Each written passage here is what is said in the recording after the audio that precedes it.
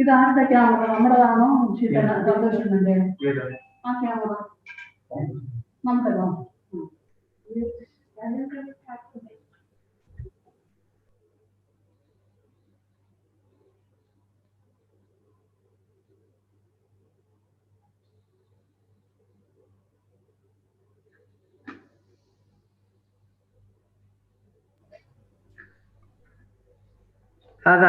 هذا العم قاسم.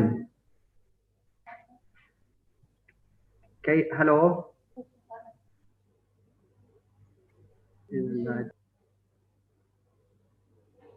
دكتور عيسى صباح الخير. كيف حالك يا عم قاسم؟ اسعد الله صباحك. الحمد لله الحمد لله الحمد لله الحمد لله دكتور. جزاك الله الصحة والعافية. شكرا. لا صورتك. دكتور عيسى كيف حالك؟ الله يرضى عليك، الحمد لله بخير. وأنت أنت من الذين يشتغلون من خلف الكواليس. شكرا لجهودك الطيبة.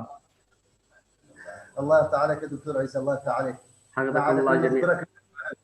الحمد لله على نجاح المؤتمر يا دكتور. وهذا بفضل جهودكم جميعا، فنحن نعمل كفريق واحد.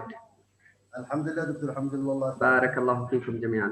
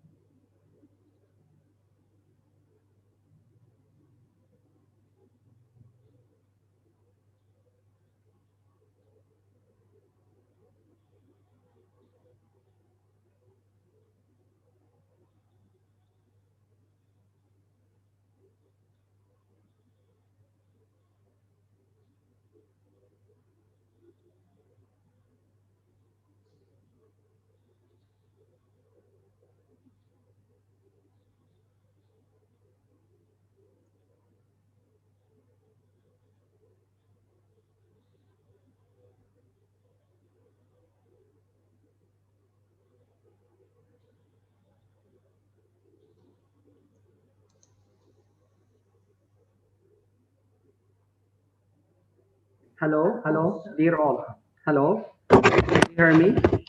You're audible. Yeah, we're going to start right now itself. So let's get started. Okay.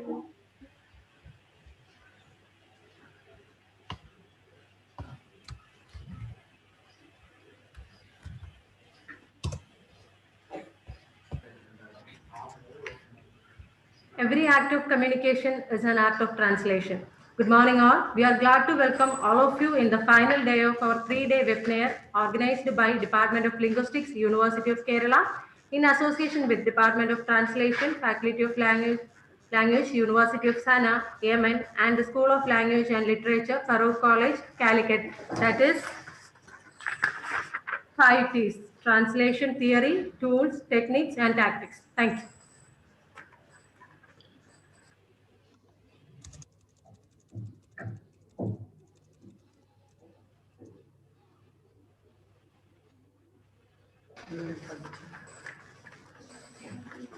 We'll start our first technical session.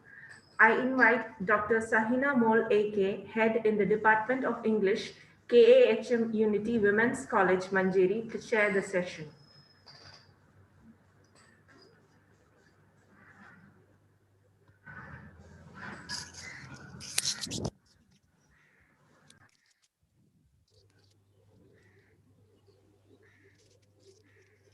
Good morning, everyone. Am I audible and visible for you? Yes, ma'am, you're audible. Okay, thank you. This one will be the chat for the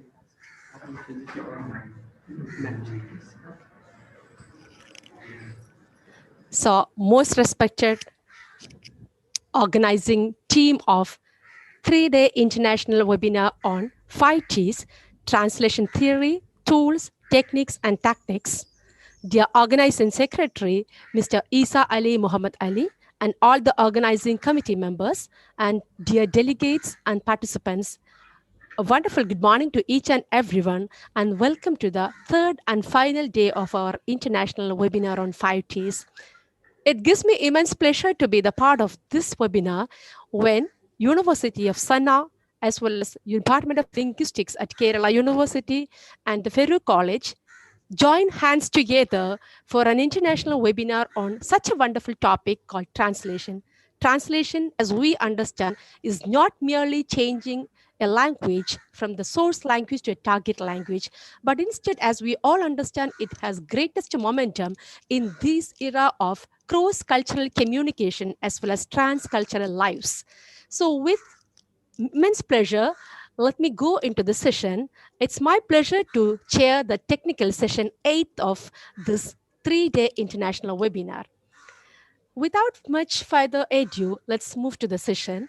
So this technical session 8 is scheduled in the morning. We have the plenary speaker, Dr. Badri Zubair, Associate Professor and the Director of Academic Programs and Student Management, IIUM Academy of Graduate and Professional Studies, Islamic University, Malaysia.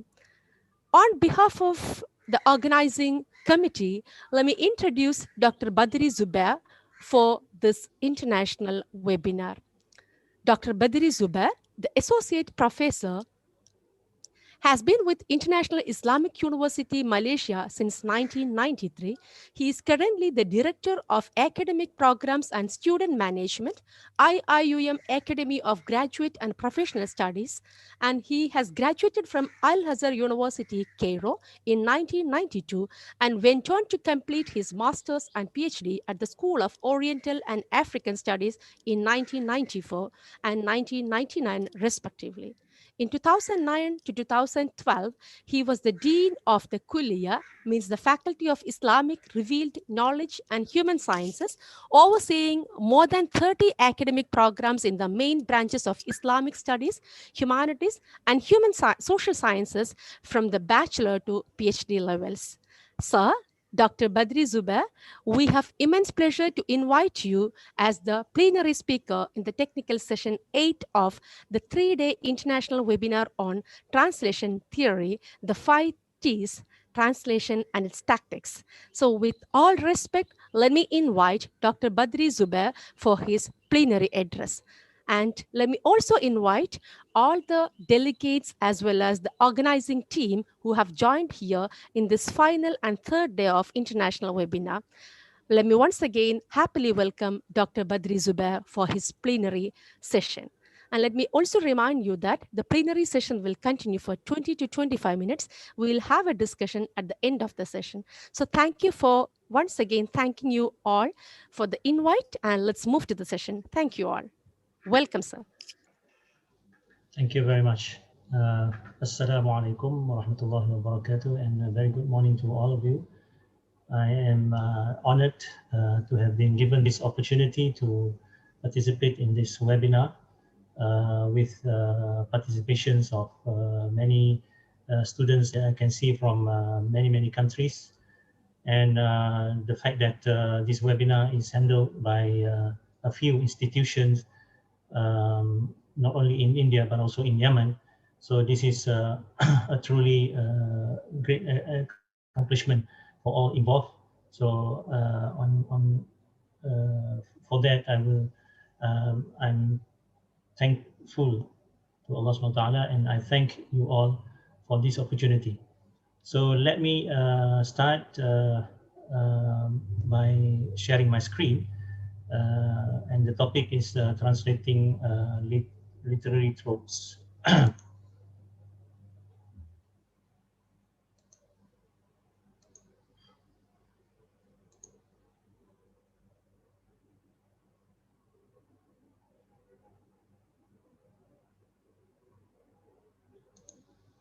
I hope my screen can be seen right now by everybody.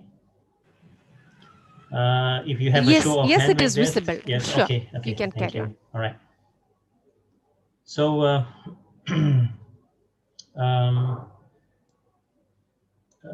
translating tropes from one language to another represents one of the biggest challenges in translation, without doubt. And in this presentation, I will discuss some cases of varying degrees of success and the contributing factors to that. All right. So as we normally do, we need to be clear about what we are talking about. So we have to start with the definition of trope, which means that what is trope that I'm going to talk about in this presentation. So I'm using a simple definition from the Concise Oxford Dictionary of Literary Terms. So the definition given there is a figure of speech, especially one that uses words in senses beyond their literal meaning. So if you look at if you read the entry in this dictionary, you will find that the author has mentioned that there is a lot of debate about what comes under trope, what does not really come under trope. And basically, the majority of the scholars come to more or less reach some kind of agreement that anything that involves a change of sense from the literal sense to another meaning, that can be termed as a trope. So that is the meaning that I'm going to work on in this presentation. So as an example, very simple example, I know that the participants of this webinar ranges from students and also from to the specialists. So for the specialists, some of my examples might not be something so sophisticated, but hopefully because there are students who are participating also, inshallah we'll see, hopefully this will be of some benefit to all. So when the Prophet Sallallahu Alaihi Wasallam, the Prophet Muhammad, he migrated from Mecca to Medina, and it was reported that when he arrived in Medina, people, chanted, "Qala al-badru alayna." So the moon. So the meaning is the moon has appeared before us. So it is quite clear that the moon here does not refer to the moon. It was in broad daylight. So by moon is meant the Prophet ﷺ. So the word has been used to refer to something that is not covered under its literal sense. So it comes under what is termed as trope here. Now, I'm giving you one simple tweet that somehow I got, but this is in Malay. I will explain it a bit to show you the extent of how translation of tropes can really be difficult or maybe impossible.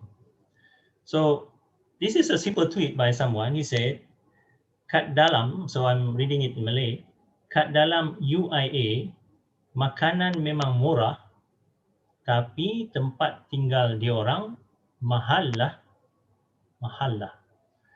So this is a simple tweet in Malay which says that food is cheap in UIA. So in Malay, my university, International Islamic University Malaysia, is normally called UIA in Malay, University Islam Antarabangsa. So UIA. So this is my university. But the student resident is, so he wrote mahalla. So the phrase mahalla is actually a trope here because it plays on two possible references. One is this one is like a combination of two words. One is the one proper word. One is like an additional word, just to an additional particle to emphasize the idea. So that's why I translated it as quite. So this represents lah here. So mahal in Malay is expensive. So it is as though he is saying that food is cheap, but the hostel is expensive. But the other reference is actually the word mahalla as one word. And in IIUM, in my university, in UIA in Malay, the student resident itself is called mahalla, taken from the Arabic word. So when he says their place of stay or the student resident is mahalla, so it is actually like this: food is cheap in UIA, but the student resident is quite expensive. So if we say, if the translator gives a translation like this, of course he's missing the point. The other one is when as one word, which is the name, the common name that we use in IUM to refer to a hostel. It is called mahalla instead of like, you have read, the chair has read kulliyah. It means faculty, but we use the word kulliyah. So here food is cheap in UIA, but the student resident is called mahalla. So I put the word but here in another color, because if you want to say the student resident is called mahalla, it doesn't make sense to use but. It's like you are talking about two different things. One is the food is cheap, and the other thing I want to explain about IUM is that the resident is called mahalla. Student resident is called mahalla. So how can one translate, how can one translate this into another language while keeping the trope going? So to me, for this one, the answer is unfortunately, based on the two other languages that I know, of course, my native tongue is Malay, but I know English and Arabic. I don't think it is possible to put it in any way in English or in Arabic to keep the trope going. So basically, in this situation, it is impossible. So the strategy or the tactic, if we want to make people understand is the only way is to have a footnote, for example, down there to say that the original author or the speaker meant to say to use a trope here because he plays on the word mahallah and mahallah as one word. But there is a proverb in Arabic which is handy in this situation. It says, or it reads, "Ma la yudraku kulluhu, la yudraku kulluhu." And the meaning is that what can't be obtained in total should not be ignored in total either. Which means that if there are situations in which the translation is impossible to for the tropes that is in the text, then we forget about it. No, that's not the right policy. So even though we cannot achieve 100%, maybe you can achieve 80%. So that's how we are going to move on. So now I will start with what I say is what I consider to be a truly amazing feat in terms of translating the tropes. This is for those in the Arabic departments. You can recognize that this is from the Maqamat al-Hariri, and this is about Maqama al-Dimashqiyya, the story about Dimashq, Damascus. So the translation is like this: I went from Iraq to Damascus with its green water courses in the day when I had troops of fine-bred horses and was the owner of coveted wealth and resources, free to divert myself as I chose, and flown with the pride of him whose fullness overflows. When I reached the city after toil and teen, on a camel travel lean, I found it to be all that tongues recite, and to contain soul's desire and eyes' delight. So I thank my journey and entered pleasure's tourney, and began there to break the seals of appetites that cloy, and cull the clusters of joy. Humor had become steady. Until a caravan for Iraq was making ready, and by then my wild humor had become steady, so that I remembered my home and was not consoled, but pined for my fold. Wherefore I struck the tents of absence and yearning, and saddled the steed of returning. You know, when I read it, the figure that came to my mind, that comes to my mind, is actually Muhammad Ali, because he the boxing great, because he used to have a lot of these one-liners with the rhyming and all this thing that perhaps the younger ones might not recognize who Muhammad Ali is, but that's the thing. So now this is the text in Hariri's Maqamat. So حكى الحارث بن همام شخصت من العراق إلى الغوطة. I'm not going to read all, but part of it so that you can see for yourself the rhyming that is happening here. شخصت من العراق إلى الغوطة وأنا ذو جرد مربوطة وجدة مغبوطة يلهيني خلو الذرع ويزدهيني حفول الضرع فلما بلغتها بعد شق النفس وإمضاء العنس ألفيتها كما تصفها الألسن وفيها ما تشتهي الأنفس وتلذ الأعين فشكرت يد النوى وجريت طلقا مع الهوى. يا سلام. You can see here this piece is based on rhyming. I have put up these boxes, you see the red here, ta, and ta, and then zarra, dara, and then nafs, ans, alsun, a'yun, nawa, hawa, shahawat, ladhat, إعراق إغراق وطن عطن غيبة أوبة. So in order for him to achieve this rhyming, a lot of tropes has gone into this piece, because he need to switch the senses of the language, so that the senses of the word, so that he can pull off the rhyming.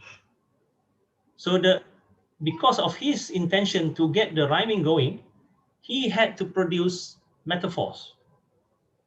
So metaphor is actually one of the key types of tropes. So now in the Maqamat genre, the linguistic prowess of the author in making the sentences in the narrative rhyme takes precedence over the storyline itself. So if you look at if you remember the translation there was not much of a story, because he was saying that, I was from Iraq, I went to Damascus, and then I saw what a beautiful place it was, and then, I felt, happy and elated, and so I went from this place to that place and eat this and that, eat that. So I was enjoying myself, and then suddenly I felt that, I'm starting to remember my hometown again, and then I just decided to go back. That is the storyline, but the storyline is not so important here, because the linguistic prowess in producing the rhyming material, rhyming piece, is the overriding focus here. And Nicholson, the one who produced the translation, grasped this. He understood that, and that's why he produced a translation with sentences that rhyme also. And what a piece! You can see here, is green water courses in the day that I had troops of fine bred horses, was the owner of coveted wealth and resources, free to divert myself as chose, and then whose fullness overflows. So you can see the rats here. So all the rhymes over here, and then another rhyme here, another pair here, another pair, another pair, another pair, another pair, another pair. So it's like, not only in terms of the rhyming, but the symmetry of it, to me, is so impressive. And this is what we can say is that it's just it's something that we can expect from a master. Now we come down a bit to the good and the average. So here we have a verse from Surah Al-Rum, verse number 55. وَيَوْمَ تَقُومُ السَّاعَةُ يُقْسِمُ الْمُجْرِمُونَ مَا لَبِثُوا غَيْرَ سَاعَةٍ كَذَلِكَ كَانُوا يُؤْفَكُونَ. So this is from Surah Al-Rum, verse number 55. And it talks about the wrongdoers on the day they are raised up again for the second life in the hereafter. So the moment they wake up, they lament that the period in which they were dead seemed to have passed in no time at all. So for the Muslim, we say that when somebody dies, he's in the one sphere or one zone called Barzakh. And after that, there will be a total destruction. And then after that, people will be raised up again. So there is a period. Maybe you die year 2020, and the Qiyamah maybe happened to 3000 or something. So by logic, you are staying in the grave for more than 1000 years, maybe 2000 years. But for the wrongdoers, the moment they wake up, they will feel that, how come it is so fast? It is as though time has not passed at all. So this is the gist of the verse here. Now we have, I'll give you two translations. One is from Muhsin, and the other one from Abdul Halim. So the first translation, and on the day that the hour will be established, the mujrimun, criminals, disbelievers, polytheists, sinners will swear that they stayed not but an hour. Thus they were ever deluded. Okay. And then for Abdul Halim, on the day the hour comes, the guilty will swear they lingered no more than an hour. They have always been deluded. Now let us see.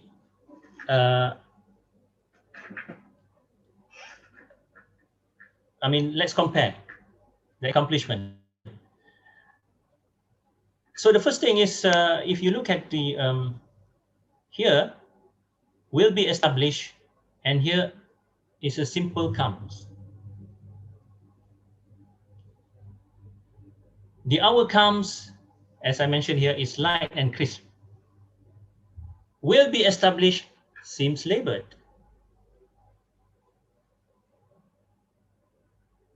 Number two, here Abdul Halim uses lingered, but Muhsin said stayed. So to me, lingered conveys the sense of shortness in time better than stayed. So if I were to give a rating, I would give Abdul Halim the good rating, this one average, the other one, Muhsin's one, average. Here, another thing that we can add to these two comments, two basic comments. Number one, if you look at this one, will be established. And why do I say it is calm, light and crisp? We are talking about the feeling that, the flight of time is like, I wish the time could be longer. I wish I could have stayed in the grave for a longer time. So you have the sense of, something happened very quickly. So when you have something happens very quickly, you have will be established and you have comes. So comes make it even better because it gives the sense of the quickness of the things that happen here. So it fits in the context better than to use the word will be established, because number one is labored, number two is like, something like a pronouncement or something like that, will be established. So comes is sweet and natural. The other thing is that this is one small sample, one small thing, but not many people might notice this. You see here, we swear that day. The Muhsin uses the word that. Of course, this is not wrong. But you see here, we swear they lingered. Abdul Halim removed the word that. Abdul Halim did not want to use the word that. Again, why? Because he wants to capture, in my opinion, the quickness of the situation. Everything happens so fast. So if you add one more word, it becomes like, it adds to a little bit more time in terms of the, your pronunciation or your utterance. So, so without that, the phrase that is without that collocates better or fits in better with the context. So that's why overall, as I mentioned to you, I would rate Abdul Halim translation here much more higher than Muhsin. But another thing is that this is not, I'm not pleased with this, to use the word mujrimun, the original, but because this is not trope, then I'm not going to talk about it in this presentation. But you can see when he has all these lists, where is the quickness? Where is the sense of things that are, where is the sense of things are happening so fast and so quick. All right, so now we come to a second example, very simple example. This is one is from Surah Al-Fatiha, the opening of the Quran.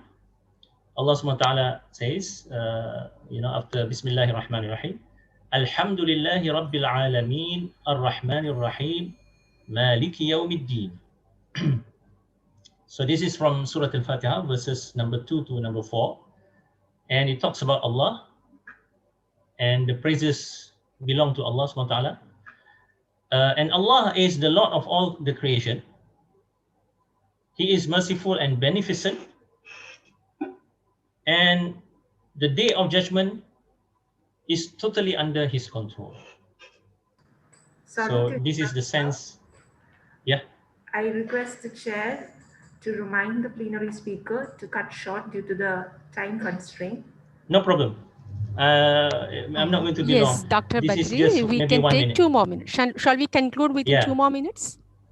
No problem, because all right. It was planned like that.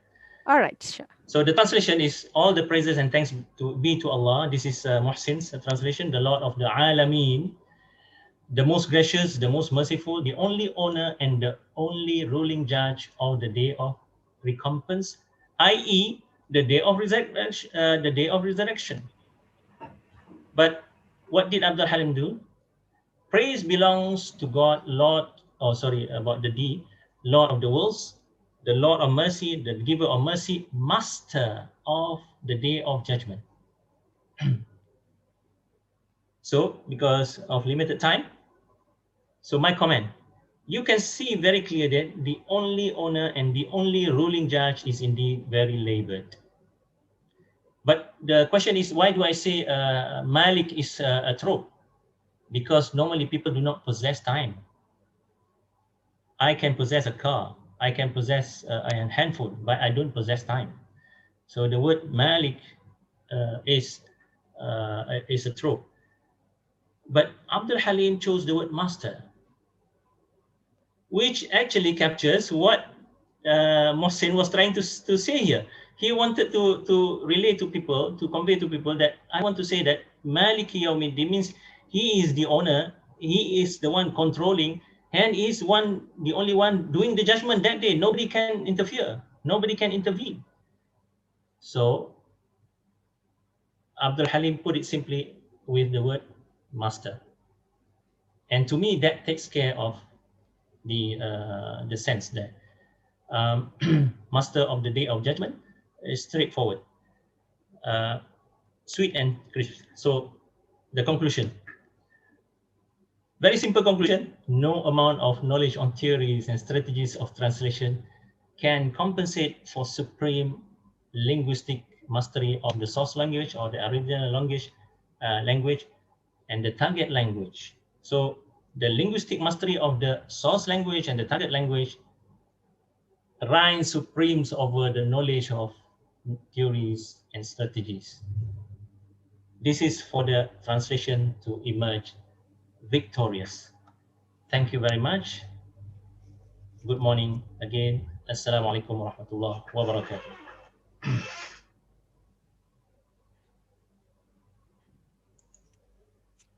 Okay. Thank you, Dr. Badri Zubair, for your insightful talk on challenges in translating literary tropes. So as you said in your conclusion, the linguistic mastery in the target language as well as the source language is the most and the prime most important thing when one is getting into the translation practice as well as translation theory. I just want to your comment on some of the ideas that you have mentioned, and the idea of tropes as well as the concept of tropes and the challenges when we face one is translating the idea called tropes or the literary tropes is quite important in translation. And I just remember the term muhalla that you have mentioned. We have a derivative of muhalla in our place, Kerala, in Malabar, the term called mahal. I feel like it's a derivative of the term called muhalla. So your mahal represents, it's an idea of trope actually. It represents it's an idea of troop, but mahalla is not an equivalent for a community or a society or a group. It is something apart from that. So we do understand when you mention such kinds of concepts as well as ideas of literary tropes, and the untranslatability is quite important. I believe that this presentation has really added to the concept as well as theory and tools and tactics of translation. And let me congratulate you for your most insightful ideas as well as presentation on this third day of international webinar on 5Ts. Let's move on to the presentations as well. Is it okay, the organizing team? Yeah. Okay. Sorry to interrupt, ma'am. So hearty congratulations for your presentation here. Thank you. Thank you, Thank you ma'am. very much. I would definitely feel like it will find a better place in the translation theory as well as the practice. Let's move on to the presentations, I hope. Yeah. Ma'am, I would request. Before that, yeah, if there is any question, let's take some questions here. Sorry The to participants can interrupt, ma'am. unmute themselves and ask the question to our plenary speaker. Dr. Badri Zubair is here. Ma'am, sorry to Okay, interrupt. I saw a Dr. question here Najat, from the. Dr. Najat, the external examiner of Dr. Badri Subir in the Department of Translation, Sana University, Yemen, would like to say something. I would request you to let Dr. Najat speak. He was the external examiner.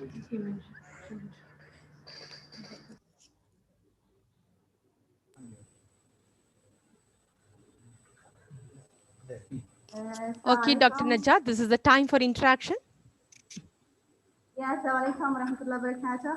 I would like to send a huge thanks to all coordinators and organizers, committee of this conference.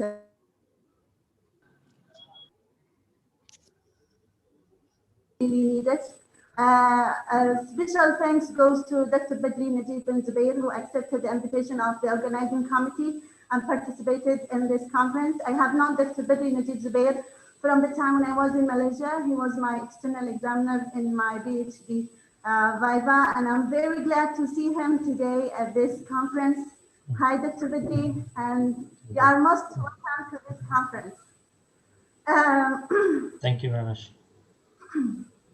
It seems that Dr. Badri Najib Zubair, as we can see from his presentation, he's a great admirer of Arabic language, and his interests are in Arabic rhetoric, literary studies, Quranic studies, and translation. And I like the presentation for today, and it was so interesting, and it talks about the challenges in translating some tropes. It's an amazing topic, and personally speaking, I'm very interested in such, you know, what we can say, translation of tropes and literary studies. Dr. Badri, how can we overcome such challenges? I mean, in translating? Good morning, ma'am. Good morning. How are you all? Good, ma'am. I'm fine. How are you? Hello? Hello? Oh, yeah, you can continue. No problem. There was some noise in between. I mean, it's very small question to Dr. Badri Najib bin Zubair about the challenges. I mean, what is the easiest way of overcoming such challenges? Okay. Sir, was it clear? Yeah. I hope it was clear. All right, thank you, sir. The number one, before I answer your question, maybe I can comment a bit about what the chair has mentioned about Mohalla in Kerala. That's why I qualify my statement saying that as far as as I'm concerned, for Arabic or for English, it cannot work. But we never know. Maybe there is one language in which that can also, can also go. So that's why I qualified my statement about translation into English or Arabic in the first with regard to the tweet. Okay, coming to the question of Dr. Najat, thank you very much. I'm happy to see you also. Now, the thing is like this, you know, if you want to drive a car, you learn to drive a car, nobody drives a car at 80 kilometers per hour in the first week of learning. Everybody starts with 10 kilometers per hour, 20 kilometers per hour. So now, if you want to raise your speed, your ability from 20 kilometers per hour to 100 kilometers per hour, how do you do that? The way to do that is not to buy a book, maybe 3 volumes, how to become an excellent driver. You can read that book from, from cover to cover and do khatam, you know, complete the reading 10 times. You are not going to become a good driver. So what will make you a good driver is that you continue to drive. Something this is similar with regard to translation. Now, if you want to see a tree grow, you need the fertilizers, you need the water. So you have the basic ability to translate. But if you don't water it, you don't fertilize it, you know, it will not be, the tree will not grow nicely. So similarly, what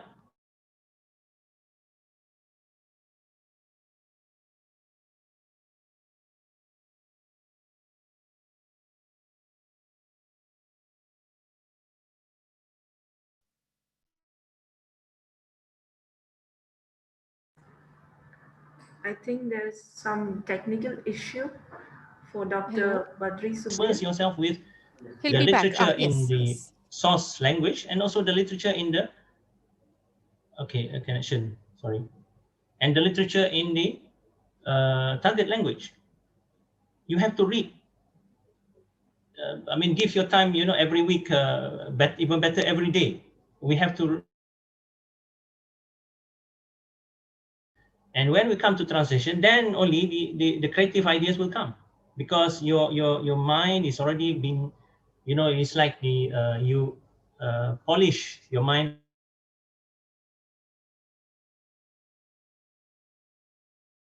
You dream of that, because when you dream of that, then your mind will start to, you know, whatever chemistry that is there in the mind will pick up the things, because, you know, when that's why when you say hear and listen, you hear so many things, but the thing that you keep in your mind is something that you attend to.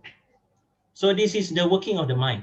So similarly, if you want to be a translator, you have to dream to be a good translator, and you have to have the fertilizers by reading the masterpieces in both languages, so that it will fit into your mind and the mind become attentive to those needs. So that is the, to me, the way to work on this. Okay, thank you, Dr. Badri. Thank you for your answer. Are there any more questions? We can take one more question, I think. If the delegates have any question, you can unmute yourself and speak. There is one more exclusive chance to interact with Dr. Badri here right now. Can I ask sir a question? Of course, Yes, Mr. sure. Ahmad. Yes, come on. First of all, I want to thank him for the informative presentation that he has given. Sir, you talked about the driving as an example. If you want to drive a car, you don't need to go and read a book. It's better to go and practice it. When it comes to translation, I thought about the translation theories. Shall we go and read them and know all about them? All go and translate immediately, neglecting all the translation theories? Because this is the dominant question that has been going in our minds for the last 2 days and for today also. What do you think about that? Okay, my answer to that is that you go to one translation expert, one professor in translation, and ask him to suggest one book for you to complete the reading. This is like the you know, when you start driving, you read the regulations and all these things in just one book. But after that, work on the language itself. As I mentioned, read masterpieces of each language. Don't read the normal, journalistic. You can read the journalistic writings and all these things just to keep you up to date with the new terms and things that we are talking about today. But there is no running away from reading the really hard stuff of the masterpieces of the language. It's going to be difficult, but it's something that you have to do if you want to achieve, excellence in the practice of translation. So don't go too much on the so many books on theory. No, just 1 or 2 books. To me, just go to one professor, ask him to suggest one book, complete the book, have a basic idea, but read more from the masterpieces of both languages that you want to work your translation on. Thank you. Well, thank you, Dr. Zabri. Yes, Badri sir. Well, it adds to the difficulty in translation, and definitely your presentation was centered on the translation practice as well as the challenges faced by the translators during the translation. It has real potential in these days. I hope that the seminar will definitely find a place in the translation scenario. Thank you for your wonderful presentation. Now, this is time to go to our presentations in this session. So thank you for being with us once again. Let's move to the presentations. Thank you very much to all. شكرا على حسن استماعكم.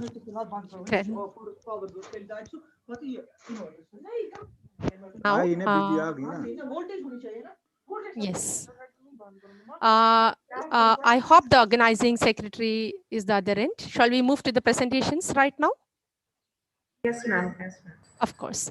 So, dear participants, thank you for being here. We have 4 presentations in this technical session 8. Let's move to the presentations one by one. The first presenter is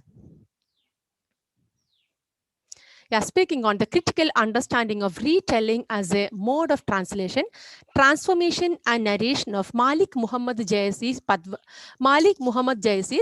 Padwamatin Alols Padmati, Muhammad Nahid Kamal, who is the postgraduate student, the English and Foreign Languages University, Hyderabad. I hope Kamal is here. Let me invite Nahid Kamal for his presentation. Let me tell you, the presenter can take 10 minutes for the presentation. Okay. I'm here. You can take 10 minutes for the presentation, and we'll take the discussions at the end of 4 presentations. Okay, thank you everyone for giving me the opportunity to present my paper in your prestigious international webinar. So thank you everyone. I'm now going to present my paper. There is no presentation. I just want to talk. So I think that's it. But I can share my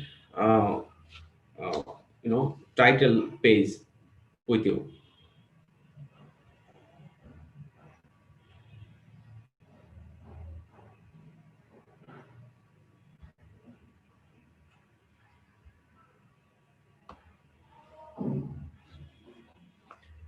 Is it visible now? Yes, it is. Yes, it is visible.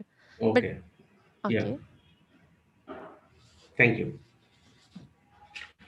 So my topics is a critical understanding of retelling as a mode of translation, transformation of narration of Malik Muhammad Jayasi's Padmavati in Alols Padmavati. So they are basically a kind of translation of Malik Muhammad Jayasi's text in Bengali that was created by Alaul, and both are in same name. Though there is different others name available, but I choose same name for both texts because it's a little bit more easier to represent. So now I'm going to my paper. Throughout the medieval period, a lot of retelling has taken place in the literary arena of different Indian languages. This trend was led by Ramayana and Mahabharata, and by retelling we got texts like Shara Mahabharata and in Uriya and Kritibhasha Ramayana in Bangla and many more. I mean, there's not 100 of text in medieval period that was changed from Ramayana and Mahabharata in different Indian languages, and there is another tradition of Perso-Arabic tradition that was translated in different Indian languages, and not vice versa. Sometimes maybe, but not vice versa. Basically, from Arabic and Persian tradition, we translate texts in Bengali, in Tamil, and some other Indian languages. So from this place, I just going to present the story of Padmavati. So there is two part of Padmavati. So the first part is started with the Sinhalese princess Padmavati had a bird. Her name was Hiramon. It fled into the forest to save the sword from the rays of the king. The hunter caught him and sold him to a Brahmin. Hiramon was no ordinary bird. The Brahmin saw the bird and sold it to Ratan Sen. So there is a queen in, there is a princess in Sinhalese kingdom. Her name is Padmavati, and there was a king in in Chitaur. In Chitaur, his name is Ratno Sen or Ratan Sen. So Padmavati has a bird. Padmavati had a bird, and the king wanted to kill it because it said that Padmavati was going to marry a foreign person or something like that. And the bird did not clear it that whether he is from a princely blood or from a normal lineage. So at that point, Ratno Sen came. Ratno Sen visited Singhal, and there is some sort of confrontation between Singhali's kingdom and Ratno Sen. But later they accepted Ratno Sen, and Ratno Sen took Padmavati in Chitaur. He has another wife in there. Her name is Nagmati. So there was some confrontation between both of them. But later, the emperor of Delhi, his name is Shamrat Alauddin, and Alauddin knew about the beauty of Padmavati, and he became lustful. At any cost he has to take Padmavati from Chitaur or from Ratno Sen's grab. So he attacked Chitaur. At first he asked that give me Padmavati, I will give you a bigger kingdom or something like that. But Ratno Sen refused. Then he attacked Chitaur and make them. It was almost 8 years that he besieged that area, and later he he cheat Ratno Sen and captured him and take him in Delhi. But after this, from this point, Ratno Sen Padmavati also cheated Alauddin and take back Ratno Sen, and there was some sort of fight, and Ratno Sen died. So there is at last moment there is some sort of tragic tone. But the tragic tone came not only from the death of Ratno Sen. It was a tradition called Shoti ritual that came from Indian, Hindu culture, that the ladies or wife of a man has given her soul, has given her body with his husband. That is called the Shoti ritual. So when Ratno Sen died, both Nagmati and Padmavati both gave their body in the funeral pyre of Ratno Sen. So that's the point. It makes the story is become a tragic tone. So what's the difference between Alaus Padmavati and Malik Muhammad Jaisis Padmavati? The main difference is that Alaus almost changed many things from Jaisis text. Many things means he changed the preface, he changed the ending, and in middle point he added something, he discarded something. So that's happened in Malik Muhammad Jaisis Padmavati, in Alaus Padmavati. So it's not a kind of literary translation what we know. It is kind of retelling Alaul wants to give us. But the point I want to make is that about retelling, Syed Muhammad Syed S. Said said us that retelling is something that work on narrative level, and it's not working the meaning or interpretative level.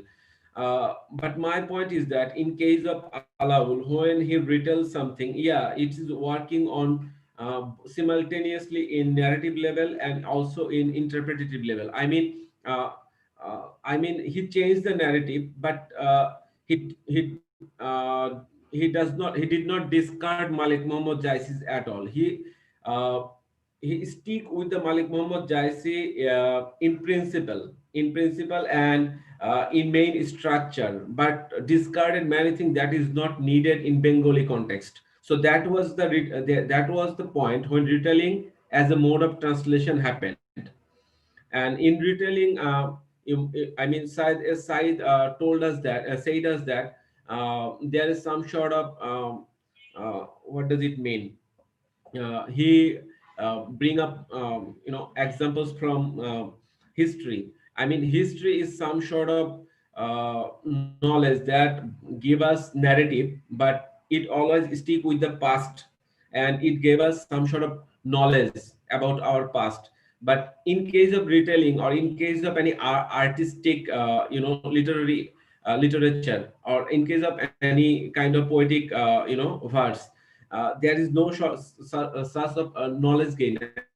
I mean,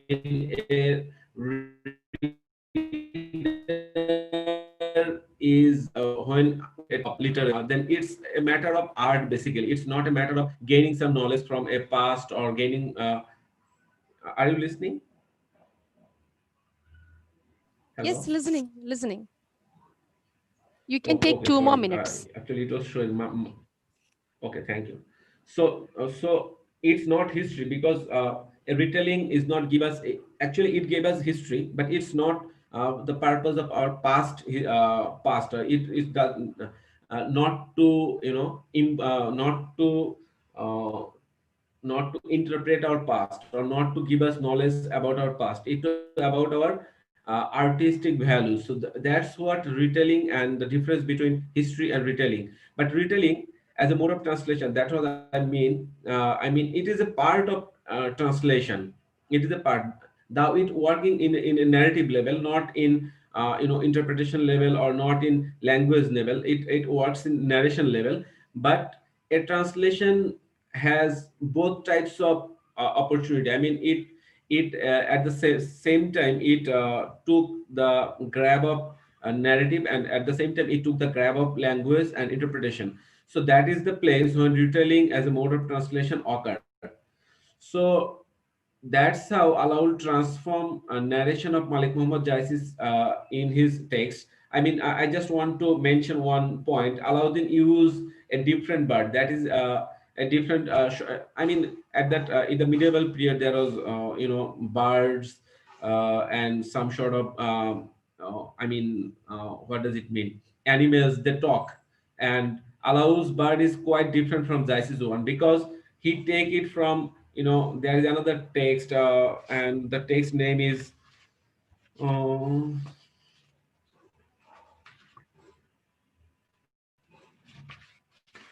okay, he take it from Malik Muhammad Attar's Kakunu's bird, or something like that.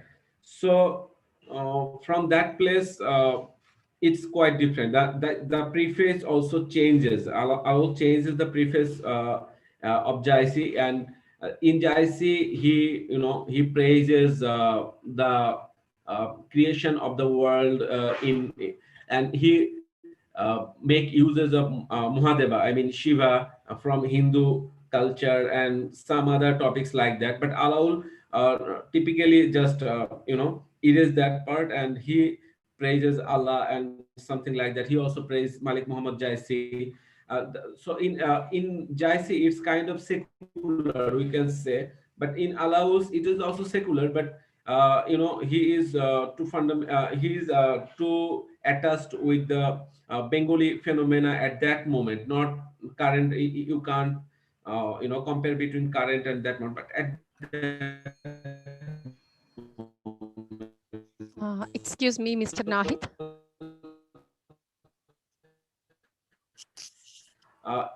Okay. This is time to conclude. So in the Jaisis Padmavat, yeah.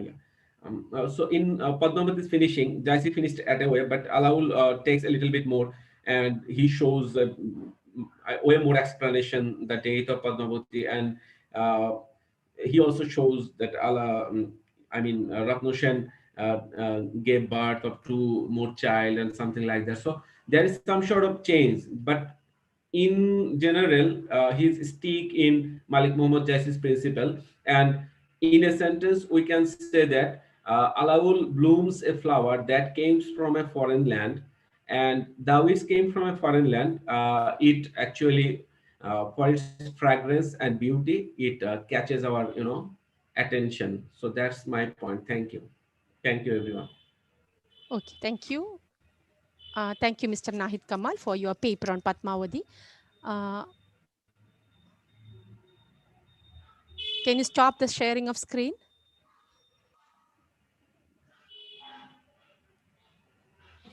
Okay, give me a minute. I'm just searching that. Okay.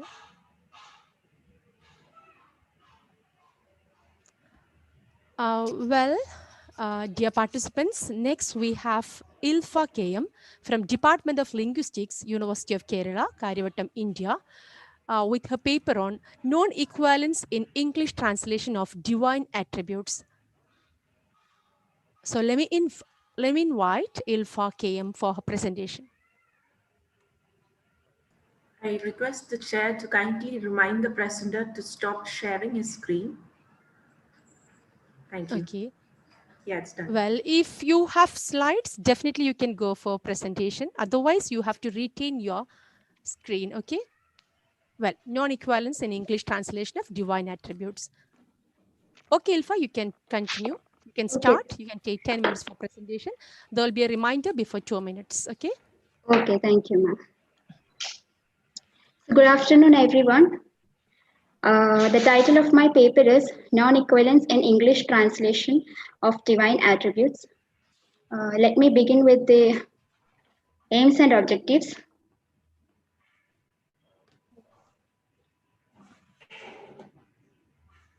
So yes. Okay, the paper attempts to see how divine attributes, particularly the,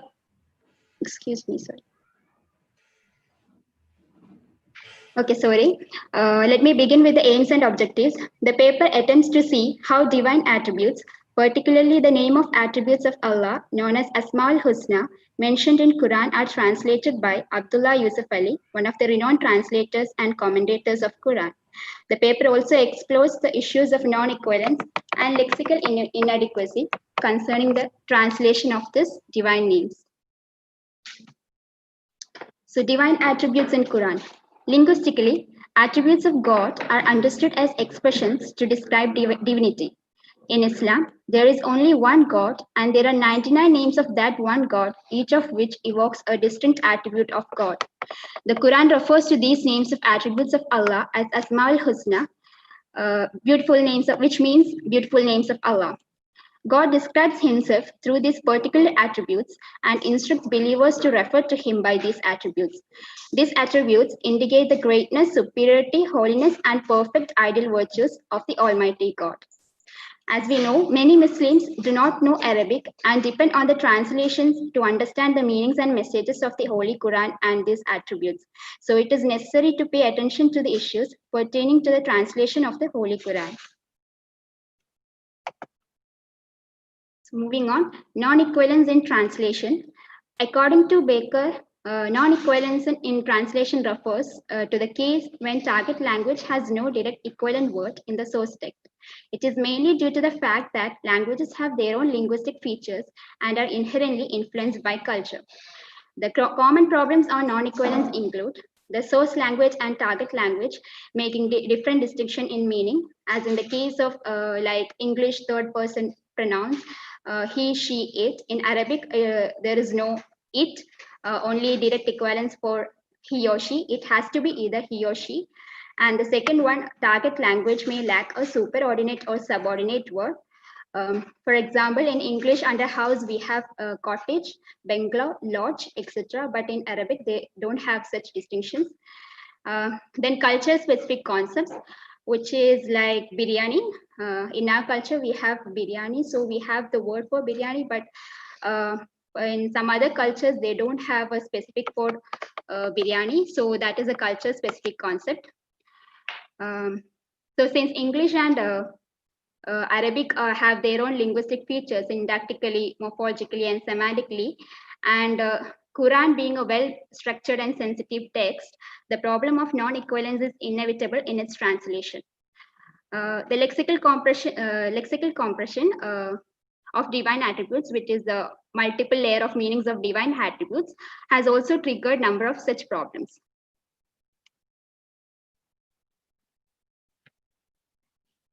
So now analysis, I'll consider 6 to 8 attributes from Asmaul Husna.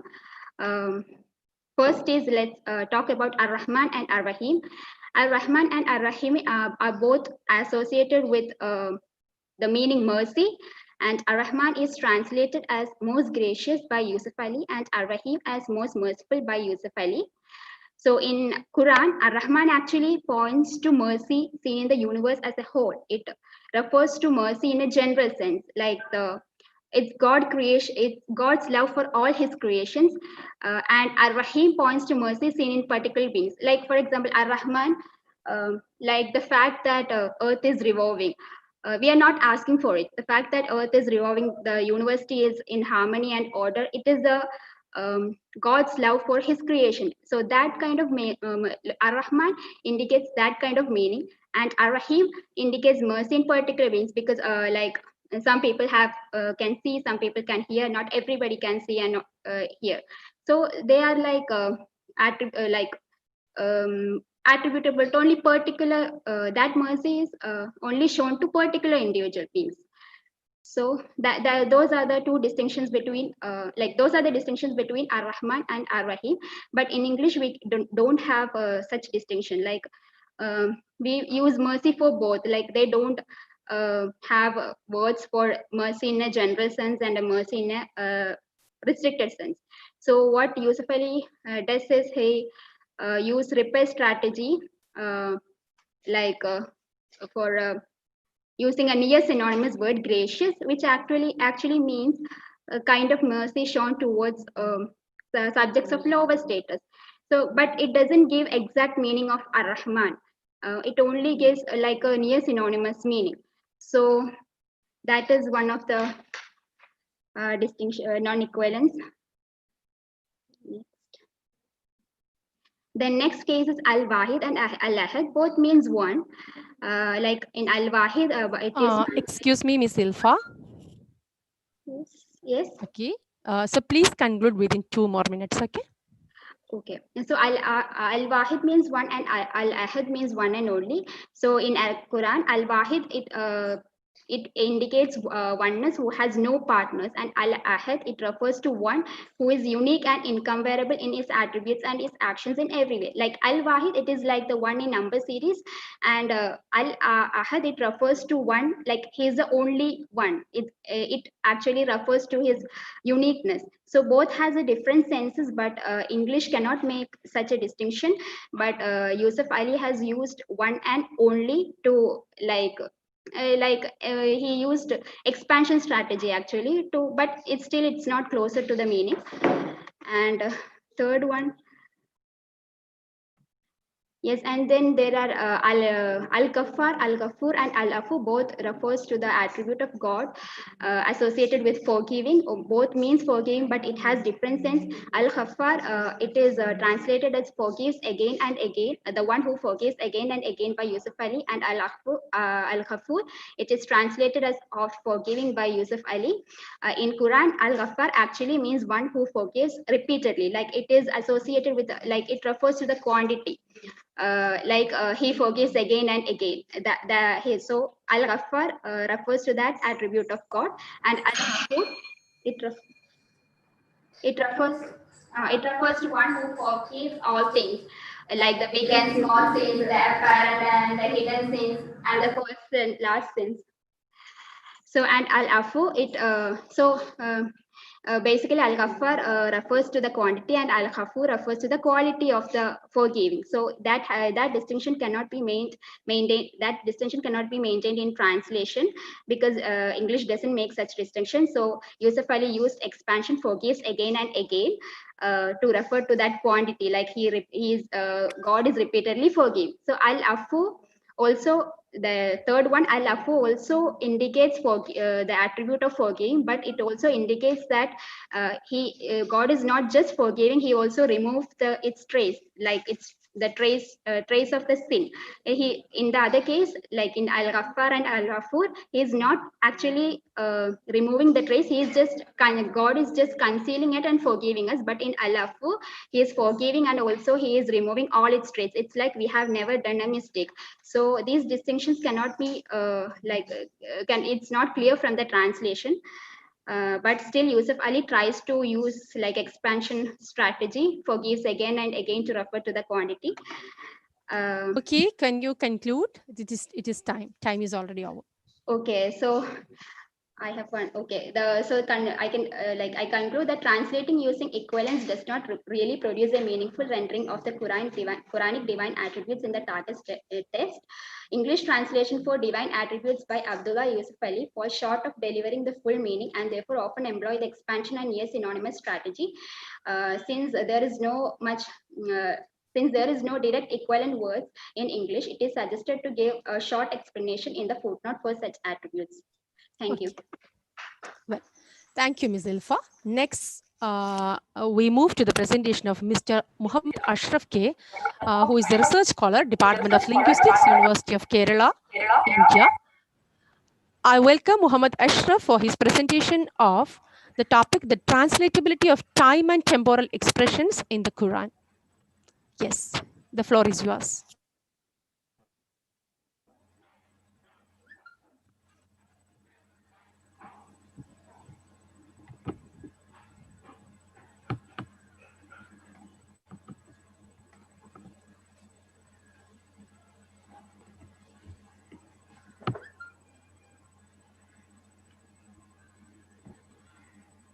Excuse me, am I audible and visible? Yes, you are. Your slides are also visible. Carry on. Okay, thank you for your response. Good morning, one and all. Assalamu alaikum, everybody. My paper's title is, as you see here, the translatability of time and temporal expressions in Quran. Respected chair of this session and delegates and research scholars across the globe. Firstly, I thank here the international webinar team for giving me this opportunity to present my paper before you all. According to Albert Einstein, as we exist in a particular space, we also exist at a particular time. The very essence of time, as divinely taught in different chapters of the Holy Quran, as we'll analyze little in this study, is that it is complex and multidimensional. Anyway, really, what is time? We experience it, but we cannot control, we cannot see it. Anyway, it's very important in our daily life. Let me ask you two important questions. Question number one, why is it that at the same time, for one person, time can go by very slow, but by about the same time, for another person, it can go by pretty fast? Question number two, will we ever completely understand the concept of time? Anyway, among the scientists, it is happening very hot discussions and debates regarding the time concepts. Some say it is relative, time is relative. Some scholars say time is real. Another scientists say time is unreal. Anyway, there are so many distinguished professors are there. What I am trying to mention is here before my presentation is that the concept of time is an intriguing area of research. So come to my paper. My paper, this is an analytical investigation of the translation of time and temporal expressions in the Holy Quran. The purpose of the present study is to examine through analysis and comparison the possibility of interpretation in translating Quranic temporal expressions into English in the works of Yusuf Ali, Dr. Hilali and Dr. Gan, Muhammad Pickthall and Arbery. So only few examples of temporal expressions are cited from different surahs of the Holy Quran here. Okay, the translation of the Quran has always been a sensitive issue in Islamic theology. One of the reasons is actually rooted in the fact that an Arabic word can have a range of meanings depending on the context. If we approach or understand a text, we should understand the context as well. Otherwise, we cannot get it full of meaning. Okay, so the pragmatic analysis should be there. Okay, so this is commonly recognized as one of the main features of Semitic languages such as Arabic and Hebrew, in contrast with analytic ones such as English and Latin. In the modern theology of Islam, the intralingual translation of the Quran is mostly referred to as an interpretation. So the main purpose of my study is to examine the semantic volume of temporal expressions, possibility of diverse meaning by comparison and analysis, and as well as the possibility of interpretation in translating Quranic temporal expressions into English. So my methodology is here that I selected some expressions from the Quran and choose some translations by the distinguished scholars. The first one is the meaning of the Holy Quran. It's published on 1934 by Yusuf Ali. The second one is interpretation of the meaning of the Noble Quran by Dr. Hilali and Dr. Khan. The third one is the Holy Quran with English translation by Muhammad Marmaduke Pickthall. Then the fourth one is the Quran interpreted by Arbery. The choice of translations was decided according to the variables of religion, Muslim versus non-Muslim and mother tongue, Arabic versus non-Arabic of the translators, in order to have a representative sample of the various available translations of the Holy Quran. Let's come to the analysis. I categorized these, there are so many temporal expressions in the Holy Quran. I categorized into different divisions, like long-term temporal expressions are there, Asr, Dahr, Ahqab, Abad, and there are another short-term temporal expressions, Heen, Ajal, Amad, Miqat, Waqt, Sa'a. There are different kinds of categorizations are there. It's related to some expressions related to year and its parts, and others related to day, and related to especially exclusively woman and night time. So come to the core point. I take here the a single expression from the chapter number 104, verse number 1. The word al-asr, the word al-asr, Dr. Hilali and Khan translated it as by al-asr itself, means the time. By about the same time, the Pickthall translated the same expression by the declining day. It's utterly different from the first one. Then the third one, Arbery translated the same expression as by the afternoon. It denotes a particular time. By the fourth one, Yusuf Ali translated this expression as by the token of time through the ages. So we can understand very simply, visibly, the differences between these four translations for a single expression. If someone approach a single expression, if he will get different meanings. Okay, so the thing is that according to the authentic interpretation, there are so many interpretations are there. I just mention you one, the era of human being. So as in Arabic, az-zamanu alladhi yaqa'u fihi harakatu bani adam min khairin wa sharrin. Anyway, we can summarize it as the era of human being.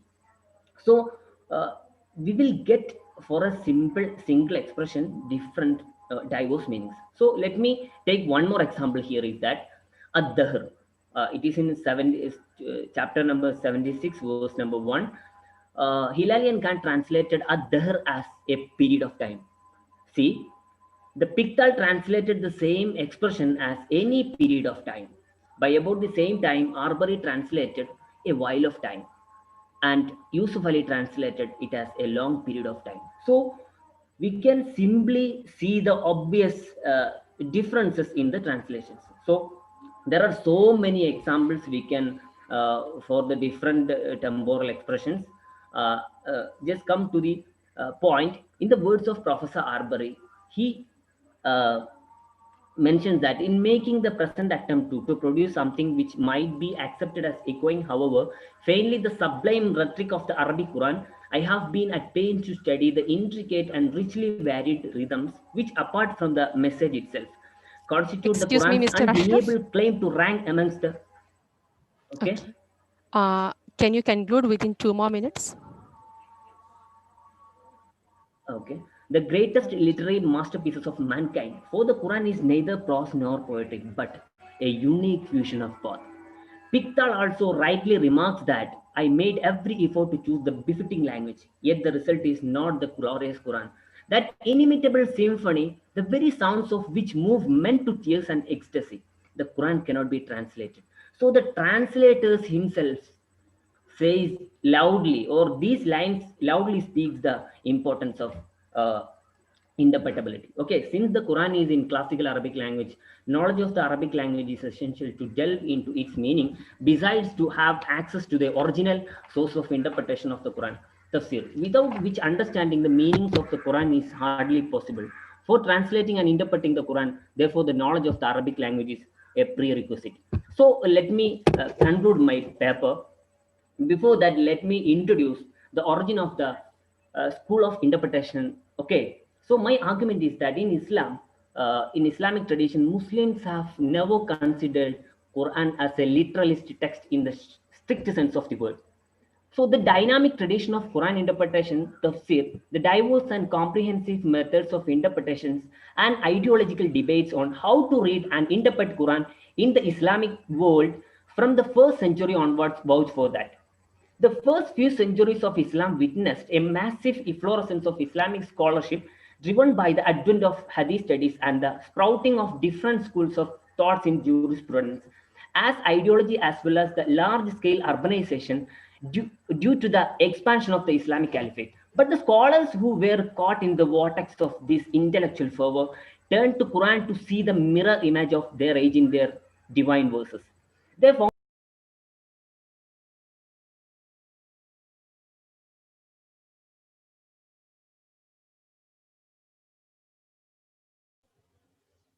Hello.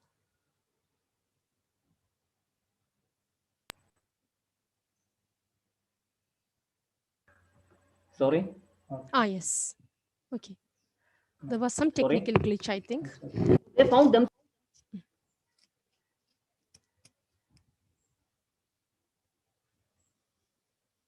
I don't know who is. Now it's okay. Now it's fine. Okay. So they found themselves in front of a new challenge of understanding the divine text in the light of the changing realities of their life. Some of them were forced to subject the divine text beyond its literal meaning, taking the freedom of interpreting the Quranic verses and canonized hadith, the consensus of Ummah, the new experiments they encountered and the new knowledge they gleaned through their travel and exploration through the newly expanded territories of Islamic Caliphate. This culminated in the production of various interpretations of the Quran. This is how Quran interpretation was introduced and established itself as an indispensable genre of Islamic scholarship. So, in short, come to my conclusion. The different translations by prominent translators almost at a period carry different meanings for the same expression. This brings the possibility of interpretation and wide range of meanings. The universality of Quran lies in its interpretability because the text of Quran challenged human intellect from time to time, always refusing to be tied one set of fixed interpretations. As post-structuralists say, it is kind of meaning is never finally fixed. It is always in an unstable flux. Thank you so much. Thank you. Okay.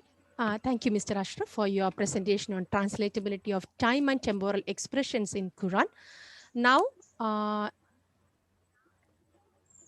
can you stop the presentation of your screen? All right. Okay, thank you. So dear friends, let's move on to the final presentation of this session. The presenter is Ghadir Ahmad Abrabu Al-Obal, English and Translation Instructor, Faculty of Arts and Humanities, Sana University, Yemen. Let's welcome Ahmad Abrabu for his presentation on Mystery Elements in the Translation of Agatha Christie, The Adventure of Christmas Pudding. Welcome, Mr. Ghadir Ahmad. The floor is yours. Okay. Thank you. Bismillah ar-Rahman ar-Rahim. Good morning, ladies and gentlemen. It's my honor to be today with you in this international webinar on 5 T's of translation to share my topic, which is about mystery narrative elements in the Arabic translations of Agatha Christie's The Adventure of the Christmas Pudding. My presentation will be divided into two parts. The first part will discuss an introduction about mystery in fiction translation, the importance of the study, the model of translation quality assessment used in the evaluation, and the narrative elements of mystery story. The second part will be about Agatha Christie and the 3 Arabic translations. Let us start with the first part. Of course, crime fiction translation and its subgenres, particularly mystery fiction translation, has been very popular among Europeans and Americans since the 19th century. And because of the highly crucial process of translating crime fiction, due to the fact that it's a wide term that has a variety of subgenres besides genre-specific challenges, could find difficulty in revealing mystery, thriller, and suspense that could be found in crime fiction. Yet mystery fiction translation, mystery fiction that has several narrative elements that could be that should be recognized by readers of mystery fiction is the main concern of my investigation. The study focuses on the finding to what extent these these mystery elements can be applicable to the 3 Arabic translations of Agatha Christie's story, the Adventure of the Christmas Pudding. The assessment is based on a RIS model of translation quality assessment. Let me give you a background about RIS model. In her model, she highlights both intra and extra linguistic elements in evaluating any translated text. However, the study will mainly focuses on the extra linguistic elements and particularly the affective implications.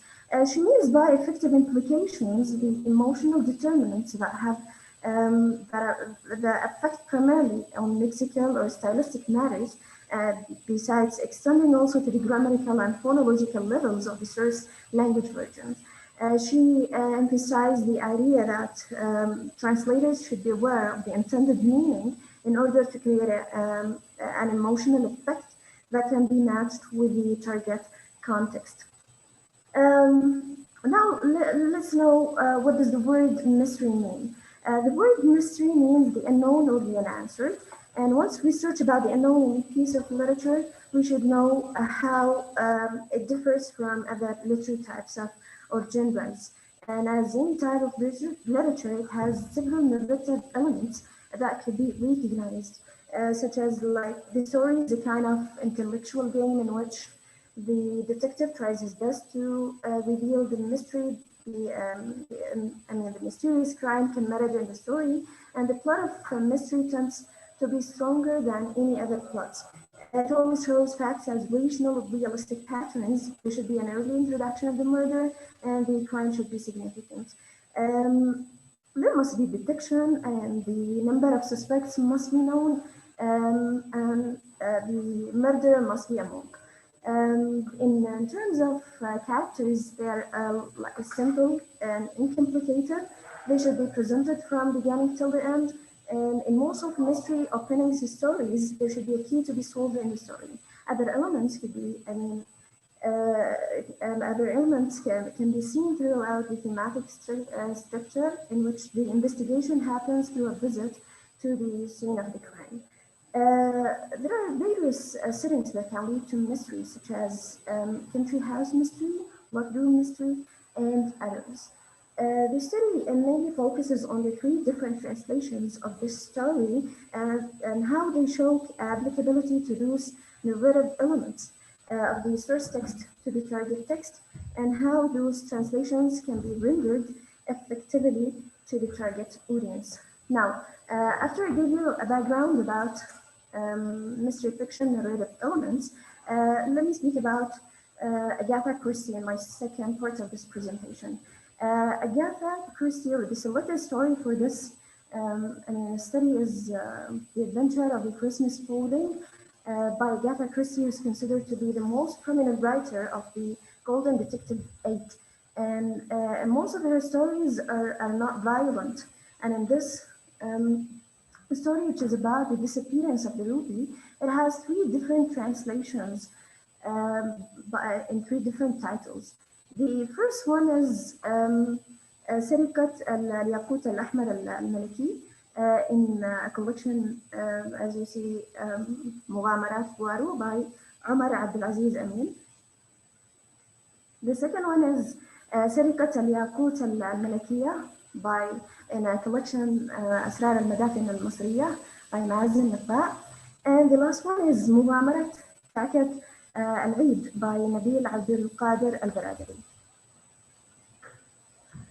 There are 35 examples selected for this study, for the evaluation.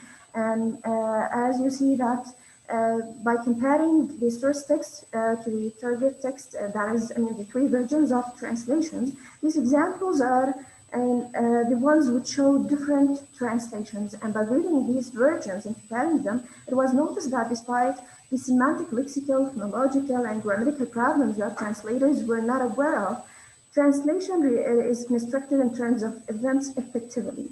Yet most of the deletions of the target text were done at the level of sentences. This could be ascribed to the translator's inability to understand the intended meaning suggested by the source text behind the sentences they have deleted. That's why it leads them to do so. However, the impact that these translations have on readers is graphing in which events are arranged and sequence as suggested by the source text, whereby in the regional, the story starts with the absence of the jewel, and the climax, which is the characters Poirot searching for or visit King's Lacey to find out the mystery behind the ruby disappearance. The 3 translations of the story are also close to the elements of a plot mystery story that have been mentioned earlier. This means that there is a murder introduced from the beginning as being presented by a girl taking the jewel, and then the search for the jewel, then the search for the answer of the mysterious disappearance of the jewel. The number of suspects is clearly stated throughout the 3 versions, and readers start to suspect those characters celebrating the Christmas at the palace. Yet it's noteworthy to say that in the second translation, the translator uses literal translation to translate the story, leading the reader to fail in understanding the story, which is what the story is actually about. Thus, following the same structure and equivalence leads to misunderstanding or inaccurate translation.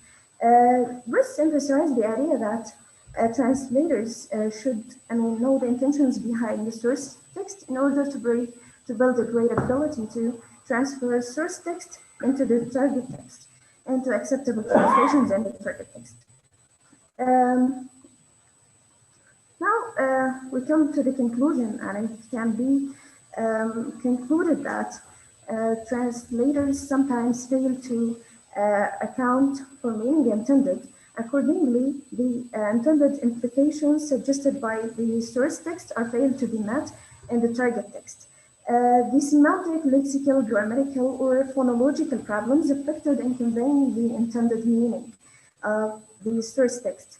This is ascribed, as we said, that to the poor understanding, of course, on the part of the translator, of the intentions suggested in the source text, which may lead to miscreation of the meaning desired in the target text.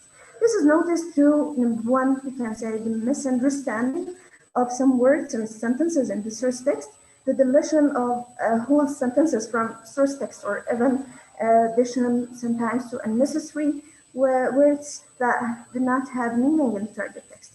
Moreover, we can see that literal translation was applied many times, such as in most of the second target text, which caused unacceptability in the text rendered in the target to the target audience. Now, finally, before I end my presentation, I'd like to thank you all and I highly recommend for future researchers that they can assess translation on crime fiction in general and mystery fiction in particular, either linguistically or non-linguistically. Thank you.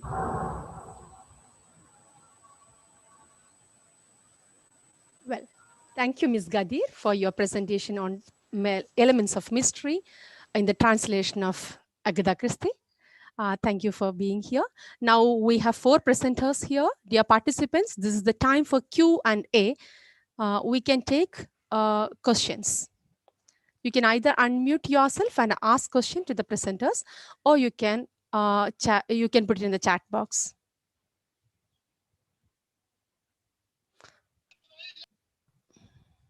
Hello. Yes. Can I ask a question? Yes, please. Yeah, Thank you for this. Of course, Kadri, you can speak. Thank you for the 4 presentations. 4 presenters done very well. Good job. Thank you for this. My question is for sorry for forgetting the name. It's written on the blog. Juhai Jan James, who presented regarding the difference of Ghufran and Ghaffar, Ghafir and Ghaffar and Ghafoor. I think she mentioned something very important, but the most important thing, I think that it's regarding the lemma of the word itself, because this word is originally, if she knows the lemma, we'll know that Ghaffar is from Ghafir from Fa'il and Ghafoor from Fa'ul, and these are lemmas in Arabic. And that's why the translators, when they come to translate them, they understand very well what are the lemma refers to. So, for example, in Ghafoor, this is what we call intensification form. That's why when they translate Sighat al-Mubalagha, they translate it into ever forgiving or oft forgiving, which she didn't accept it. So. The presenter said that this translation is not a good translation or is wrong translation. I don't think it's wrong, because the translator got this in according to the rule, the Arabic roots, and as I said, the lemma or the root of the verb itself. This is the first question for this presenter. I have another question for Dr. Ashraf, if time is okay. If not, I would postpone it according to the panel. What do you think? So, okay, Mr. Ashraf, are you there? The second question for Mr. I just ask, and then they can forward them to answer the question. Mr. Ashraf, thank you for what you've mentioned regarding the days or the time of days and night in Arabic course. You know that according to the Arab, they have 24 names, not only 24 names, of course, each name for each time has a specific certain name. So for example, 12 o'clock, it has a certain name in Arabic. Of course. Sorry to interrupt, sir. Kindly cut short the question due to the time constraints. Sure. So I just want to say that ساعات النهار, for example, the day's time, الشروق ثم البكور وهو قبل طلوع الشمس ثم القدوة وبعد ذلك طلوع الشمس ثم الضحى وبعد ارتفاع الشمس ثم الهاجرة إذا استوت الشمس في كبد السماء ثم الظهيرة إذا زالت الشمس ثم الرواح إذا برد النهار ثم العصر ثم القصر ثم الأصل ثم العشاء ثم الغروب. These are the days of the day's time, and so on. So you can find all these names. So when we say by the declining time, this is exactly that time that it could be the original composition in English. So by al-Asr, as doing it as literal translation or transliterated, this is fine. And also, if you are going to refer it to something that the native speakers of the target language understands, it would be okay too. That's it. It was just thank you. Okay. See, I request the presenters to stop presenting. The more you go to the home screen. Somebody has turned the presentation on. Juhi. Okay. All right. All right. Now. Okay. Well, Mr. Ashraf, are you here? Okay. I hope the question is Thank clear. you, It Dr. was an Mohammed. I observation think also, the not question exactly raised. the question. Okay. If you have anything to comment, you Mohammed. can comment right now. Yeah, anyway, thank you for, okay, thank you for the deliberation. And each hour in Arabic language, daytime and nighttime, having different names, which is also another proof for the temporal expressions are rich in meaning. Okay, thank you for your suggestion and observation. All right. Any more questions to any of the paper presenters? Just a question that I asked it to Dr. Juhi. Okay. Yeah. I need just to Sir, listen. sir, could you please repeat the question? I had some technical glitches here. I couldn't hear the question properly. Okay, right. You've mentioned something about Ghaffar, Ghafoor, and Ghafir. Of course, the difference between these, of course, in order to understand these, we have to understand the lemma or the root of the verbs from the very beginning. Of course, as we said, Ghaffar is on the root of fa'al, and Ghafoor is an intensification paradigm, what we call صيغة مبالغة, Ghafoor, fa'ul. And when we give صيغة مبالغة, it needs intensification. So that's why the translator that you refused his, I think he was Yusuf Ali. No, I am not, sir. I am not saying that translation is wrong. I am just trying to, emphasize the uniqueness of these divine attributes, and that there is no equivalent word for the direct equivalent word in English. So how this translator has translated these words. So that's what I was trying to look at. I couldn't, due to time constraints, I couldn't explain more. But so in the case of Al-Akhbar, since English doesn't make a distinction between forgiving repeatedly and like forgivens for the big and small mistakes, or first and last mistake, he used expansion to for Al-Ghaffar, that is forgives again and again. That is different from the forgiving of indicated by Al-Ghafoor. So that's what I was trying to look at. I was not saying that translation is wrong.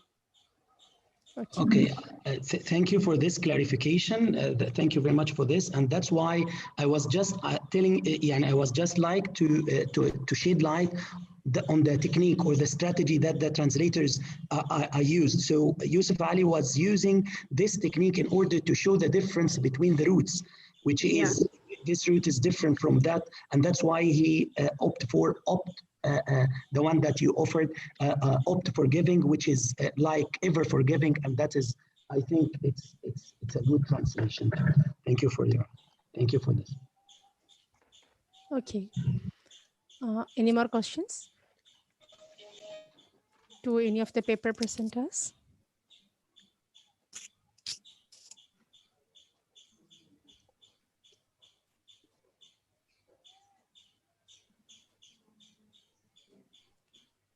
Well, I think I request the chair to kindly conclude and wind up the session. All right. Okay, so that's the end of our 8th technical session of the 3-day webinar on 5 T's: translation theory, tools, techniques, and tactics. Well, as our plenary speaker has been rightly mentioning, translation is a difficult practice. When it comes to the literary tropes, it is yet again becoming a very difficult practice, because the mastery in target language as well as in source language is the first and foremost thing that we need to have. Along with that, the mastery in translation theory as well as the tactics is yet again important. And moreover, when we move to the cultural translation as well as the practices of cultural translation, definitely, apart from being the mastery in language, we need to have some cultural as well as a social understanding about translation as well as the translation practices themselves. So I really appreciate the plenary speaker as well as the paper presenters for taking it as a serious mission. And my appreciation goes to the 4 paper presenters who have taken a very good observation and a keen observation in the practices of translation, especially translating the difficult aspects of holy text as well as the mysterious text and all. Now, let's move to the concluding session of the 8th technical session. And once again, let me appreciate the presenters, and let me thank the organizing team as well as organizing secretary for having me here. Once again, my wishes for the 3-day international webinar on 5Ts. So let me thank the Sanaa University and University of Kerala as well as Farouk College for your invite. I hope all the success for the rest of the seminar. Thank you. Thank you all. Thank you, ma'am, for chairing the session. Before we move on to the next technical session, we have a participation by Mr. Salim Salah Abdul Kavi Ahmed, DAMU University, in the Department of English. He has translated poems, and he would now share his experience through this platform. I invite Mr. Salim Salah Abdul Kavi Ahmed.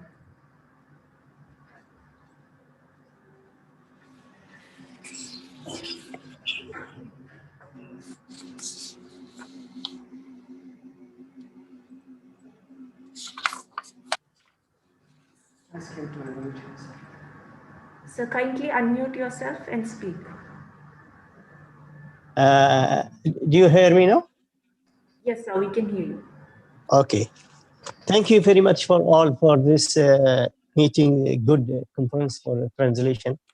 And my friend Isa called me to make a small presentation and fast and shortly because it is at the end of the time.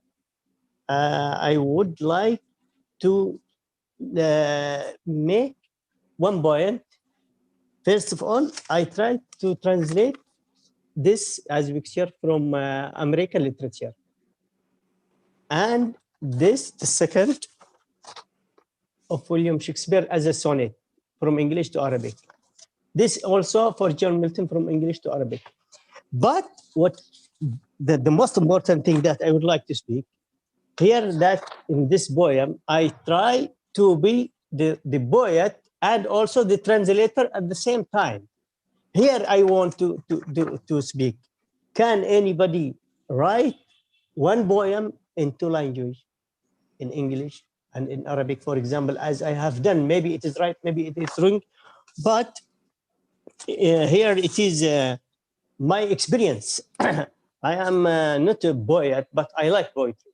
Maybe I have also like music, like singers, like something like that. What I have done exactly here, how can we look to the common sense of the text? And my poem here, I don't know, the day, look how I will choose one line and how I write the line in English, how I translate in Arabic. Then how can I choose the vocabulary? In English, I wrote, the day will come when I write my flag in your island without soldier or ships. في العربية سيأتي اليوم الذي أرفع فيه رايتي على أرخبيلك بلا جنود ولا سفن ولا مقدار. Here, I would like, I don't know why I make the word write. They write my flag in order to put سيأتي اليوم الذي أرفع فيه. أرفع mean rise up.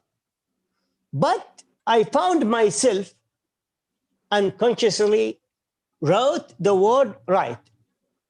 So something cannot be chosen by mind, only chosen by feeling and emotion. I mean, when we try to think how can you to choose the right word, the sense of poetry of emotion will be lost. So that I don't know, it is my experience. I don't know it is right or it is wrong, but I am very happy that I will introduce my poems for this meeting.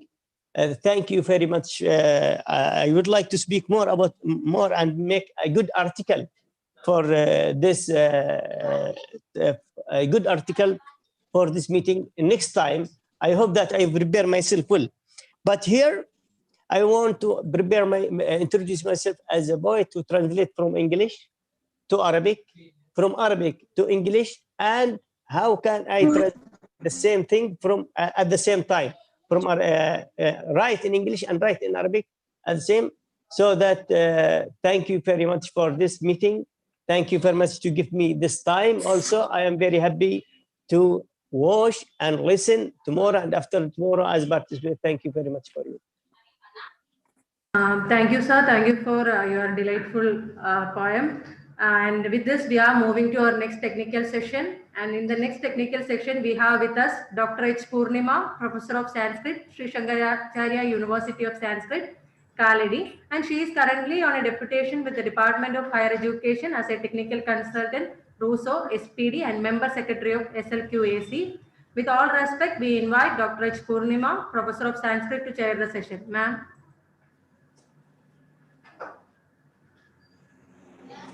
Purnima, ma'am. Ma'am, kindly unmute yourself so that we can. Dr. H. Purnima, are you there?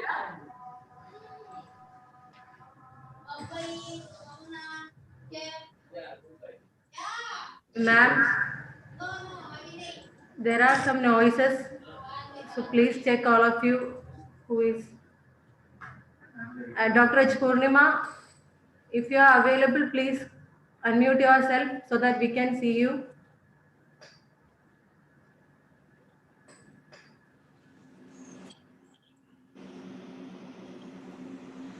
Yeah, I think she is facing some technical issue. Wait for a few minutes. She will come.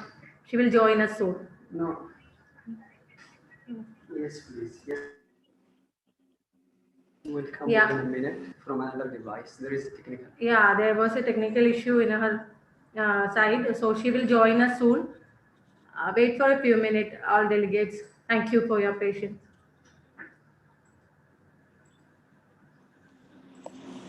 Yes, I think.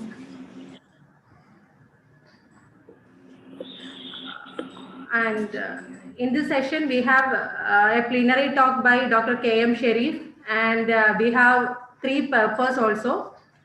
So before she joins, we will announce that too. We have plenary speaker as Dr. K.M. Sharif, Associate Professor, former Head Department of English, University of Calicut. He is speaking on translation as rewriting. After that, we have 3 presented. First one by Kirti Sophia Ponnachan, Assistant Professor, Department of English, Caramel College, Thrissur, Kerala. Then we have Donna Maria Saju, a guest lecturer, Department of English. It's a co-authored paper, I think. Joan Jose, Assistant Professor, Department of English, they have a paper. Then Murcia, Research Scholar, Department of Linguistics, University of Kerala. So we have to proceed with session. Let Purnima ma'am join us.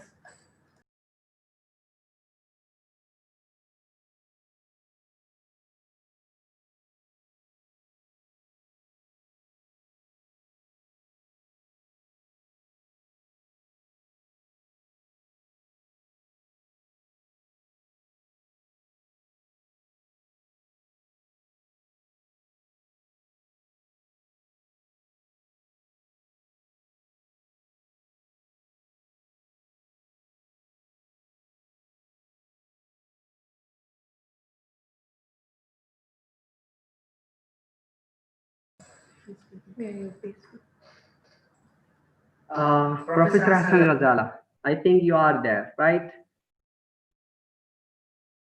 Professor Hassan Ghazala, let me make you the co-host.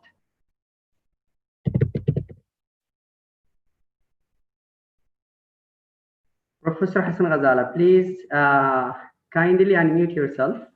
Yes, I'm with you. Hello. Yeah, Professor Hassan Ghazala. Thank you for being with us every day.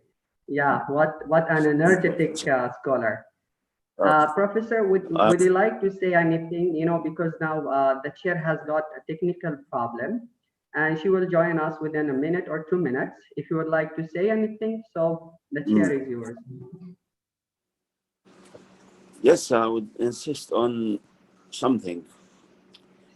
Before that, I have to say, maybe you have committed a mistake calling this a webinar. This is a conference, an international conference, and this is to your credit.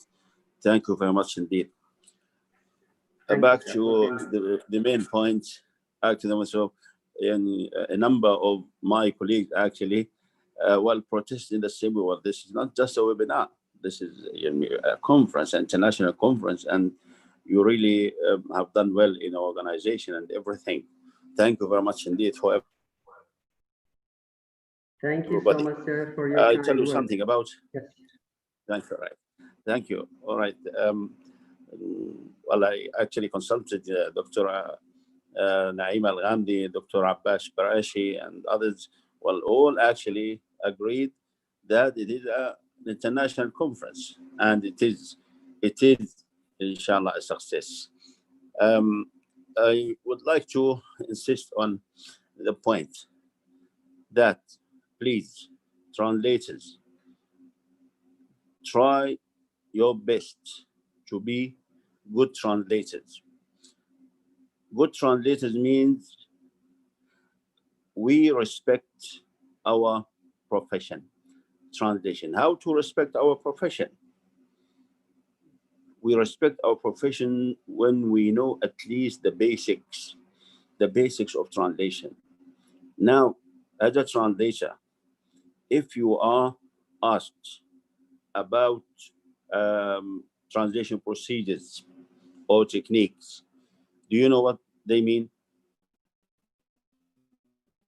If you know at least some of them, this is okay. Better to know many of them. You use them without knowing about them. Translators should do something, or translation method. We have a number of translation methods. To texts would vary according to text types. Also, many texts, different types of text would maybe be translated according to more than one method. There is what can be called sort of interpenetrability. You know, penetration, interpenetrability of methods of translation. For instance, in a literary text, we use literal method. I mean, sense to sense, not word for word. Sense to sense, literal method of meaning, of translation. We use the free method, call it communicative, call it functional, call it whatever you like. We use pragmatic translation, pragmatic method. So we have this sort of interconnection of methods of translation. Please, translators, know about them. I really cannot understand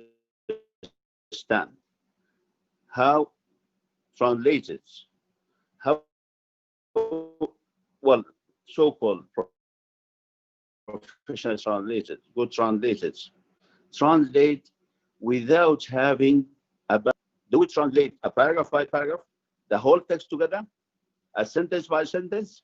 Do we translate what we understand?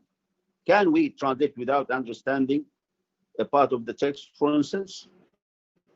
Are we allowed to drop some words and expressions? Well, how about style now? How about style? Now we have different versions of translation on many occasions, most of the time. But how can we go for, and when, I mean, how and when can we go for such I mean, stylistic speaking. Now, I was talking to my colleague, Dr. Abbas Qurashi, last night. How about translating, for instance,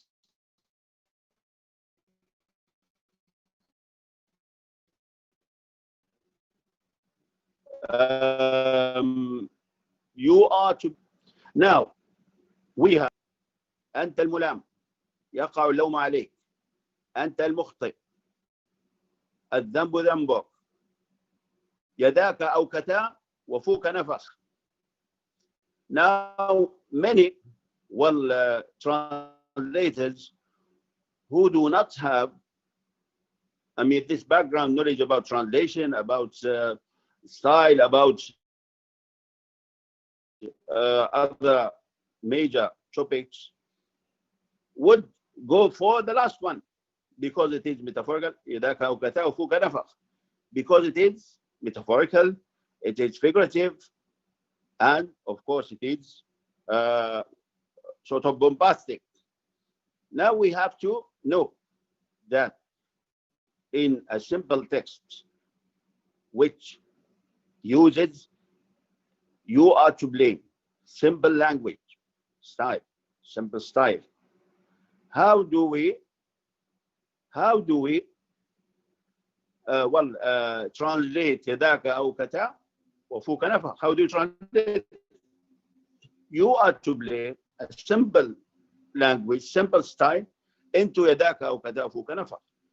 We have to be aware of the relationship of style to meaning, at least again the basics, because if you don't know the basics, you know two languages, your knowledge of language doesn't mean that you know very well about different types of meaning, implications, whether connotations, I mean, whether cultural or what type of culture, how do we deal with them in translation, in practice? Well, when am I going to go for instance, the lexical meaning? When am I going to go maybe for the stylistic meaning? Where am I going to go for the function, etc.? So we have to educate ourselves. I am 63 years old and still educate myself in translation and in everything concerning my field of specialty. Respected professor, we are really thankful Thank to you very much. We are really thankful to your willingness and kindness to interact us with in a tough situation. Thank you so much, sir. And our chair is available now, so we can proceed. Thank you so much for being with us, sir. Thank you. And I think ma'am is available now. Dr. Right. H. Purnima. Dr. H. Purnima, ma'am, please unmute yourself.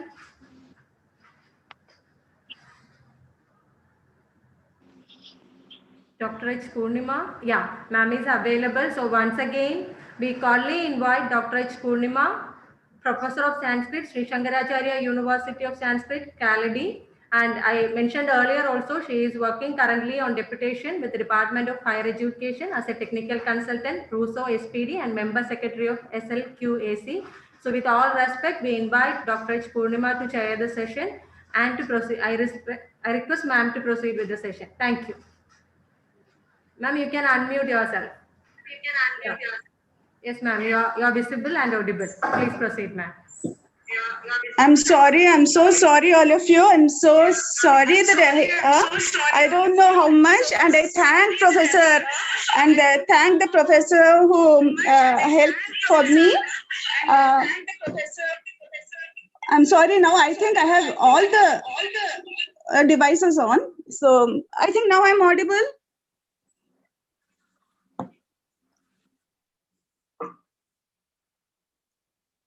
Yes, ma'am, you are audible. I'm audible. Okay. Good afternoon, everyone. And I believe, rather, that's in India, and I expect that there are many people attending from different time zones. So, good morning and good evening, also as applicable. And once again, I express my sincere apologies for eating into too much precious time. I am very happy to welcome you all to the second session today of the 3-day international webinar on the 5 T's, the translation, theory, tools, techniques, and tactics.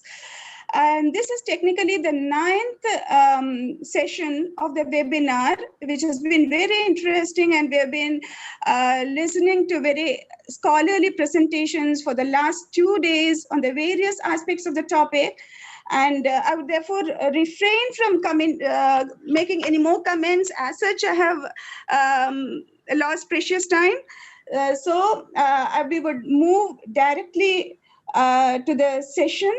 In this session, we have 4 presentations in all, wherein Dr. K.M. Sharif will be, our distinguished speaker will be delivering the plenary address. And the plenary session will be for 25 minutes.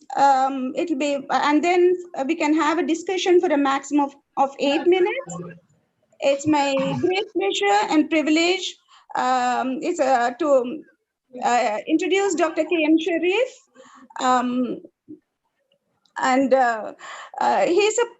Dr. K.M. Sharif is a polyglot and not only an expert writer in Malayalam and English, but also a well-known translator to and from Malayalam, English, Hindi, Gujarati, and Tamil. His major published works include Atma's Tryst with Destiny, the first study in English on the Malayalam writer Vaikom Muhammad Bashir, and Ekalavya's with Thumbs, another first by way of the selection of Gujarati Dalit writing in English translation, and then Anne Frankinde Almaratangal, a collection of translation studies in Malayalam in the form of an audio book with copyleft in Segniya. Dr. Sharif has scripted and anchored the first video on constructivism at the tertiary level to be produced in India and transmitted nationwide by the University Grants Commission Network. He dons many colorful hats, and he has been the head of the Department of the English at the University of Calicut, Kerala, India, and he's currently teaching there. It's my pleasure and privilege, sir, to invite you for this plenary session. Over to you, sir. I apologize to you again. Yes. So, good afternoon for people in India, and probably good morning for people in Yemen and places further west. So, so I've chosen a topic which has long been my concern. Translation is rewriting. So, from what I understand, from what has transpired here, and from the general discussions on translation, I think before I come to the crux of the presentation, which is about translating poetry from Malayalam to English, I should preface, I should add certain things by way of preface. One, the idea that translation is a form of rewriting has not really sunk in, as far as I understand. Because we still talk about equivalence. We still talk about faithfulness in translation. So for the last 30 years or so in the West, any person, any translation scholar who considers himself contemporary, okay, well, in the thick of things, has refrained from talking about faithfulness or equivalence, another term which is commonly used for in translation studies.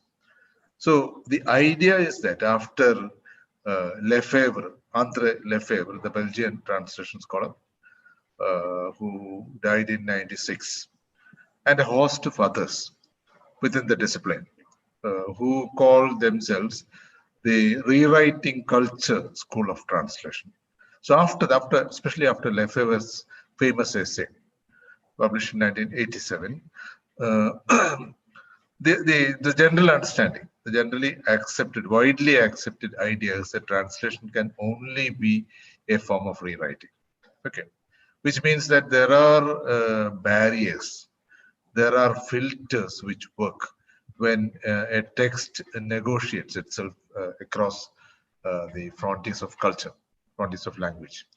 So these two filters are: one, the ideological filter, what he calls the ideological filter, a political filter, what the culture, the target culture allows into its domain.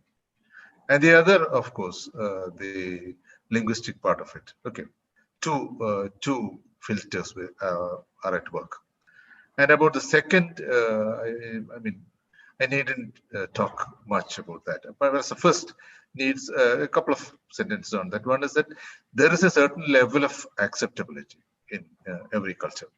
You can't say everything that you have said in one culture in another. Take Satanic verses, for example, Salman Rushdie's work. I don't believe there has been an Arabic translation, whereas there have been translations into such languages like Finnish or even Hebrew, I believe, has a translation available. So there are certain things which are blocked by cultures. Okay, so that is why we can talk about translation as only a form of rewriting. So Lefebvre and others made this very clear. Okay, so I'm not going into that in detail. Then coming to the point, the point. Let's go to Frost's famous statement.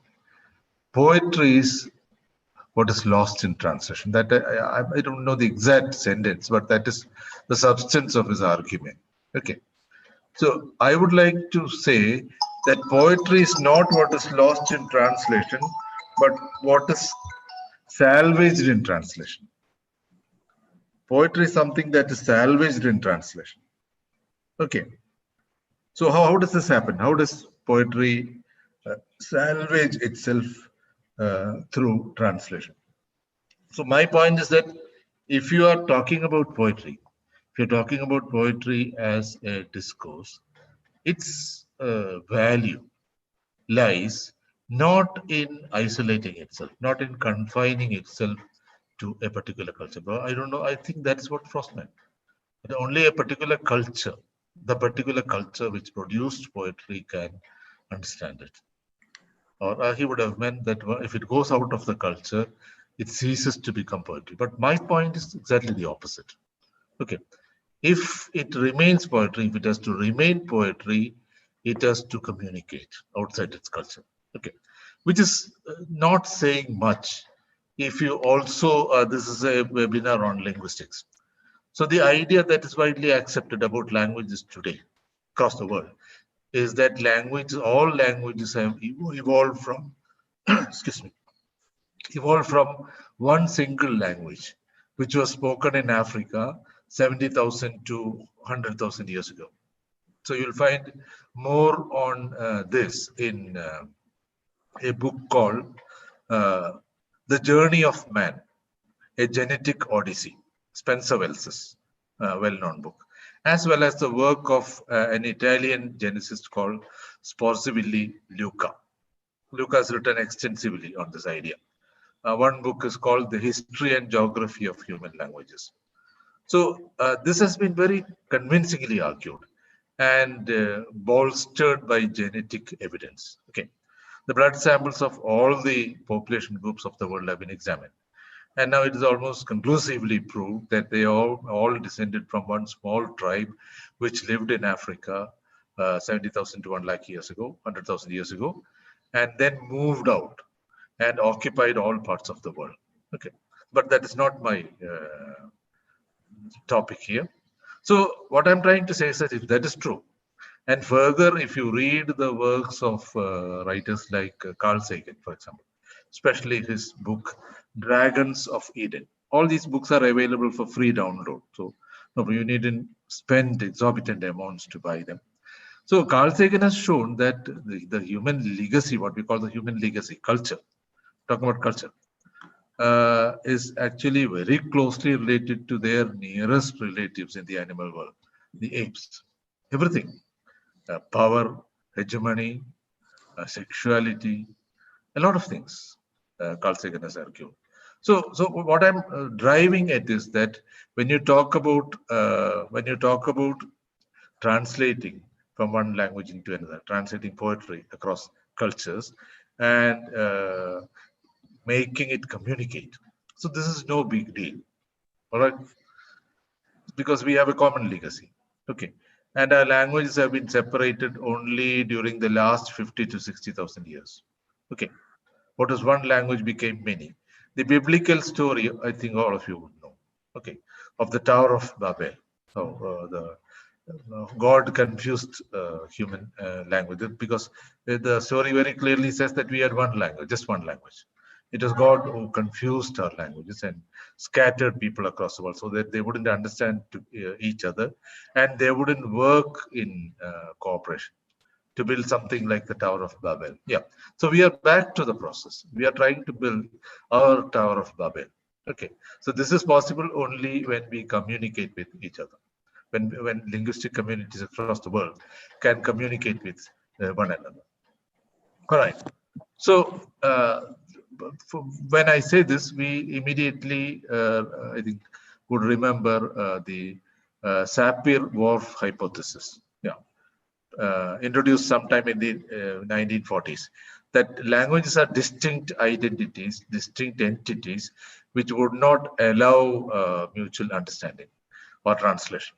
Translation is an impossibility, they would argue. Okay, but now we know, we are convinced, I believe, that translation is possible, indeed, even translation of poetry. So from this, I move on very quickly to what the American translation scholar Lawrence Venuti said about translating from a marginalized language into a hegemonic language. Okay. I think the work is The Translator's Invisibility. Yeah, 1995. I believe that's the work in which he talks about this. So he talks about what an ideal translator should do when she's translating from a marginalized language into a hegemonic language. But before that, he proposed two kinds of translations.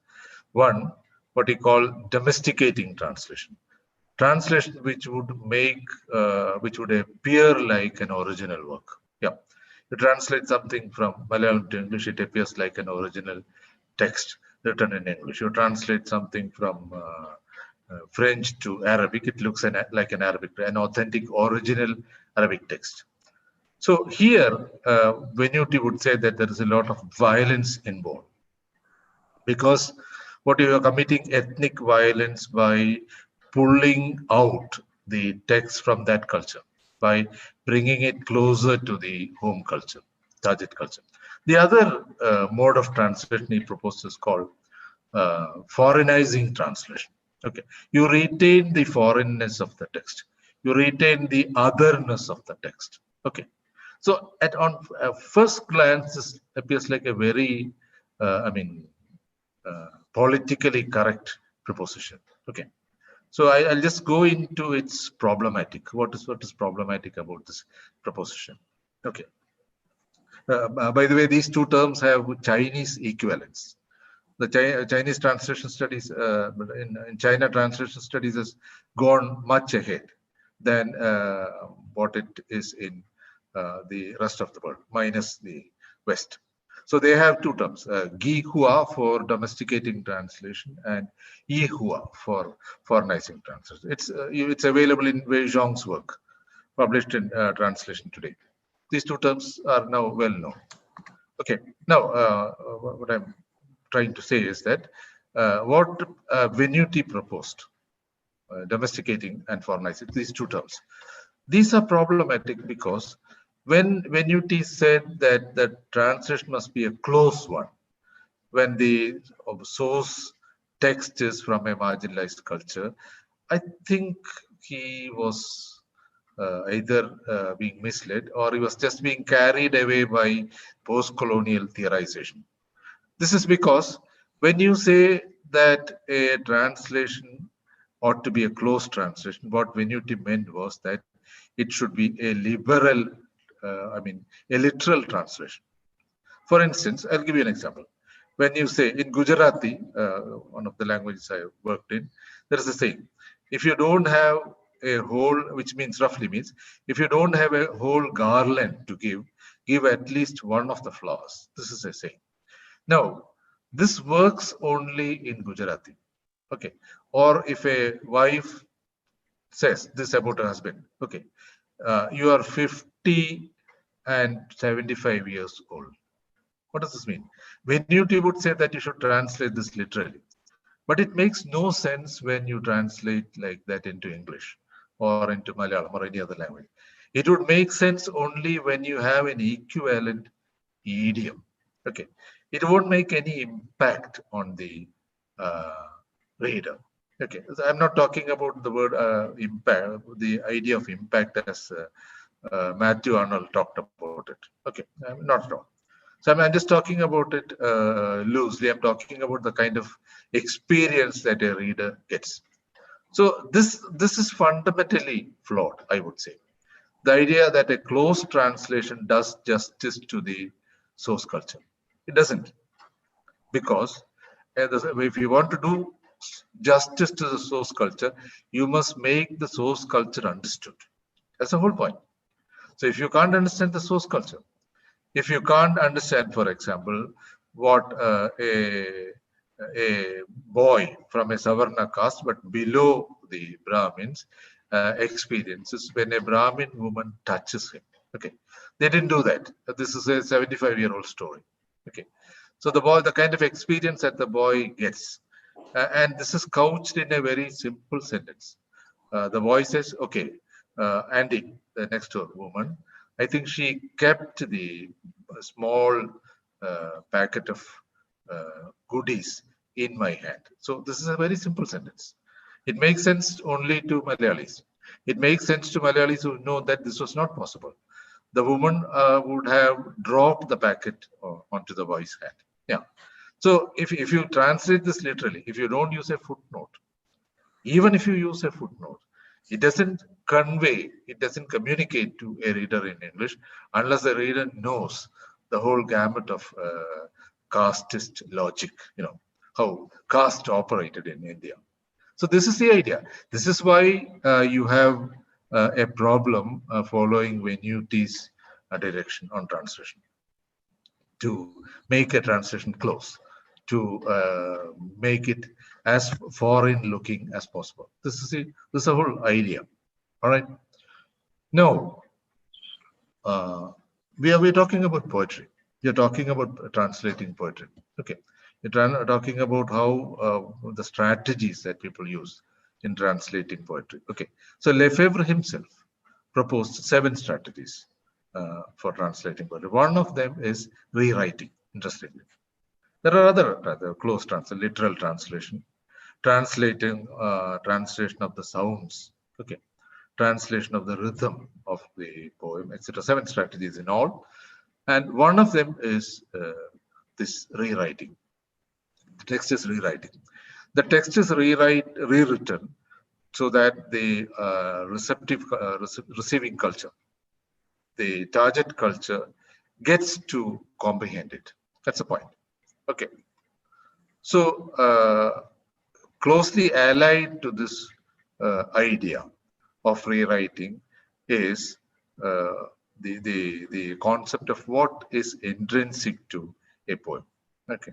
So I think Lefebvre discussed that, threadbare. Okay. And he talked about translating the rhythm, translating the sound effects, all those things. So what do you prioritize? Okay.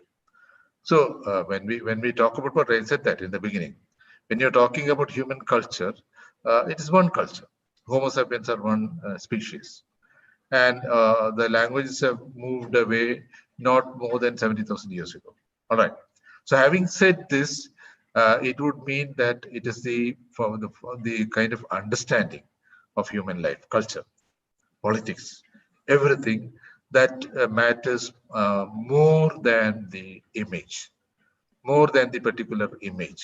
So many translation scholars talk about a dichotomy between image and statement. So they would say that it's a statement that is more important than the image. Okay, the image, yes, the image is vital to a poem, but then the image has this cultural limitation. It doesn't communicate. So I've given you 2 examples of images. In fact, the kind of imagist poetry, which was once popular, is very difficult to translate. So not just in English, in languages like Chinese, for example. The President of the Republic, Mao himself was a poet who wrote imagist poetry. Some of the translations are available. It doesn't make much sense. Okay. So I've taken 2 poems for analysis. I'll share them on the screen. You can have a look.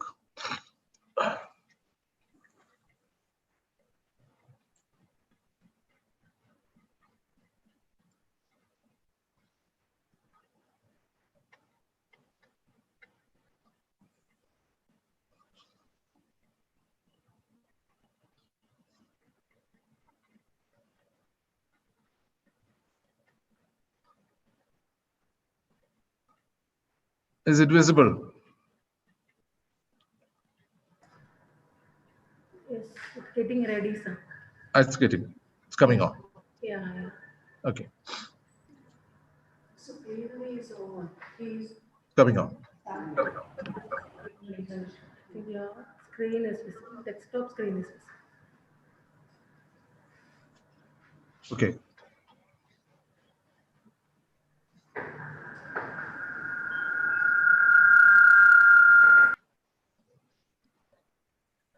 Can you see it?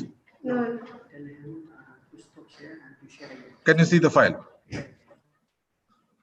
We can't see the file. You stop and start again, sir, sharing. It's an image. No. No, sir. Right now we Can't see it. Screen, your desktop, not the file. Can you see an image? No, sir. We are seeing your desktop icon. So you go on. Now. No, sir. Not yet. Not What's yet. happening? Let me see. Sharif, sir? Yes. Yeah, this is Isa speaking to you. What you need to do, sir, is that stop sharing, then share the screen again. It will appear with you. Okay, well, let me see. That's how it goes in Zoom. Let me see.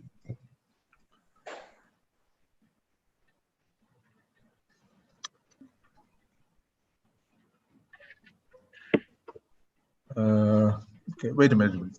Okay, I'll continue to speak while I work on this. Okay. It's okay. Go on. Okay. So this poem, originally written in Malayalam, is about a crow. Okay.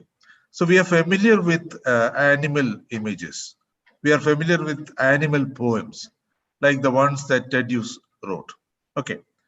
Now, one particular poem that this translation would make you recall is called Hawk Roosting. I think at least some of you would have read the poem. Ted Hughes' well-known poem, Hawk Roosting. Okay, where he talks about the physical strength of the hawk, its endurance, the way it negotiates dangers. Okay. So, I'll continue to speak. I'm still working on it. So this poem looks at the hawk as, as some kind of a model for human beings. Okay, some of things, for example, its eye. Okay, the sea drowner's endurance. Ted Hughes talks about the sea drowner's endurance. Okay, when the sea drowner looks for a star. Okay. Now, this poem in Malayalam is also about a bird, but it is far different from Ted Hughes' bird. The bird is a crow, okay, and it doesn't roost. As the title says, it just shits, okay. And where does it shit? it shits on the big statues of statesmen, politicians, even poets, all those statues that you find on city squares. Okay. Now, this similarity is the comparison that you can draw is that of between two birds, one which simply roos and exhibits its strength, it has some inner strength, the other one which goes to work. Okay. And the entire set of images which are used. Okay. So what does the crow do? It trashes what we consider important. It trashes the bloated up images that have appeared in our culture on well-known people, famous people. So by shitting on their statues, what the crow does is to subvert tradition, subvert our cultural constructions. This is the point. So the images, I'm trying to get it. Wait a minute. Okay. So, I'm sorry to interrupt, but I think there's just 2 more minutes to wind up. Okay. All right. Something I have a connectivity problem. Anyway, so I'm coming to the end. So the images are very Malayali. Okay, inbuilt into the culture. But what I have tried to do is to shift them completely. So you have the crow as part of a legend which returns in the evening. I've used the word legend, L-E-G-I-O-N. Okay, which returns in the evening. The crow as a kind of dark spirit. Several images that you find in English poetry. But I believe the statement which the poet was trying to make has been left intact. Okay.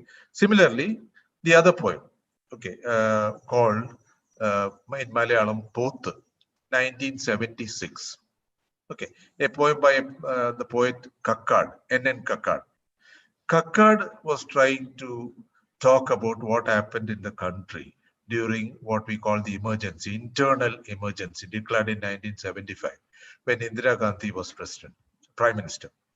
So it went on for 19 months, during which thousands of political workers were imprisoned. Okay, many were tortured to death. Something almost similar to what happened in countries like Argentina, but probably less known outside the country. Okay, so Kakkad's poem was on that. He was talking about a buffalo, a common animal in India, lying in a pond, okay, munching on whatever it could get, okay, and just staring into the sky.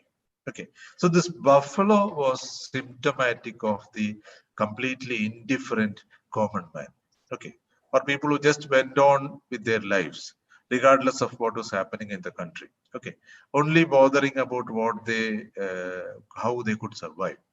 So Kakkad's image was the buffalo, but in English, this would never communicate.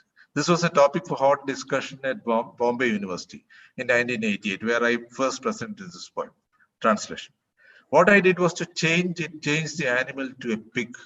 Okay, so the pig is well known in the West. Okay, it lies not in a pond, but on the sidewalk, curling up on the sidewalk. Some the wild pigs. Okay, finding its food from the trash can at the street corner. Okay, where trash cans are not protected, not perhaps in New York or some very so-called civilized city, but in many cities. In Mexico City, for example, you can perhaps find pigs. But what a pig signifies is quite well known. Okay, and like the buffalo, it's too gorgeous. And there's one difference. Whereas the buffalo's eyes are protruding, the pig's eyes are mere slits. Okay, so one line in my translation: your eyes, two slits on the crust of muck. Yeah, as the pig takes its fill from the garbage can, its face is covered with muck, and then the eyes don't show at all. So whereas one animal has very large eyes, but it never sees anything, the other animal has hardly any eyes at all. There are two slits. But for the indifference, for this gluttony, for the total lack of political awareness, I think these two animals fit. So that's why the buffalo, Kakkad's buffalo, became a pig in my translation. So I think this is how roughly translation works. Translation of poetry especially works. If it wants to do anything, if it wants to salvage itself, if it doesn't salvage itself, for example, this translation of mine had a parallel translation during the seminar at Bombay University, where one translator used images of the buffalo. Okay, these two were offered for the participants at the seminar. Okay, and there were some heated debates. The Lawrence Venusians argued that the buffalo translation was okay. Okay, the Western readers should come to us, unravel whatever images that we have on the buffalo and find out what the poet is talking about. Okay, whereas the other group argued that my translation was okay. So I'm just leaving it to the audience here too. So this is what I meant by translation as rewriting. Thank you. So thank you so much, sir, for such an insightful presentation. I think whatever the theories might say, ultimately, it's left to the practitioner of translation, I suppose, because you know the nuances of the text you're treating with. I think that's what ultimately it comes down to, boils down to. So I think the organizers, we can have some discussion on this for 5 to 10 minutes. Ma'am, yes, we can have. We can have question answer. To yes, the please. audience, over to the audience. Yeah. Can I have a question, please? Yes, ma'am. Yes. Participants, please unmute yourself or use the chat box to Yes. interact with Can Sharif. Thank you. I have some questions, please. Yes, please. Salam alaikum. Hello, Dr. Sharif. Can I ask question, please? Yeah, please, sir. Please, sir. Thank you. Right. Dr. Sharif, thank you for your presentation, and you are more clever than me in presentations, actually. Now, is rewriting a form of translation? Is rewriting a form of translation or not? Or rewriting is something different? The translator becomes a writer instead of translator. I mean, do you mean by writing this or as a form of translation? As a form of translation is all right. We can understand that. But if the translator is a writer, actually, in the reader response theory, they suggested something like that a few years ago, that the translator is a writer. But how? In what sense? This is the first question. The second question, you said culture is a block in translating poetry.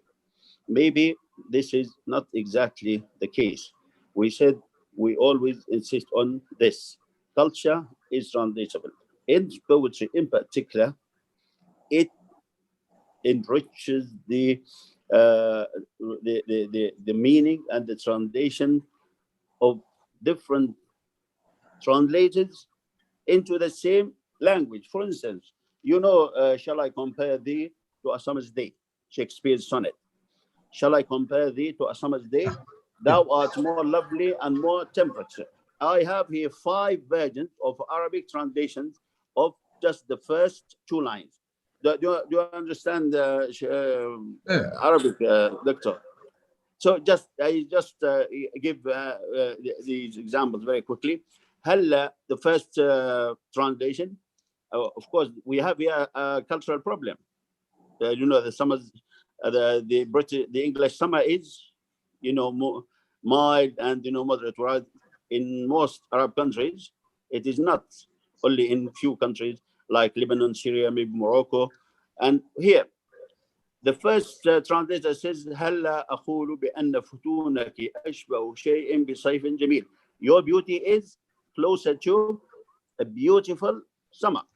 The second says, ألا تشبهين صفاء المصيف بلى أنت أحلى وأصفى سماء. صفاء المصيف, something like the clear sky of the summer. من ذا يقارن third one, من ذا يقارن حسنك المغري بصيف قد تجلى وفتون سحرك قد بدت في ناظري أسمى وأغلى. Again, the summer here is something beautiful summer. The third the fifth one, which is mine, ما مثلك الشهد يا درة البلد في الرقة والحنان ما مثلك أحد. So here I take ما مثلك الشهد, I take the whole picture, the cultural picture, which is, you know, something beautiful, something nice, and I understood. So here there is some kind of enrichment because of, you know, the culture and diversity in the same culture.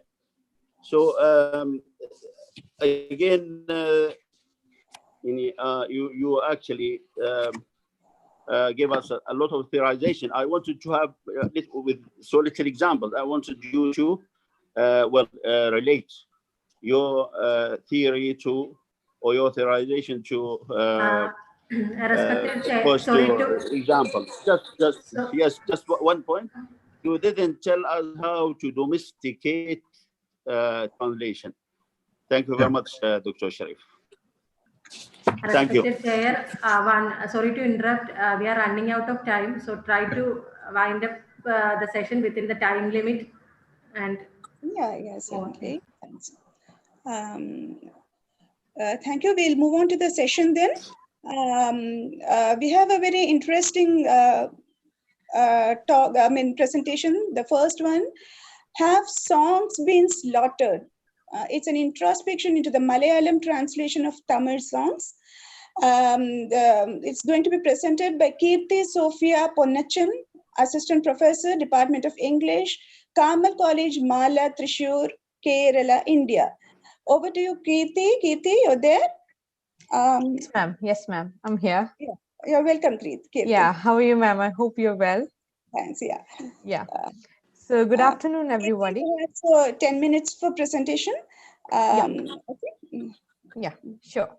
Yeah. So good afternoon, everybody. The topic of my presentation is, have songs been slaughtered? An introspection into the Do you have any PPT, Kirti? No, I don't have. I'm just presenting it. Thank you. Yes, thank you. An introspection into the Malayalam translation of Tamil songs. Movies have a magic to transfer people from reality to a surreal world.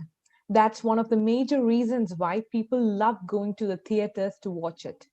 The backbone of films have always been a universally appealing story that would be appreciated by people all around the world. And nowadays, movies which break the borders have been created by directors. India has a rich heritage and has high reputation for its much admired film industry. It continues to be the world's largest maker of movies. Indian films have thrown all sentiments into the story to draw attention and satisfy the mass audience. Multi-starred blockbuster movies have been created, which includes a lot of drama like comedy, tragedy, thriller, and high emotional elements to appeal the audience across the country. Indian film industry is one of the most popular industries in world cinema because of its multicultural and multilingual aspects. Regional films are an indispensable part of Indian cinema. These movies portray the language and culture of that particular area or a region from which the movie is made. While Bollywood movies gained popularity all over India, regional films became popular in a particular region. India has had implausible talent creating prodigious movies in their regional languages for several years. These movies are rooted in specific cultures and deals with local issues happening in that region. The growth of multiplexes has helped regional cinema gain commercial success in other places. The fresh content that regional movies bring up has gained them popularity beyond their region. Nowadays, regional movies are getting more support, consideration, and recognition nationally and internationally. Box office performance of these films has surpassed expectation in the last couple of years. When films gained a lot of popularity in India, regional films began to be translated into other languages, especially regional languages, so that audience from other places could release these movies. This process was wholeheartedly welcomed and a lot of movies gained popularity in other places due to this. When the movies were translated along with the dialogues, the songs were also translated into the target language. Songs in Indian cinema, as we all know, play a vital part of the movie to express the emotions of a particular scene or to give the spectator a sense of mental pleasure. As it's known, translation in general, it is a process in which the original text written in one language is transferred into the target language. Words, short phrases, and simple sentences are comparatively easy to translate. At times, we would find the precise equivalent for the word from one language to the other. But sometimes, the apt words or phrases in a language couldn't be translated into the target language, especially literary texts such as songs, poems, and proverbs. Only an expert in translation could translate these genres in an efficient way. Tamil movie industry, known as Kollywood, is a major Indian filmmaking industry. It has substantial effect on other film industries of India. Tamil movies have a lot of audience all around the world and especially in Kerala. Movies are released in Kerala as and when it is released in Tamil Nadu. Tamil is one among the classical languages in India, which has a tradition of its own. It has a lot of similarities to Malayalam. Malayalam is the mother tongue of Kerala. And earlier, Tamil movies were released in Kerala even without subtitles. Yet Malayali audience were able to understand the dialogue since both these languages share a lot of vocabulary. Recently, the translated version of the Tamil movies are released in Kerala. Along with the dialogues in the movies, the songs are also translated. At times, when the translation version of these songs are listened, it creates a cringe-worthy moment for the listeners. The mellifluousness and aesthetics of the original song is completely lost when it is translated word by word into the target language. A song may comprise of words, sentiments, thoughts, and ambitions that are part of the culture of a particular region. This work might have the huge effort put by the original lyricist. The translator has an enormous task to convey the original meaning of the lyrics through this translation. But at times, when Tamil songs, which are translated into Malayalam, loses the original meaning that was intended by the lyricist. Hence, the song doesn't fit into the scene or convey the right emotions. The translator should consider the context and artistic intention of the song while translating it. Instead of adopting a word-by-word translation of the original lyrics, the translator could try to understand the situation and write new sensible lyrics with the target language. In that way, the translator could create a song which is sensible to the audience of the target language with much ease. Otherwise, he or she would be bound with a lot of restrictions which would affect the quality of the song. The process of translating a song has become extremely complicated when the translator has to accustom with the cultural and historical references of the target spectator into his translation. The songs written by the original lyricist might have a number of phrases and words which are part of a particular culture. An in-depth knowledge of the original and target language is required by the translator to find the apt and similar words to be included in his work. Most of the time... Conclude in 2 minutes, Kirti? Yeah, definitely. Yeah. Most of the times, the warmth that was in the original song is completely lost in the translated version. Tamil movies have a number of variety of songs which convey all sorts of emotions. When translated, it becomes senseless and unrefined. The literal translation done by the translator to satisfy the song's music and phrasing actually destroys the song entirely. As a final note, a translator who translates songs should have a basic knowledge of music. He or she should know about rhythms, melodies, dynamics of music, and also about the different genres of music. Only then the translator could do justice to his work. Otherwise, songs which are translated shall be a pain in the ears rather than reaching the heart of the listeners. If such a person is not available in the film industry, that such a translator is not available, then it would be better to put the original song itself instead of the translated version in the movie, because songs can convey emotions irrespective of the language they are written in.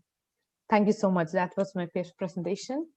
Thank you so much. Thank you, Kirti, Sophia, Purnachan. That was a nice presentation, and you made a point. I mean, in fact, that a translator of a song in a film should also be a connoisseur of music and have a knowledge in that. I think that's what you want to mainly convey.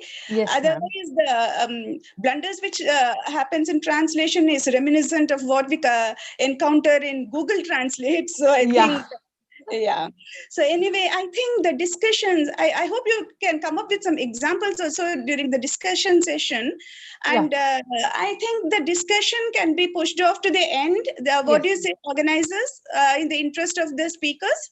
After we complete with all the speakers, then we'll come back to the discussion. Okay. Thank you so much. And we move on to the next speaker, Donna Maria Saju, guest lecturer, Department of English, St. Dominic's College, Kanjirapalli, and Juno Jose, assistant professor, Department of English of the same college. And they are presenting a paper on cultural and economic impacts of adaptation, a study of the adaptations of Norse mythology in Hollywood narratives. Another interesting paper. Can you unmute yourself and come? Kirti, you can go off the video mode. Okay, ma'am, I'm here. Yeah, over to Donna and Juno Jose. Yeah. Thank you very much, ma'am. Yeah, you're welcome. Good afternoon, one and all. Respected chair, dignitaries, and participants. I am Donna Maria Saju, and I, along with Professor Juno Jose, has prepared a paper titled Cultural and Economic Aspects of Adaptation, a study of the adaptation of Norse mythology in Hollywood narratives. The paper looks into the change in intention that takes place when myths are adapted from their respective cultures to popular culture, especially movies. We took Norse mythology and its adaptation to Hollywood movies by the Marvel Cinematic Universe to study and substantiate the argument that popular culture acts more like an industry with profit motive as its primary concern, which is originally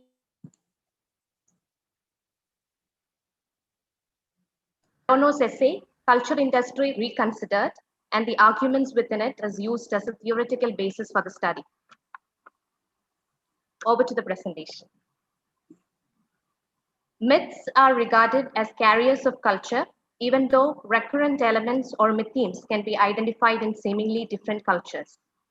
However, particular myths carry certain identity markers that are important to make the people believe in their distinctiveness.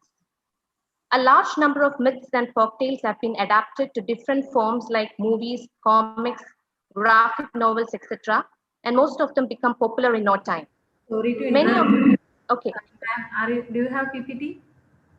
Yes, we have PPT. But you are not sharing, ma'am, so please. Yeah, in time we'll share it. Okay, okay. It's fine. Okay, I'll continue from where I've left off. Many of the Hollywood superhero characters have their origin in the Norse mythology.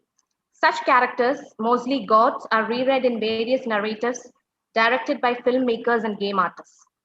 Adaptation of Norse mythology by Marvel Cinematic Universe resulted in some very popular productions, such as the movies in Thor trilogy and the Avengers.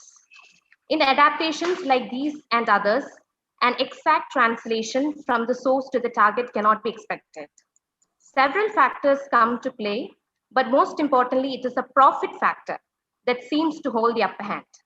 The concept culture industry, elaborated by Theodore Adorno, where cultural and artistic elements become commodities in the industry, can be applied in understanding these adaptations from an economic perspective. The article seeks to examine the same by identifying the changes that took place while adapting the original myths to movies by the MCU. Culture industry, to Horkheimer and Adorno is the commercial marketing of culture. While elaborating the concept, they explain that propagates is the illusion of order. Cultural elements are taken and are converted to global elements so that the people all over the world can participate and enjoy with the same spirit. In the context of adaptations of myths from particular cultures to movies, calculated motives seem to creep in to establish particular ideologies. Being a species, though it is good to identify common elements and stick together, distinctive elements from culture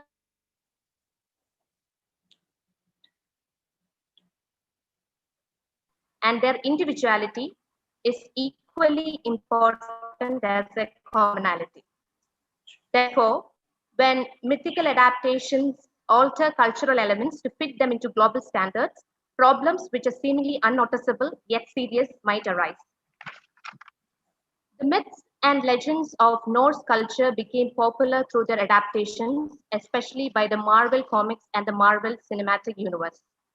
Thor, the Norse god of thunder, is one among the most popular superheroes in Hollywood, created by the franchise. Other Norse mythical figures like Odin, the All-Father, wicked and cunning Loki, goddess Freya, etc. are now popular figures to most people all over the world. Though the names remain the same, in adaptations by the MCU, it is observable that the myths of North Germanic people have been transformed to a more refined, modern American superhero saga. When Marvel Cinematic Universe adopted the Norse mythology, it was as already existing characters and myths are taken and reworked to create figures which can cater to the needs and purposes of the entertainment industry. Events narrated in the myths are alluded to in the movies.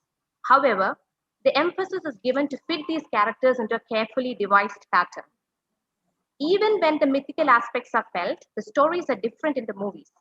In an interview, Stan Lee, the creator of superhero characters in Marvel Comics, said, I quote, I know Thor legends very well, but I wanted to modernize them, taking the old legends and modernizing them, unquote.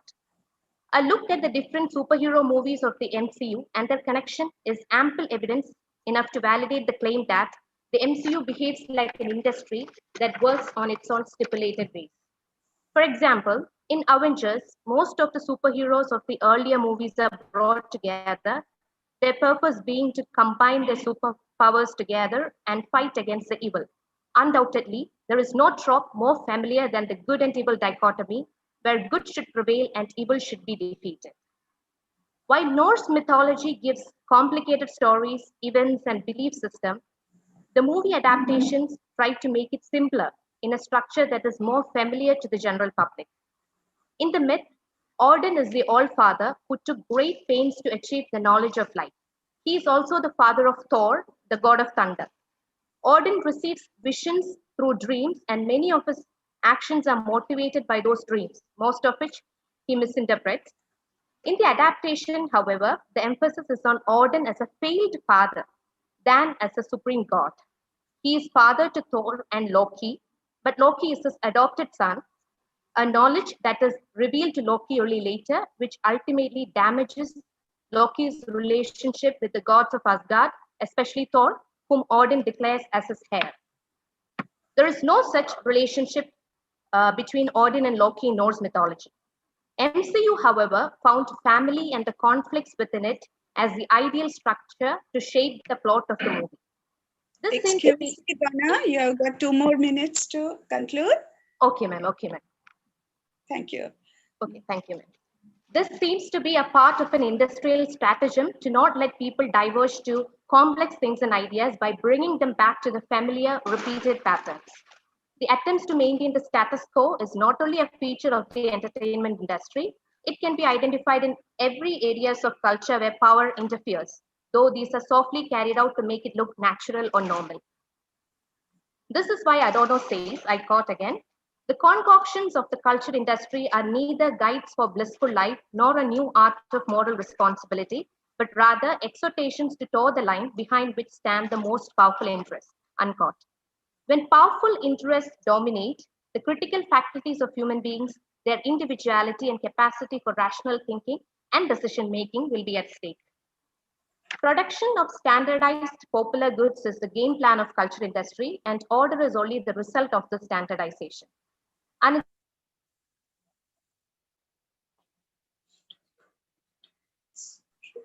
Lady Sif, in the Norse mythology, is a goddess associated with dominion over family and wedlock. Lady Sif, the wife of Thor, is known for her golden hair. To some of the critics, this relationship is a symbol of divine marriage between sky god and earth goddess. In the Norse mythology, her name seems to mean relation by marriage. Wife of Thor, who is docile by nature in origin and myth, becomes one of the great four warriors of Asgard in the Marvel movies, making herself an equal adversary to Jane Foster, the astrophysicist of the movie and also Thor's love interest. The love trio is used here as a fundamental narrative trope for standardization. Romance between humans and non-humans is a topic of interest from time immemorial today. In the words of Adorno, no homeland can survive being processed by the films which celebrate it and which thereby turn the unique character on which it thrives into an interchangeable sameness. Norse people are Scandinavians, those belonging to Scandinavia that covers the three kingdoms of Norway, Denmark, and Sweden. Norse, or more specifically Old Norse, was also the name of the language spoken by the Scandinavians from about 7th century to 15th century. The English people had a tendency to regard these people as barbaric, especially because they were physically and culturally different from them. They were mostly stout and well-built people with red hair and red beard like in a Titian painting. Kindly conclude, Donna. Kindly conclude. Of course, ma'am. Of course. So the red-haired and red-bearded god, when he comes to the movies by the MCU, he becomes a blonde god, played by Chris Hemsworth. We're familiar with that. So to conclude, popular art has become an industry where the customer is not its subject, but its object. The standardization of cultural products and repeated tropes has transformed art as a means to cater to powerful interests whose only aim is profit. Keeping these points in mind, our paper has tried to point out how one of the largest cinematic franchises in the world, the MCU, adopted Norse mythology to produce some of its superhero series.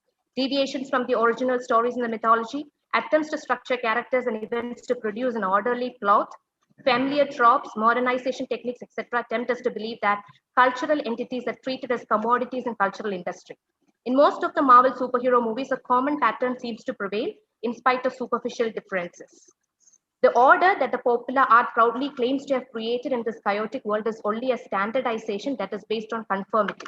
If people are continuously exposed to recurrent structures and tropes in art, their consciousness and thinking ability will be at stake, leading to anti-enlightenment, while the profit seekers will get their passive consumers to fulfill their profit motive. So here ends our presentation. Thank you so much.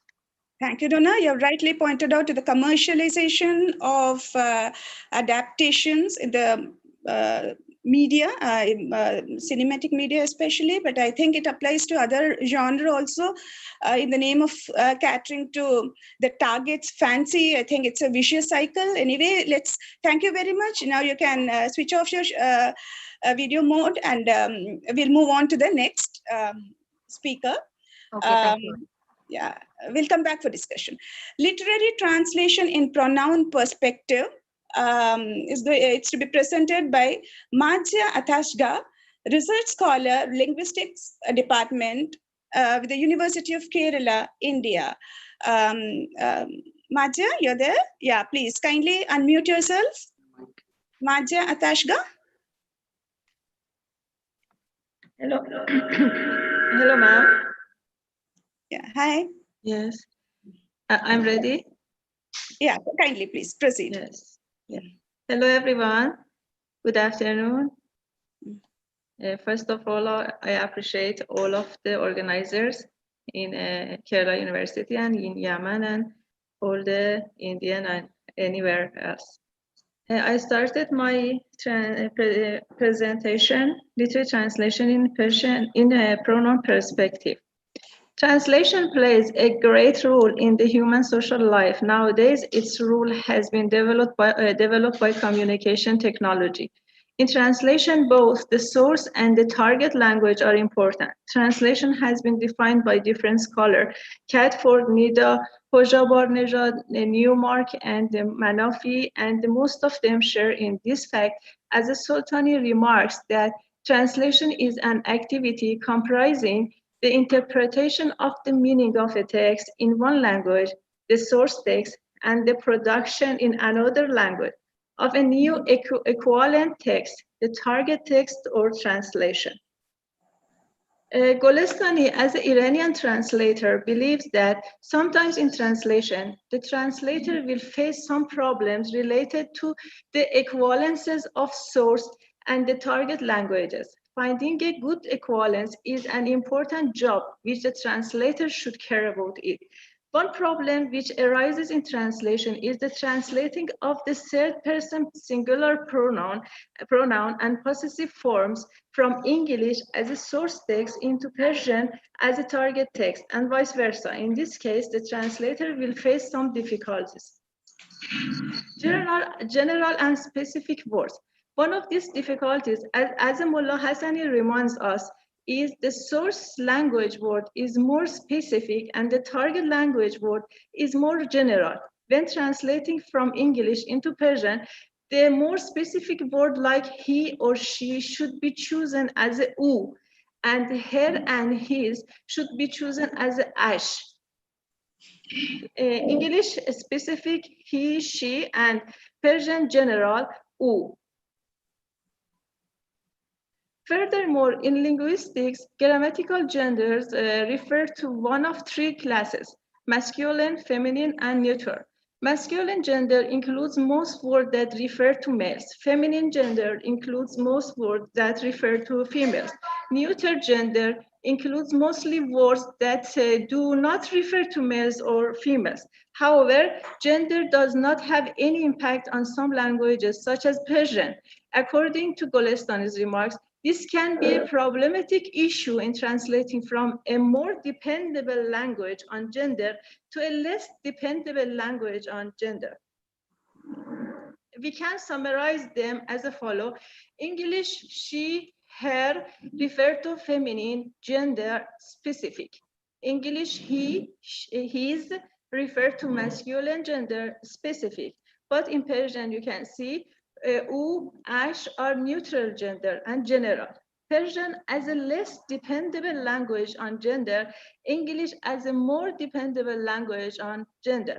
In the following, there are some lines which I collected from my English poem book under title The Indian Ocean as literary text to elaborate problematic area in Persian translation from English into Persian with the examples. Examples: anyone worships ocean. The ocean worships the shore. When he put his head on her feet, I prefer to be a or an. In this poem, you can see as a Persian translation, هنگامی که او سرش را بر روی پاهای او میگذارد. Who is او here? She or he? Ash refer to whom or which? His or her is not clear. Another example, she is the moon or you are a moon. I'm wondering. In English, she is the moon. In Persian, او یک ماه است. In this second example, also remains this question: who is u here in Persian translation? She or he? It is in layer of ambiguity. In third example, I am your moon in your sky because every sky has his own moon. In English, his own moon. But in Persian, ماه خودش را. Ash refer to whom? His or her. As we observed in all examples, genders in Persian translation are not obvious enough as it is in target language in English. Conclusion, the gender translation in Persian translation is not clear enough like the English as target language. and vice versa. It makes some difficulties for translator to translate text, especially literary text, because to create some ambiguities in understanding the message of text or author to reader. Hence, it is so difficult to decide about the gender. It will be obvious through the text or to make a number of standard symbols to indicate gender in the third person singular pronoun and possessive forms. Thanks. Thank you so much, Marziah. Thank you so much. I think your paper does point to a very interesting point. Like in many languages, I think gender and with respect to pronouns is problematic. I'm reminded of Hindi, for instance, though I couldn't get all the examples you cited in Arabic. But I think like if there's a sentence in English, like he is in need of the book. He is in need of a book. There are so many ways in which it can be translated in Hindi. Usko किताब चाहिए, उसको पुस्तक की आवश्यकता है, उन्हें किताब चाहिए, उनको चाहिए. But none of these, I mean, there are many permutations and combinations, but none of these will be representative of the gender, which is in the original. Like, usse, unko, and all, they won't, it doesn't give a clue as to whether it's a he or a she who needs the book. Whereas in many other languages, it's possible, like in Malayalam, it is easy to convey. Anyway, thank you for the excellent presentation. Now, if there is any questions, I think we can allow 10 minutes for discussion for all the participants. I would like to, Professor Muhammad Taghian, please. Please. Sir, please, you can unmute yourself. Professor Taghian. Right. Thank you very much for the presenters. Thank you very much for the interesting and wonderful presentations. Actually, let me start with the last presentation about the difference between English and Persian translation. I'm just asking a question regarding this issue. What is the technique or what is the strategy that translators should do when they have this problem with reference, especially if you are referring, for example, for inheritance issues or something like this? So differentiating between he, she, it's very critical and problematic. So what is the strategy that you prefer, or what is the strategy that you can offer, or you can recommend for translators to do? This is the question for the last one. Then after you answer this, I have another question for another. Thank you. Okay. Excuse me, can you tell me your what purpose in talking is about literary text translation or other text? Because you know, if something is medical text and some different is there. I'm talking about literary translation, yes? Your question is related to that? Yeah, it's no, I'm asking in general. I ask it in general, but of course, the text that I might focus on is religious text. The religious, for example, as in inheritance. For example, this person is taking this share. So if you are saying, for example, the wife is she and the husband is he. So if you are going to refer to both of them without differentiating that this is for the female or for the male, it might be problematic. Yes, you're right.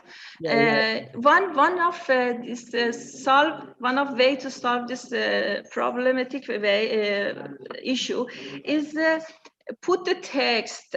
You know, as I saw in the translation and also in a religious translation, I saw myself. Then put the source text in the pronoun. They put in the translation text also, or in target text. And for literary, somehow doesn't need to put doesn't need to tell everything, because this is a literary text and the reader can think about and can get the idea from that. This is my point, because of I translated also some of Kamala Das English poem into Persian. I have a little but experience in this case.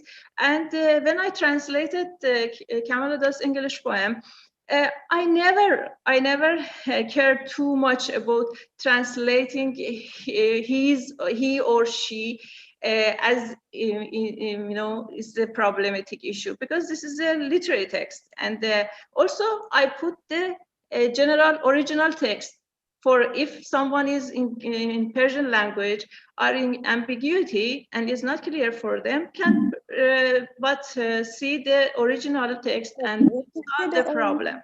Thank you, Madja. Thank you. Thank you. You're welcome. Anybody else with any question?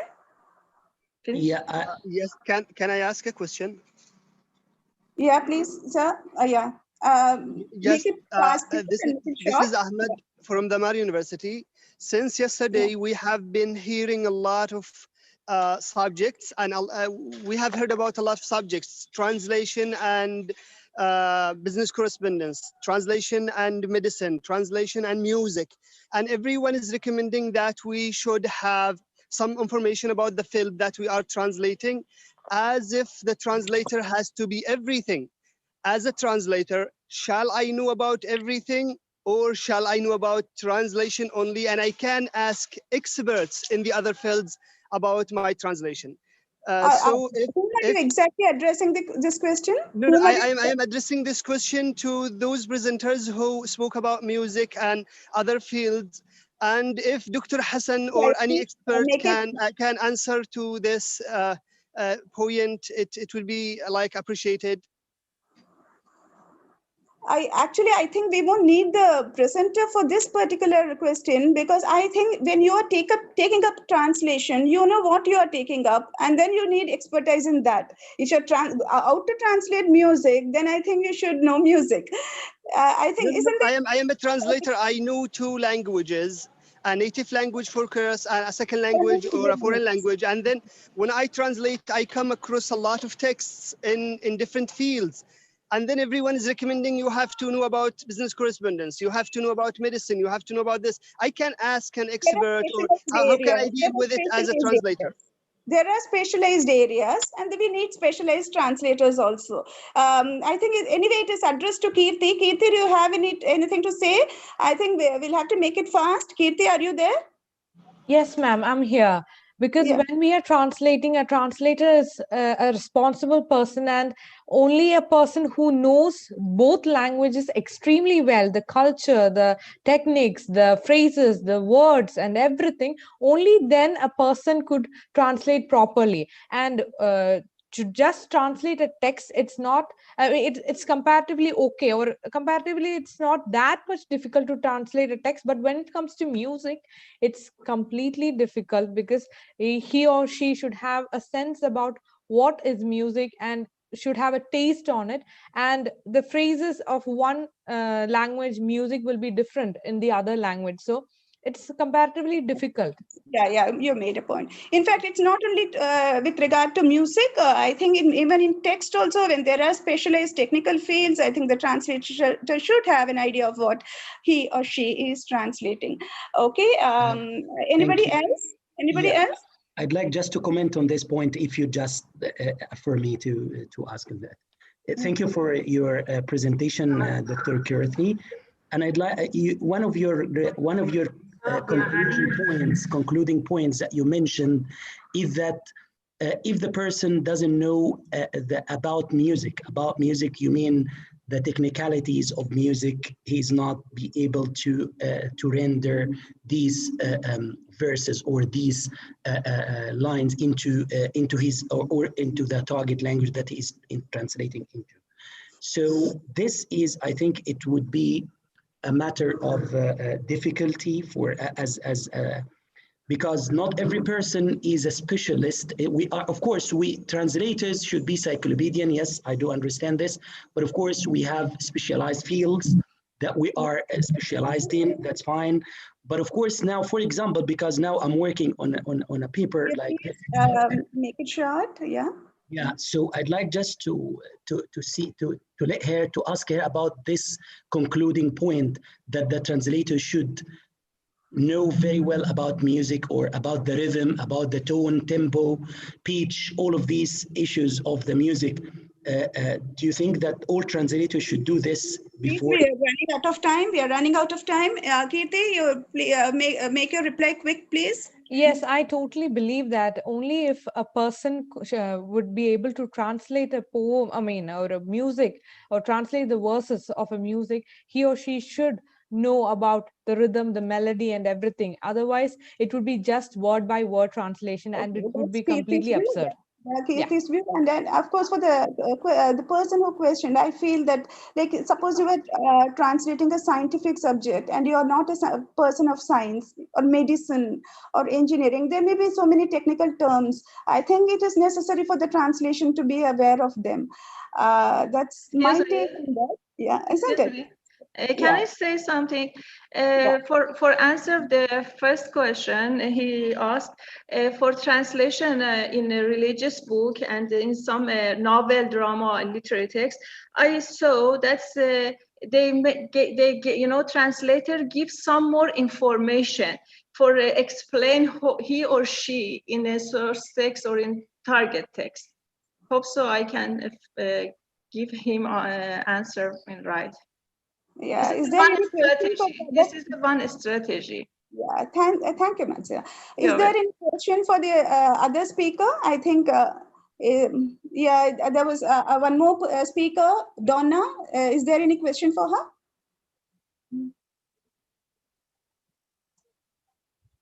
Do you think we can conclude this session, the organizers? Yes, ma'am. Yes, ma'am. We can. Yeah, because we are anyway running behind schedule. So I take this opportunity to thank each one of you and congratulate the organizers, especially for organizing this excellent webinar. It's been such an interesting sessions all the 3 days, and I'm wishing well for the remaining sessions. Thank you very much, and thank you for giving me the opportunity and bearing with me as the chair. Yeah. Thank you, ma'am, for being with us. This is Isa speaking to you. Thank you for being with us, and thank you for your patience. Thanks a lot. I highly appreciate you. Yeah. Thank you, Mr. Isa. Yeah, let's proceed to the next session. Thank you very much. Thank you, ma'am, for chairing the session. We now move on to the next technical session, and I invite Dr. Muhammad Ali E.K., Assistant Professor in the Department of English, Farooq College, Calicut, India, to chair the session.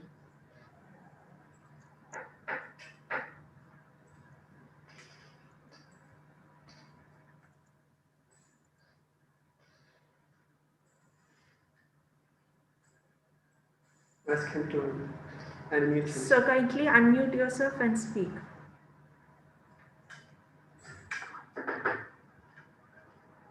Oh, wait.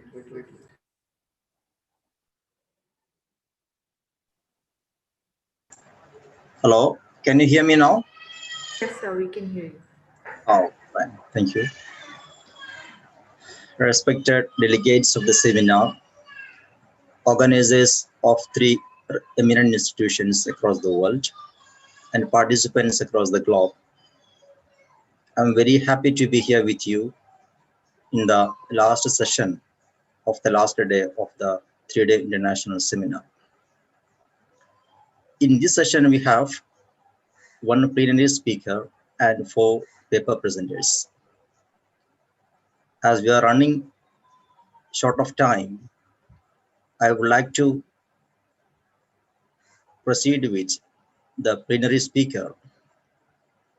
We have the eminent speaker, Dr. Muhammad Al-Aqili, who is the Professor of Translation Studies and Head of the Department of Translation, Faculty of Languages, Sana'a University, Yemen. He is also the Director of the Computer Center, Sana'a University, and the Executive Manager of SFIC, Scientific Foundation of Innovations Care. Earlier, he served as the Director of the Translation Unit in CTLT, Center for Translation and Language Teaching, and as the Head of the Department of English in the Higher Institute of Qualifying English Teachers of the Preparatory Education during service. I invite Dr. Muhammad Al-Aqili for the plenary session. He is going to talk about machine translation, the challenges and prospects. Over to Muhammad Al-Laqili. Thank you very much, Dr. Muhammad Ali, for giving me the word.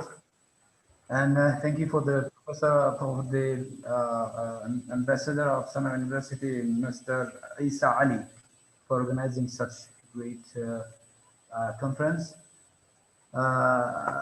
Let's go now to our presentation entitled Machine Translation, Reality and Action. As you see, what is a machine translation as the first question to know in a short. Machine translation, as Hutchins in 1992 said, machine translation refers to the automated process that utilizes computer to translate text from a natural language to another without or with a human intervention. Our focus here in our presentation on the applicability and the usability of the machine translation is not just only for a definition or what is machine translation. The perspective we find in regarding to machine translation that first we have to clarify the point that nonetheless machine translation is still heavily criticized by researchers, linguists, translators, users, and software programmers also. Their criticism touches machine translation helpfulness and effectiveness in real life. What really makes this criticism of machine translation as a humorous issue is those translators who visibly criticize machine translation and invisibly use it. So they curse it in light, but use it in dark. When we talk about machine translation, we have to be careful that we are thinking about somewhat beyond traditional translation, what, how, and when to say, or what to choose, comparable terms, target languages. We enhance exploiting technology in the field of translation, due largely to the huge demands of translation and visible lack of translators, let alone the translation expense. When we come to Ambassador Journal says in 2015, daily Google translation offers 200 million services for users to translate words, sentences, text, or even hundreds of pages, which equal 1 million bucks. We are not listening or neglecting the rule of human. When we talk about machine translation, we are not neglecting the rule of human, since he or she is the inventor of this machine. We are discussing a crucial topic, which is machine translation, that directly touches the need of human without any medium or media.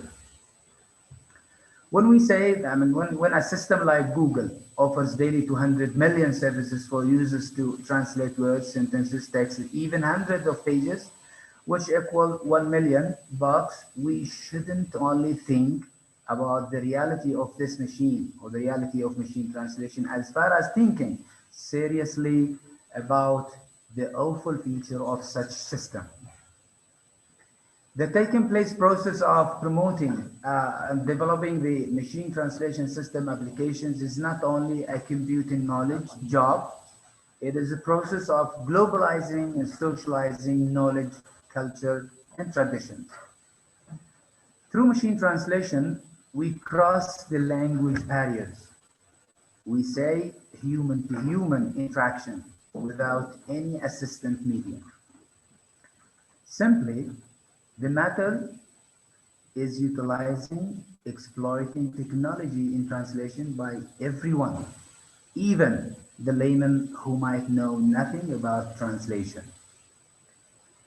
Let's now see a historical glance about machine translation. Apparently, the first suggestions concerning machine translation were made by the Russian Smirnov Troitsky and the Frenchman G.B. Adsoni in 1930s. The first serious discussion were begun in 1946 by the mathematician Werner Weber through the task of coding and encoded messages and the task of translation of the language in other words. Effectively, machine translation occurs in 1950s in parallel with the computer development, particularly in 1954. There was a machine translation project at Georgetown University, USA, and association with IBM. They translated automatically 49 sentences from Russian into English. Generally, machine translation were effectively developed and used in US, Russia, Soviet Union at that time, British, Germany. It was mainly devoted for intelligence purposes. The two spheres of machine translation, which is an important point here, have strengthened and support its applicability and effective and valid tools of translation. When we discuss those spheres, we're going to start with a speech sphere, then written sphere. When you go to speech sphere, it means having a machine understand human speech, which we call it sound recognition. This sphere has been around in research for a very long time. Effortless work has been done by Microsoft company to develop the needs for speech recognition and launching a tool available to allows us to speak universally without anyone in the planet and with anyone in the planet without a need to any translators. So speech sphere is a recognizing, converting the utterance units into an audible, understandable communication.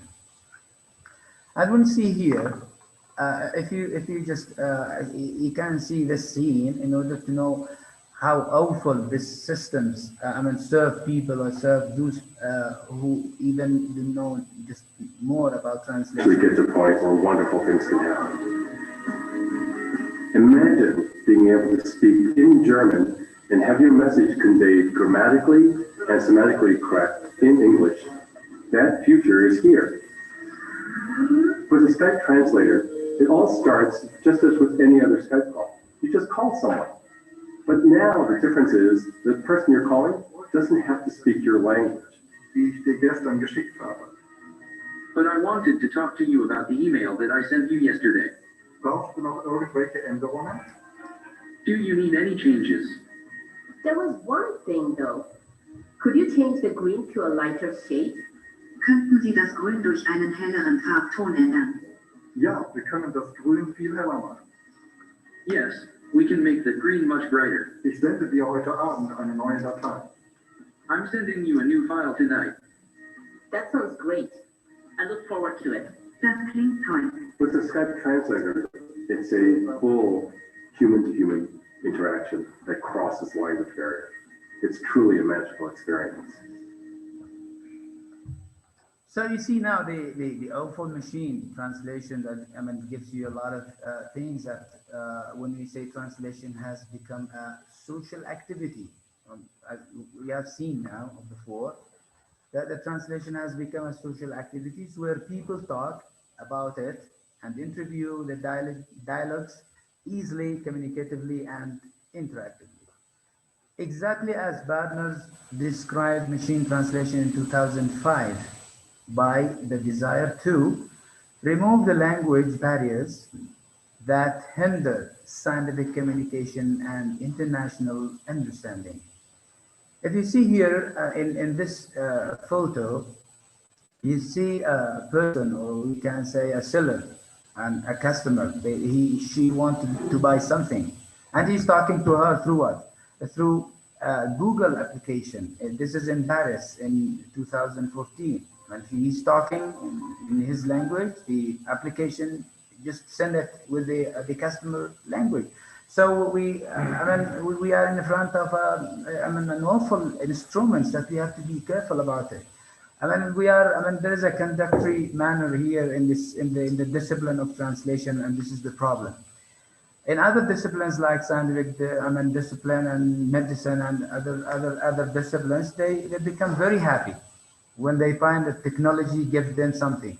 But in the field of translation, the translators exactly, when they feel that instrument or systems or technology gives them a good things, right, in technology, they feel that they are going to, this instrument or this system are going to neglect them. They're going to be away of the circle. So no, we have to exploit the technology. Now, when you see here, it's simply we can say machine translation look forward to globalizing the matter of translation, thereby a human can easily cross the language barriers. Written sphere. So we talked about the written or the speech sphere. Now we are talking about the written sphere. If you can, we can define it by fully automatic machine translation, which was initially used, and so on. Let me see this. If you see the screen, for example, you find this text that I call it from the internet, and I found that I don't know. Any person or anyone who don't know this Chinese or Japanese, he can know. Just he will be, for example, astonished by something like this. He can translate it. But if you paste it or copy it, paste it in Google, you can find this, and you can see the translation by Google. Conclusion, or the ability of use computer networking teaching covers many and something. So you can find a meaning. So this is what we call it dissemination or assimilation, or you can say just a meaning. Again, I have chosen an Indian text, and you see it in the screen. I put it in Google, and you can find the translation here, beginning with the contradictory facts that India is the world of largest milk producing countries. And also I have translated by Google also to find this also, find this translation also. بدءا من حقيقة متناقضة أن الهندية أكبر دولة منتجة الحليب. So we can just meaning by using machine translation. So it's something nice for translators to use it, or to support the work with using machine translation. Let's go now to something that I've chosen here, a translation or an extract of a sentence. And you can see here, this is the translation from left to right. This is the first line, and this is the second line of the sentence I have chosen. إنما يميز شعر نزار من بساطة أسلوب وما يحتويه من بلاغة معنى. And you can find it here. This is the transliteration on machine. And you can say إنما, what, يميز, distinguishes, and so on. So you can find a lot of things as a patterns for the sentences or pattern that chosen by machine translation. You can find that a lot of missions done by machine translation, like manipulation, and you can find something relating to the efficient permutations in machine translation. How machine translation make it in analogy to the source text. Again, you see a substitution is there. Substitution is available, and you can find a technical, also a techniques of machine translation for providing rule-based system. So machine translation, all these systems can just provide the text in a rule-based way, or you can say in a comparable way to see the source text and the target text with a very regulated manner. Again, you can see the behind these ostensibly simple procedures lies dynamic programming algorithms and complex and cognitive operations in the bilingual text. You see an example here for the patterns of machine translation. See the processes that machine translation do as from the mathematical concepts. She-kill battle. If we translate it into Indian language, you can find it like this way. And you can find the pattern of a sentence like this: subject, object, and verb.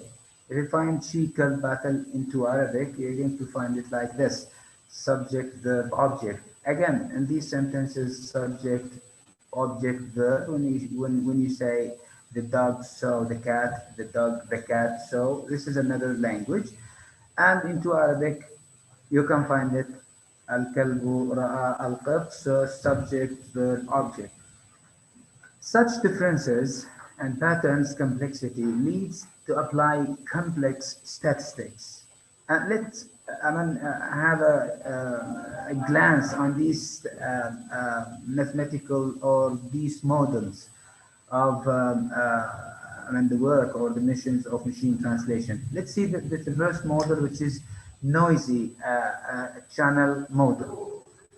You see here, if you want, just for example, to ask machine to translate a sentence, what machine actually do, what are the operations that is going by the machine? You can find a model that have model that's probability, English given French, which estimate conditional probability of any English sentences.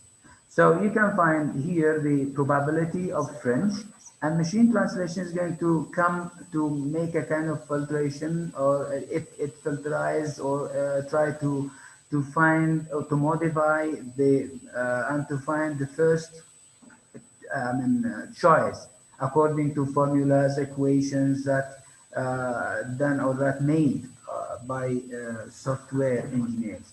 You see here, for example, this sentence, the model has two components.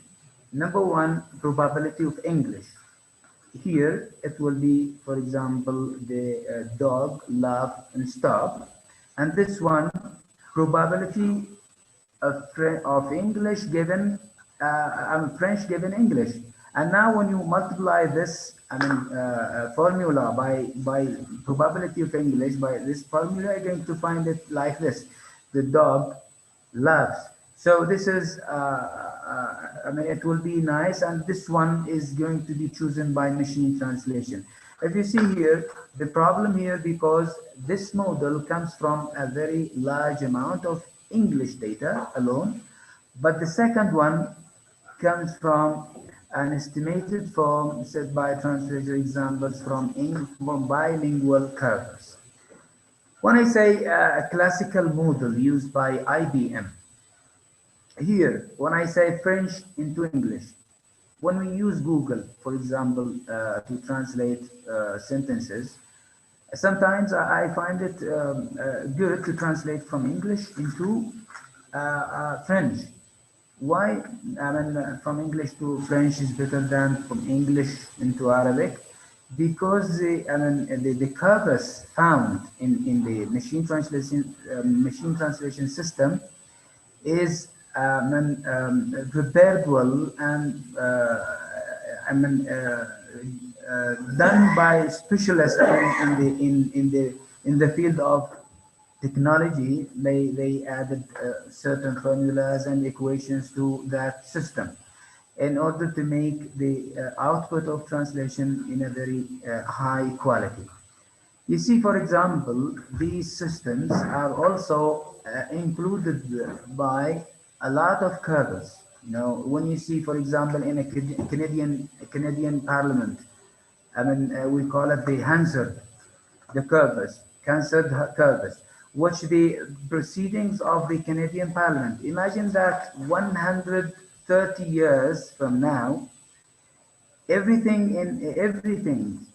utterance, every word, every sentence in the Canadian Parliament said in the Canadian Parliament is translated or are translated by professional translators and stored in a very large memories in order to just to build a very nice or very good or very wide corpus. And they stored in a parallel way that enable, for example, the machine translation systems to choose and filterize which one is good, which one is comply with the sentences both in the system. So you will find millions of full sentences are stored in a bilingual corpus that enable us to find a good translation and so on. Again, what's happening in European Parliament parallel corpus is the same. Simple statistics, if you want to just to know exactly how machine makes that process or operations, you can find this example taken from Cohen and Knight in 2015, from Spanish into English. You see the sentence here. And the translation of machine translation is asking for, here we are asking for Spanish, the probability of Spanish sentence given English. You see here, Q hamper tinguyo. This is Spanish sentence, and we want to see the choices made by the system of translation according to the equation, according to the formulas included before by the software engineers. The machine is going to give you 5 choices, maybe more than 5 choices. Sometimes it comes to 50, 100 choices. Then a calculation is happening according to the algorithms inside that machine translation systems to choose the best one. For example, here, for this as a translation, the machine gives you the first choice, what hunger have, probability of Spanish given English, and give it this number, this probability. The second one, hungry, and I am so. I am hungry, I have that hunger. So these are the options given by the machine translation. Then the calculation happens and formulas, operations done to find to multiply probability Spanish given English by probability of English. When you just have a mathematical process, and you can find that the most important, the most suitable one is this, because it is the less number here. So machine translation is going to give you this choice, that this choice is I am hungry for this sentence.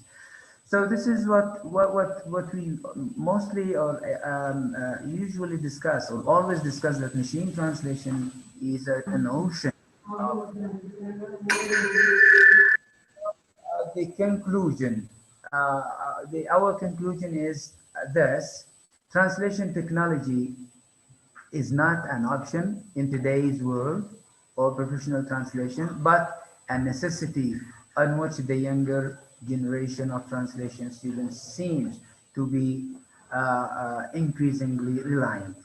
The second conclusion, training programs on machine translation are recommended for the translation staff concerning the latest about machine translation system applications on and offline.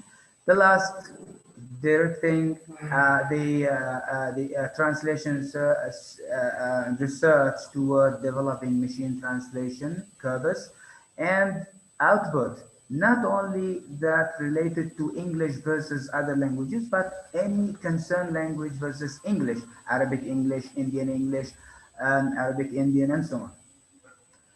The last, encouraging translation research that try to create a certain cooperation between linguists and software programmers who are accountable to develop machine translation. Thank you very much, and sorry for breaking the time allowed. Thank you very much.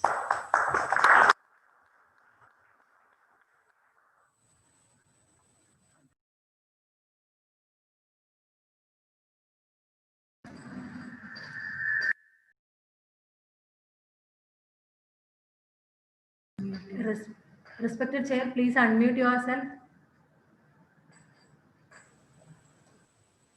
Yes.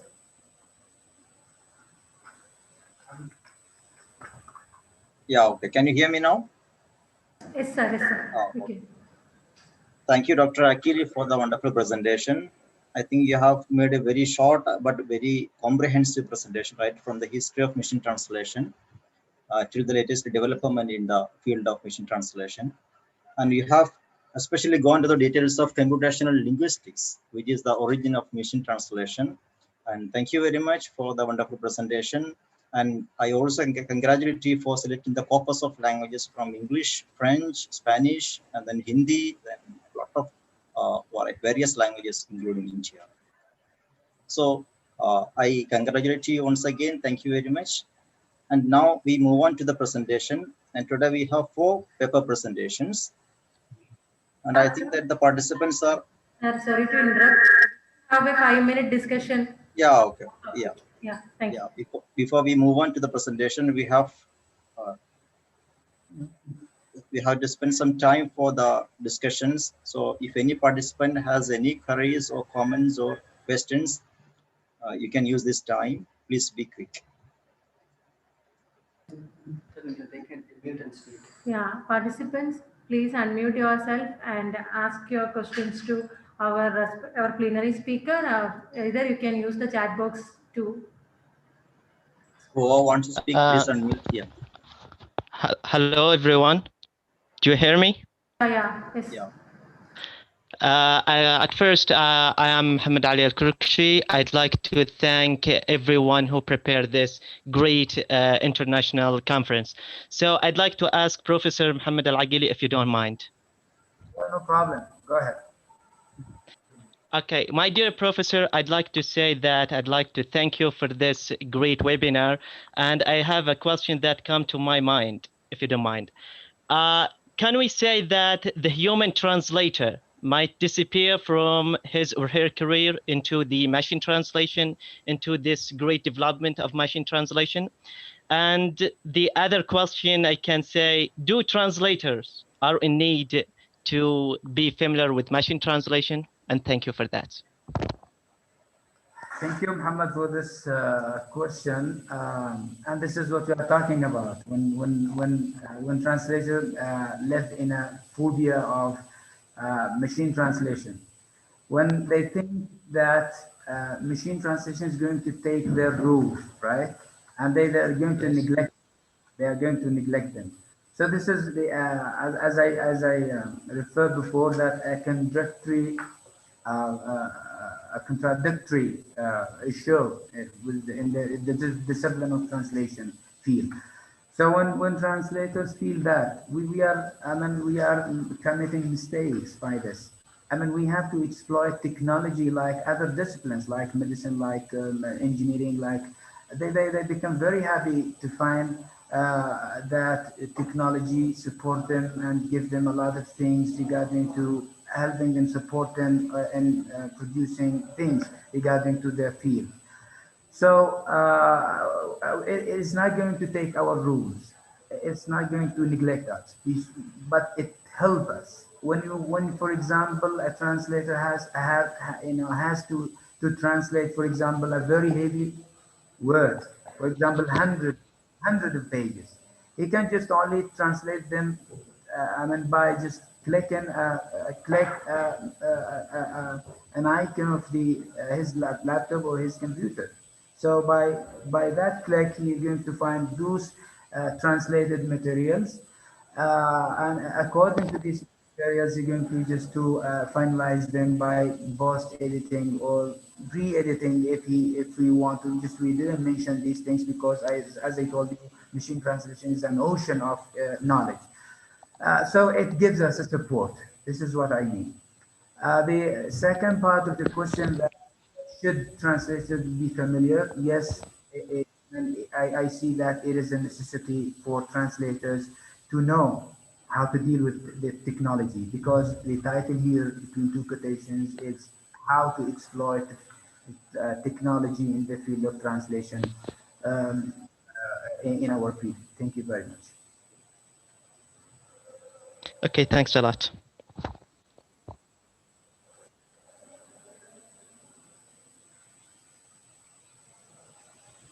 Any question?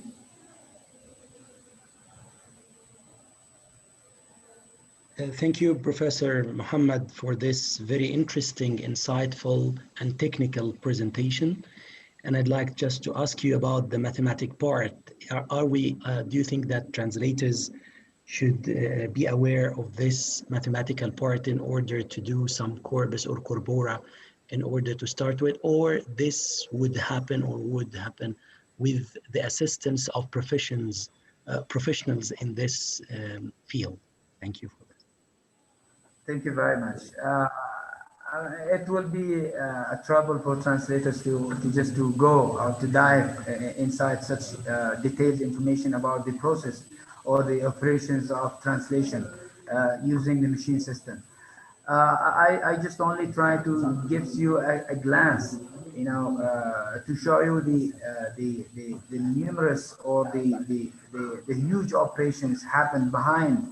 I mean, your click when you want to translate in Google.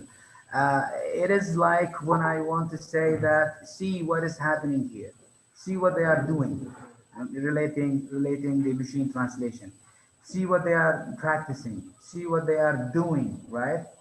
See the effort that the people doing in order to just to understand that there is a lot of things, there is a lot of effort, so you have to use it, you have to exploit well. This is what I mean. Translators need not to go through these informations of details, mathematical details, but they have to just to go and try to exploit using the machine translation by knowing these applications, systems, how to, training for using them, choosing the best one. And we have a lot of systems relating Russians, relating to the software engineers, Russians, Germany, Americans, and a lot of things. Thank you very much. Thank you, Professor, for this. Hello, do you hear me? Yes, we hear you. Yes, Dr. Muhammad Al-Khairi, thank you so much for your informative talk, and I appreciate you for that. My question is that machine translation depends on a corpus. Do you think that we can develop a corpus, or we can say corpus-based machine that can translate properly, especially when it comes to pragmatics, culture, and so on? Yeah, it's a good question. See, my dear, when we say that machine translation, it doesn't just depend on the method of word-to-word translation. Now, the circle change. Now, it is not, it's not only word-to-word. You hear me? Yes, I hear you.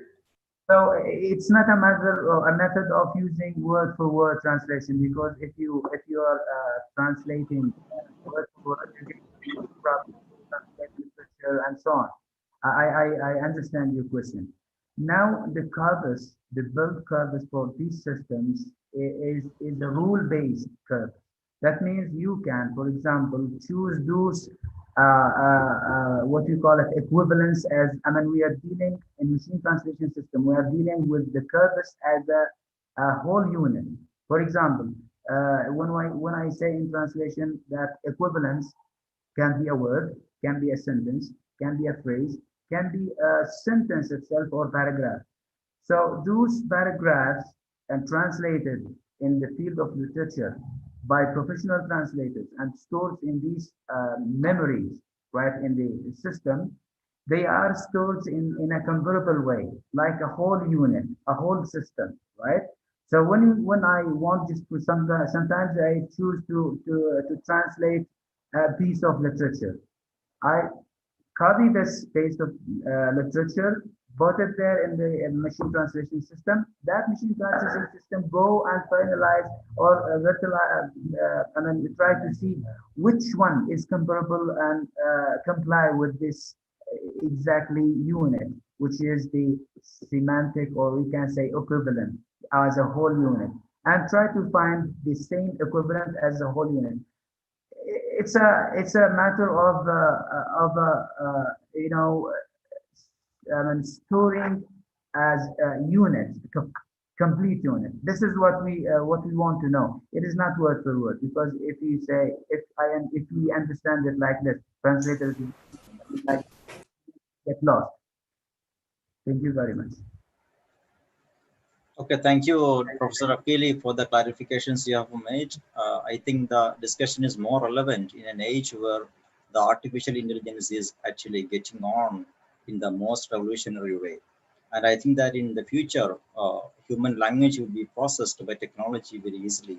And nowadays, translation is at the tip of our fingers, because everyone has to do some kind of translation every day, right? Unknowingly or knowingly, we have to do it. So in the future, translation will be, I think that a common man's activity or everyday activity, right? So for the time being, we have to move on to the presentations. And now let me introduce the presenters. First, we have Dhawal Kataria from Gujarat. And second, we have as Aisa Dheji from Algeria. And third, we have Akijit, research scholar from University of Kerala, India. And fourth, we have Nabil Dafar, research scholar, Abdul Malik Saeed University, Morocco. So first of all, I would like to invite Dhawal Kataria, Assistant Professor of Department of English and Communication, JG College of Commerce, Ahmedabad, Gujarat, India. And the topic is Gujarati culture, machine translation, and untranslatability.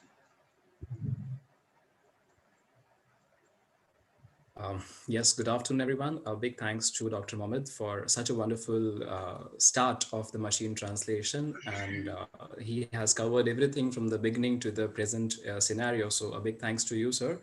Also, a big thanks to Mr. Iasa, before I forget, for handling everything so well. And I would share my screen and present my topic.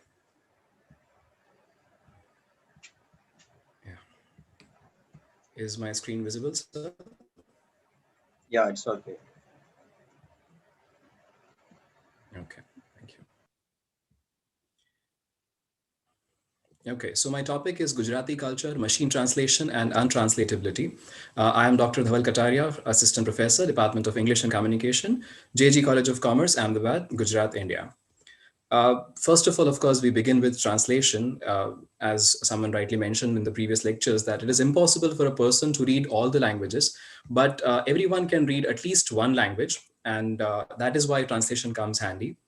When people cross the geographical, social, cultural, and linguistic borders, they are also transformed. In fact, they are also translated.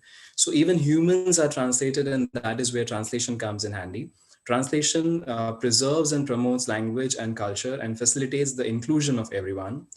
Translation establishes intercultural communication, as we have already heard many things about translation already, since this is the third day.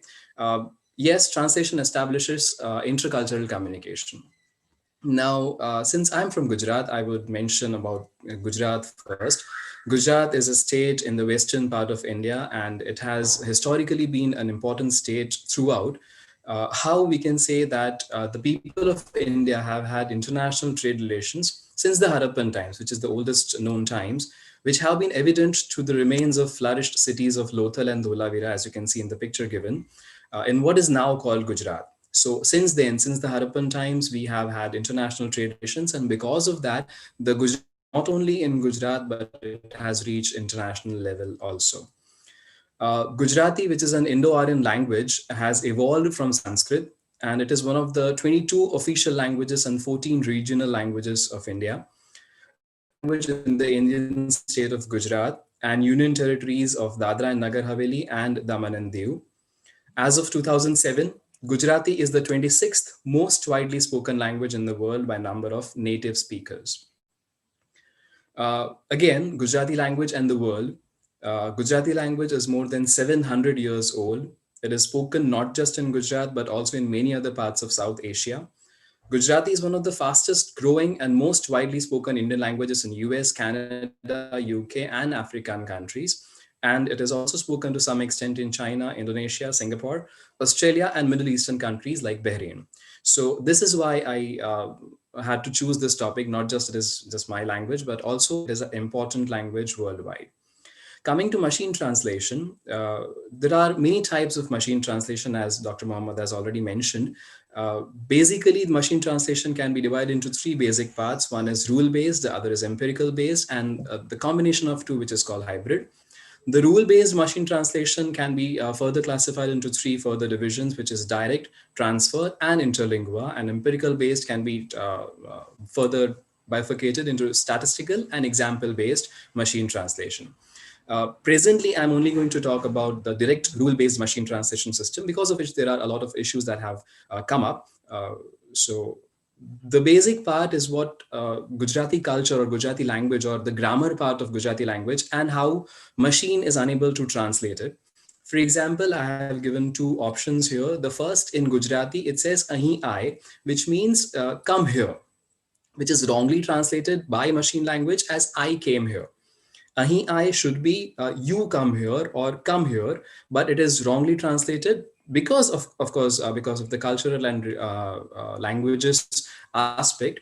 Similarly, in the second image, me joyu tu ahiya, it is again in a different way. It is grammatically changed and it is translated as I saw it was here, which actually has to be I had seen it here. The difference is basically that happen here is in the nominal and oblique singular and plural words, which are given. These are the words given in Gujarati actually. For the boy, masculine; for the child, that is neuter gender; and for the girl, that is a feminine aspect of grammar. There are different words that are used in Gujarati language, whereas in English, it is not like that. So if it is chokro rade che in Gujarati, it is the boy cries in English, which is correct. But if it is chokrao radeche, then it has to be the boys cry, which is again in a different way of grammar is translated as the boys are crying, whereas the entire tense is changed. The words remain the same in Gujarati, but if it is translated through machine into English, then the tense changes. Again, another similar aspect, hu jamu chu is I eat in English, but me jami lidhu is I ate. Now here, as Sir had rightly mentioned about the subject verb object part, here again the subject verb object part are different in Gujarati language, but again it is presented in the similar way in the same format in English language, which of course is different. Of course, it is not just incorrect, but it is different again. Also, there are many words which cannot be translated into a different source language or the target language because of the cultural aspects to that. For example, Mangalsutra is a Gujarati word, which means it's a wedding necklace that a married woman wears after her marriage, and that symbolizes that she is married. But there's no specific word, especially in English, which can connote the cultural importance of the word Mangalsutra or even the second word Kanku. Vermilion powder that is applied by married women on their forehead, which symbolizes marriage. But since it is a cultural word, it cannot be exactly translated into any English word. Again, untranslatability, the third part of my topic is untranslatability. For example, here in Gujarati, it is mentioned ma ahi aav. Ma is a very, it is a cultural word, but ma is a common word for mother. If I say ma ahi aav,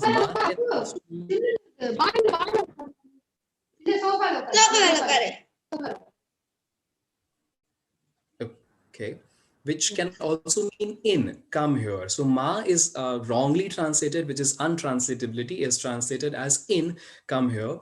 And the second word, which is aine, which is an informal way of calling someone, which is aine, that is please come. It actually is changed as aine, which has no sense or no meaning at all. Same words in different meanings. For example, in Gujarati, the words are used as a loko, which means the people. But if it is used in a sentence, a loko avine gaya, then the people becomes those people, which actually has to be those people in both the sentences. But the meaning changes when it is translated into machine, through machine language. The differences, of course, there are so many options given here for the subject, object, and agent as given in the Gujarati language, which is for familiar, inclusive, exclusive, polite, and formal, which as discussed in the earlier session, that there are many languages which use all these words, but there are languages like English, which do not have different words for the same meaning. For example, in Gujarati, we have 3 different levels. If it is formal, or if it is polite, or if it is informal, then there are 3 different words. Tame avsho is formal, tu avsho is informal, and aap avsho is very polite. But when translated through machine translation, there is just the direct translation using Google. It just translates as will you come in all the 3 options. And that is why it cannot actually translate the culture of the meaning or the culture of the words. Similarly, in different words, teone pani apo and temne pani apo, again, there is a difference of politeness and respect and formalities, which are not translated into English because of machine translation and less availability of the words like that. Excuse me, could you? To conclude. Okay, please conclude within 2 or 3 minutes. Yeah, right. To conclude, of course, a language is a vast phenomenon and attached with aspects of culture and context, and translation can, of course, lead a reader to the original text, but the culture remains untranslated. It can only be felt, understood, and lived. Seconding the opinion that Dr. Mohammed just mentioned, that we, like all the translator, criticize machine translation in light, but use it in dark, I would actually mention the same thing, that machine translation is a newer step into the world of translation. But agreeing with the same sentence again, artificial intelligence can never replace actual emotions. And thus, machine translation is a long way away from aiding real translation.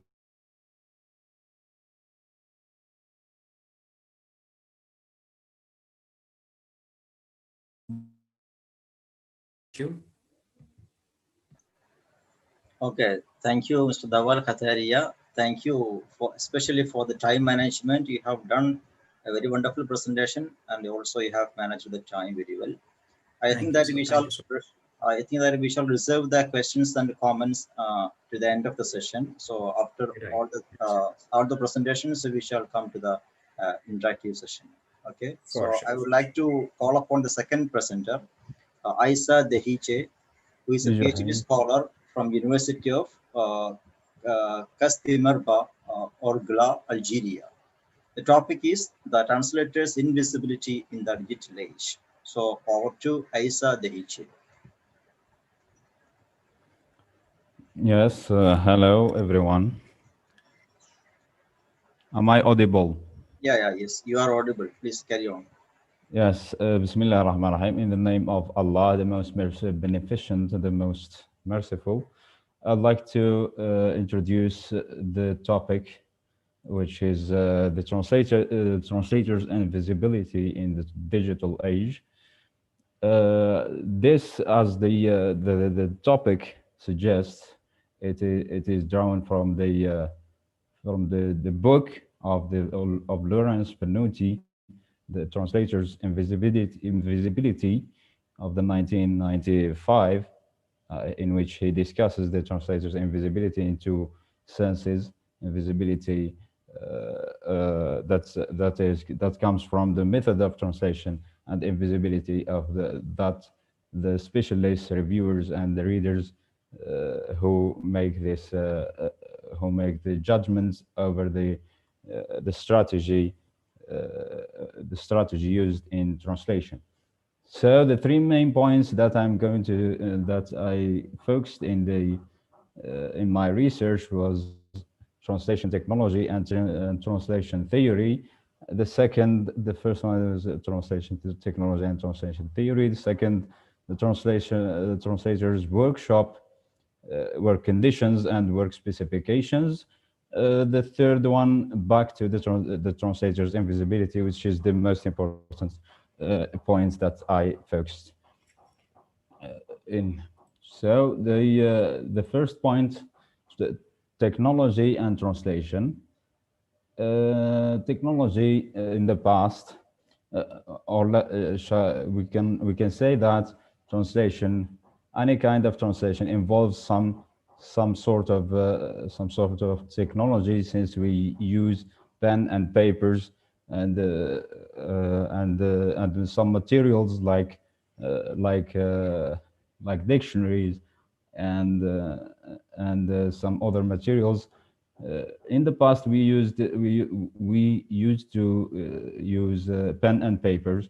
In the present, and with the coming of internet and the growing and rapid growth of information technology and e-commerce, Also, we used the coming of internet also brought new technologies, new techniques, new tactics, let's say, which the most important one is the computer, as we see here in the image, in the pictures that I relied on in order to present this research. Yes, the internet and the inclusion of the new tools brought translation to a new environment. They use translators nowadays use too much tools, CAT tools, for example, to CAT tools. The most important tool is the CAT tool, the SDL as a program, and Google Translate as the machine translation, as the leading symbol of the machine translation. Also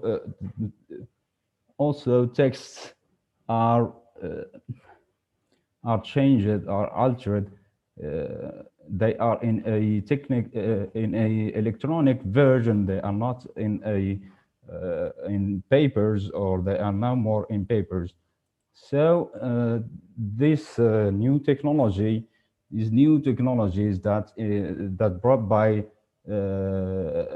by this century of the digital age,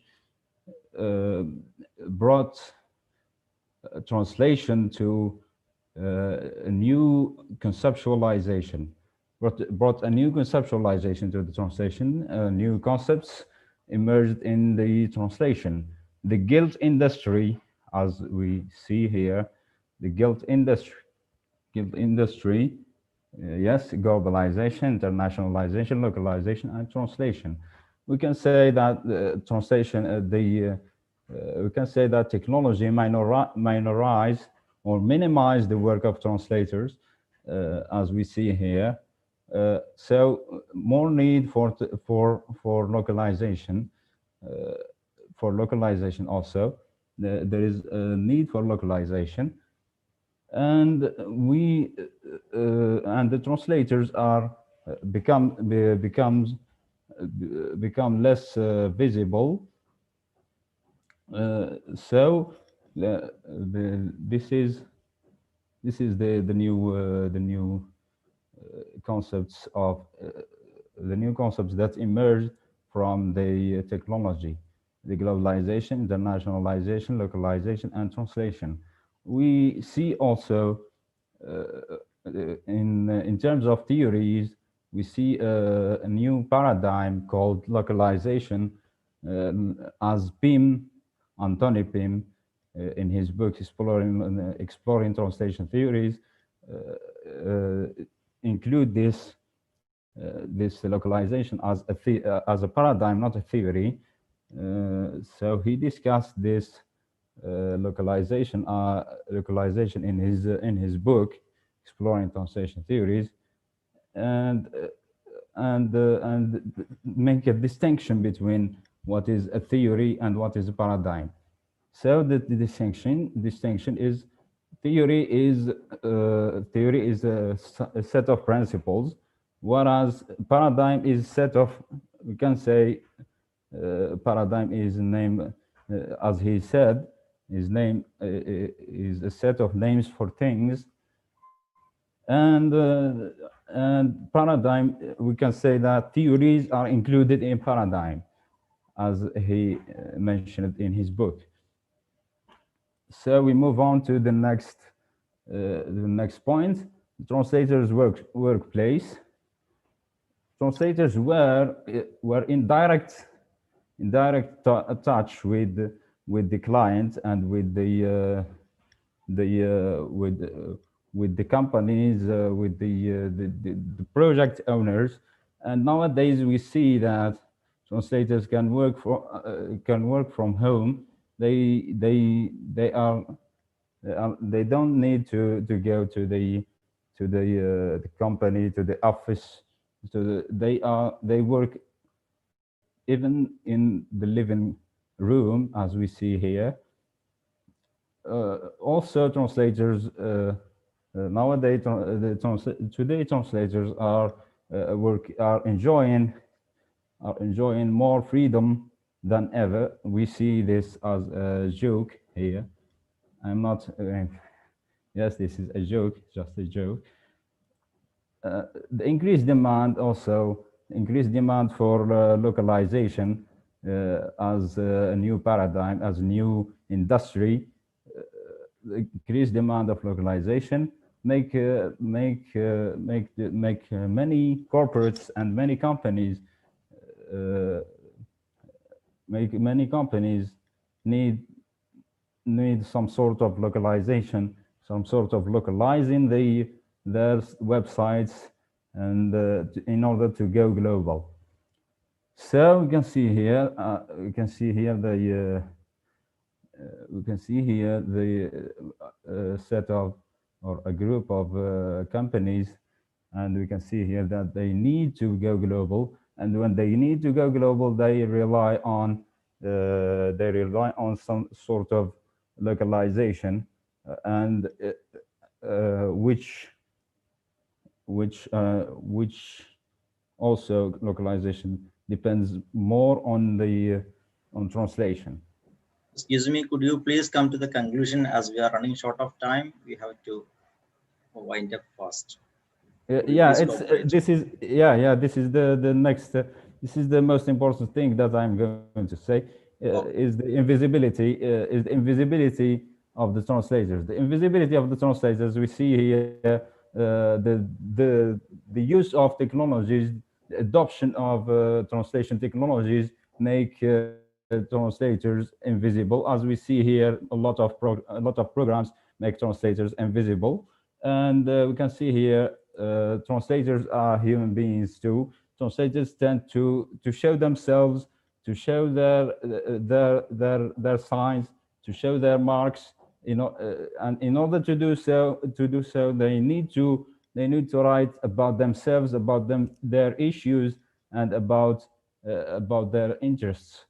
So as Anthony Pym said, translators are in a continual act of theorizing. We need to see that kind of theorizing of today's translators. Yes, Lawrence Venuti has two principles. We can say that he considered two principles. The first one is the strategy adopted in translation, which is domestication, and the way specialists, viewers, and critics, publishers view that translation, favoring also domestication. So the two considerations are applicable. We can say are applicable for today translations. The quality of today translations is domesticated. The project owners also seem to favor and to prefer the domestication strategy, as we see here. And domestication and foreignization are conditioned. They are used in a sense that they must, the domestication and foreignization are used in certain conditions. We can see here Lawrence Venuti called for certain resistance to the Anglo-American culture by adopting foreignization strategy in order to make translators visible, and Michael Cronin, on the other hand, went for domestication strategy when translated into a minority language. It is, let's ask here, is it not desired yet for translators of major languages to defend their languages and their status? This is the role of translators, to make themselves visible by writing, by theorizing also. The conclusion here, once translators are satisfied with what technology offers for them, they are confirmed not just invisible, but dead. They are confirmed dead. The best way to avoid invisibility appears to be writing, but most today translators are lacking a sense of theorizing, and even they are given a space to show themselves and their interests, they will have no time to do so. Therefore, they keep suffering low wages and become, as Professor Michael Cronin said, sacrificial victims of their own success. Thank you very much for your patience and your attention. Okay, thank you. Thank I'm you. sorry. I'm really sorry about this because I have some problem here. It's okay. It's I'm okay. really Fine. sorry. It's Yeah. okay. Thank you very much. Thank you, Mr. Isa Dehiche, for the wonderful presentation you have made. Now we have the third presenter, Mr. Akilichit B, research scholar, Department of Linguistics, University of Kerala, India, who will present on plagiarism detection for Malayalam and English, bilingual plagiarism detection. So, Mr. Akilichit, please. Mr. Agiljit, if you are available, please join us. Akilichit, is he not available? Sir, he is up to now. He is not available. Oh. You can go for the other presenter. If he joins, we will do it. Thank you, sir. Okay. Now we move on to the next presenter. The fourth one, Mr. Nabil Dhafar, research scholar, Abdul Maliki Saidi University, Tuatan, Morocco, who is presenting on translation studies as an interdisciplinary system and manifestations of dependency and independence. So, Mr. Nabil Dhafar, please. First, I would like to thank you for giving me the opportunity to participate in this interesting webinar. My presentation is entitled, can I share my screen?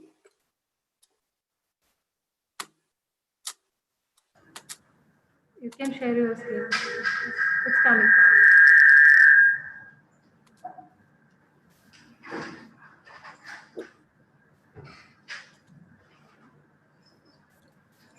Translation studies between manifestation of dependency and independency. Sir, your screen not get visible. I outlined as translation studies interdisciplinary is translation and art science or both translation dependency and independency. And conclusion. What is translation studies? I'm sorry to interrupt you. Your screen is not visible yet. It is showing that it is coming. Please check.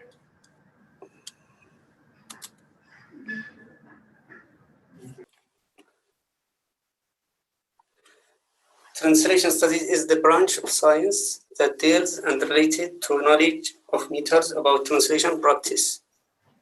Foreigners prefer Excuse me, hello. Excuse me.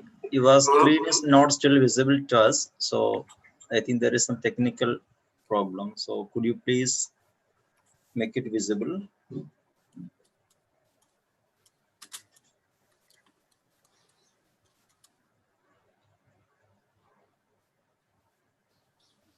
Hello, Mr. Nabil. Yes. Hello, dear Nabil. Yes. Yeah, we cannot see your slides. Could you please stop sharing and share your screen again?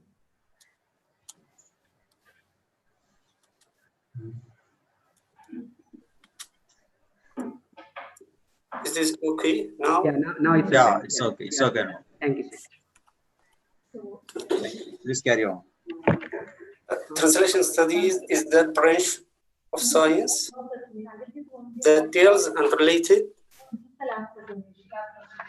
to knowledge of methods about translation studies. Holmes preferred to use the term translation studies encompasses all aspects of this branch science. Riccardi has evolved to such an extent that it is really perfect interdiscipline interfacing with a whole host of other fields. This man, according to Riccardi and Hatim and Monday of translation studies, at first, the approach of translation studies was recognized as linguistic-oriented approaches to translation, then substituted as paradigms by functional translation theories such as Vermeer's Scopus theory, translation action theory, and later descriptive translation studies, as well as cognitive approaches, which were also accepted as paradigm. According to Monday, he defines interdisciplinary translation studies as the academic discipline related to the study of the theory and phenomenon of translation, adding that it is multilingual by its nature and also interdisciplinary, encompassing any language combinations, various branches of linguistic, comparative literature, communication studies, philosophy, and a range of type of cultural study. Is translation an art, science, or both? There are scholars and translators who hold the view that translation is a pure art, a pure science, and a mixture of both. As Nida considered it as a science in its own. Saifouri considered it as an art. We conclude that translation is an accurate science followed by art, beauty, talented skill, and training. We came to the point translation as dependency. Not for a long time ago, translation was considered as a branch of knowledge and an integral part of it. Others have considered it as an integral part of comparative literature, whose materials are branches into prose, poetry, theater, and stories. Catford, 1965, on the contrary, proposes that translation is an operation performed in language, a process of substituting a text in one language for a text in another. Thus, any theory of translation must draw open a theory of language, general linguistic theory. Some classify it within the applied sciences and teach it in the departments of linguistics.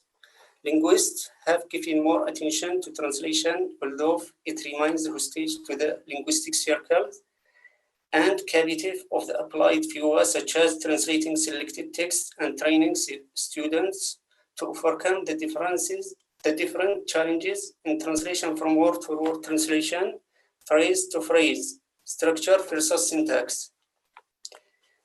Other manifestation of translation studies, Neil Hornaby, claims that the gap between linguistic and literary study begins to grow in terms of specialization, and consequently translation follow it. So this discord that surrounding translation theory and to this day still dominates translation studies. Hence, the translation was confined to the scope of formal correspondence and formal equivalence.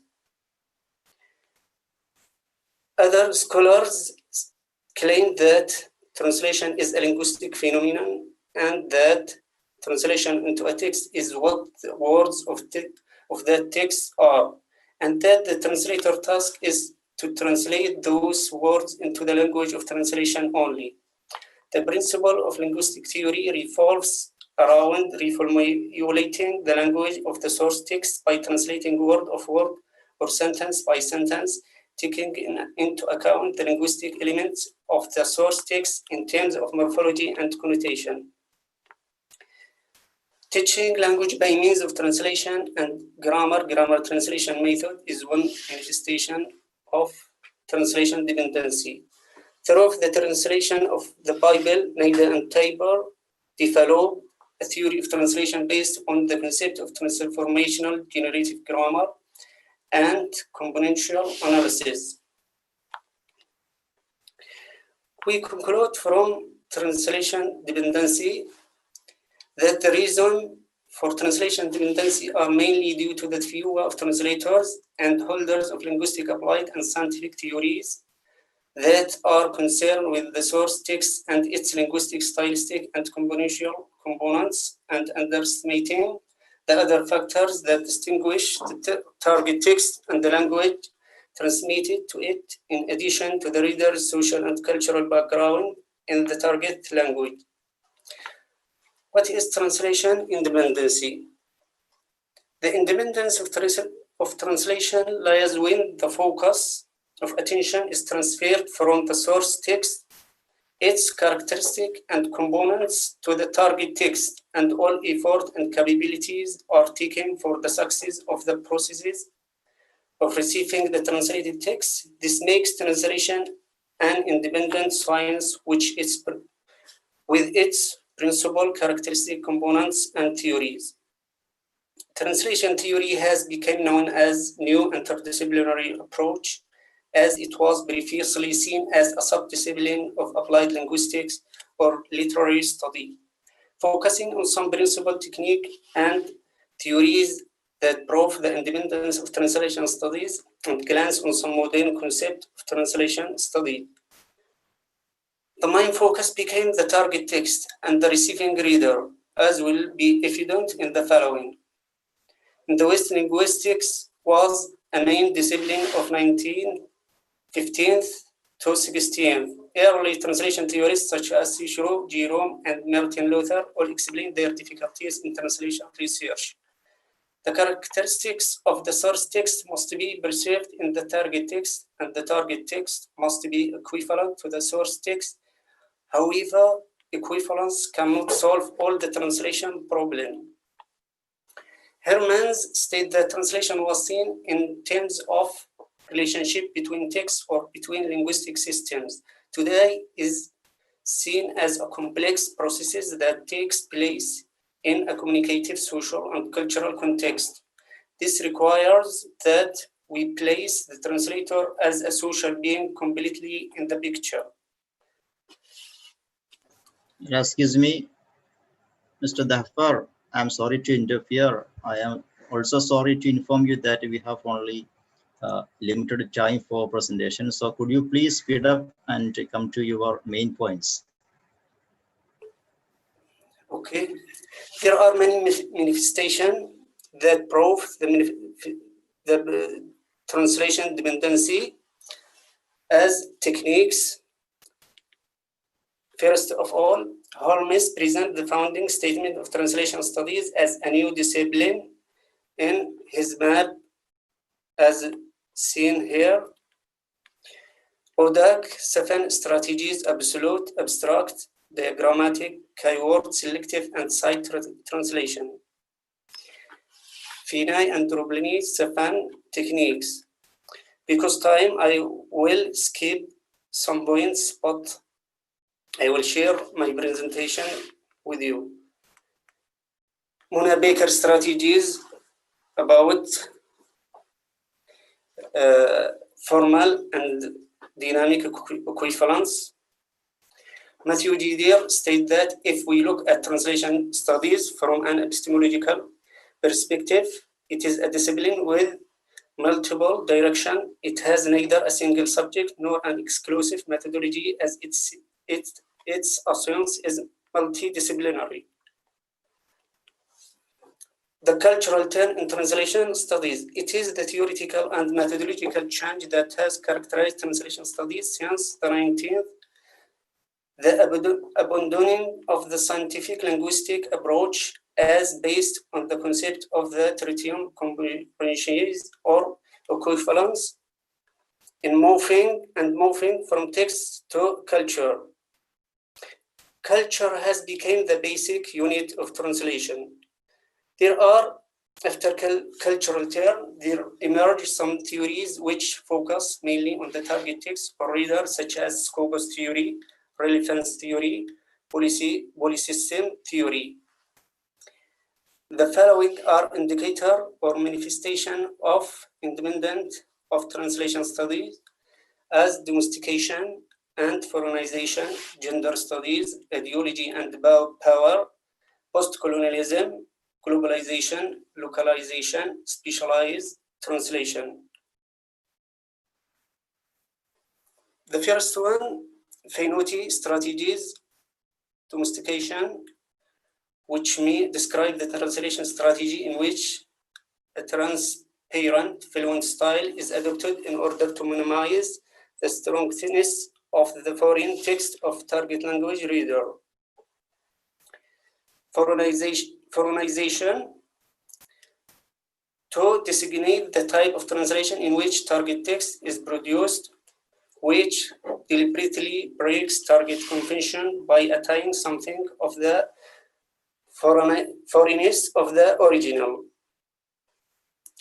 Gender studies, ideology and power.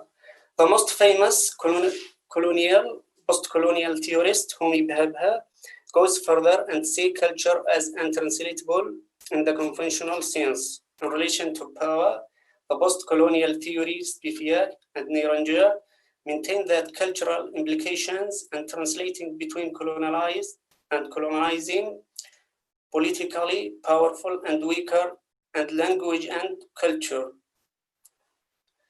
Post-colonialism and globalization, translation is thus big business. In fact, for many companies, translation has become part of what is known as the JIL business: globalization, internationalization, localization, and translation. We came to conclude, for decades, translation remained dependent to other sciences such as linguistic, philosophy, and cultural studies until it showed its independence as a science in the 19th, and the emergence of the so-called cultural term, and the focus shifted from the source text to the target text. It is clear from the above presentation that translation techniques or procedure vary in characteristic, motivation, and uses, so it is the translator duty to choose the ones that handle his purposes. Moreover, this choice is done intuitively by professional translator for any given text. Thank you for your attention. Okay, thank you, Mr. Dhafal, for the presentation. Now the papers are open for the discussion. So if anyone has any question or comments or need any clarifications, please come up. And dear delegates and participants, if you have any queries, please use the chat box or unmute yourself and you can raise. We don't have much time to spare, so make it fast, participants.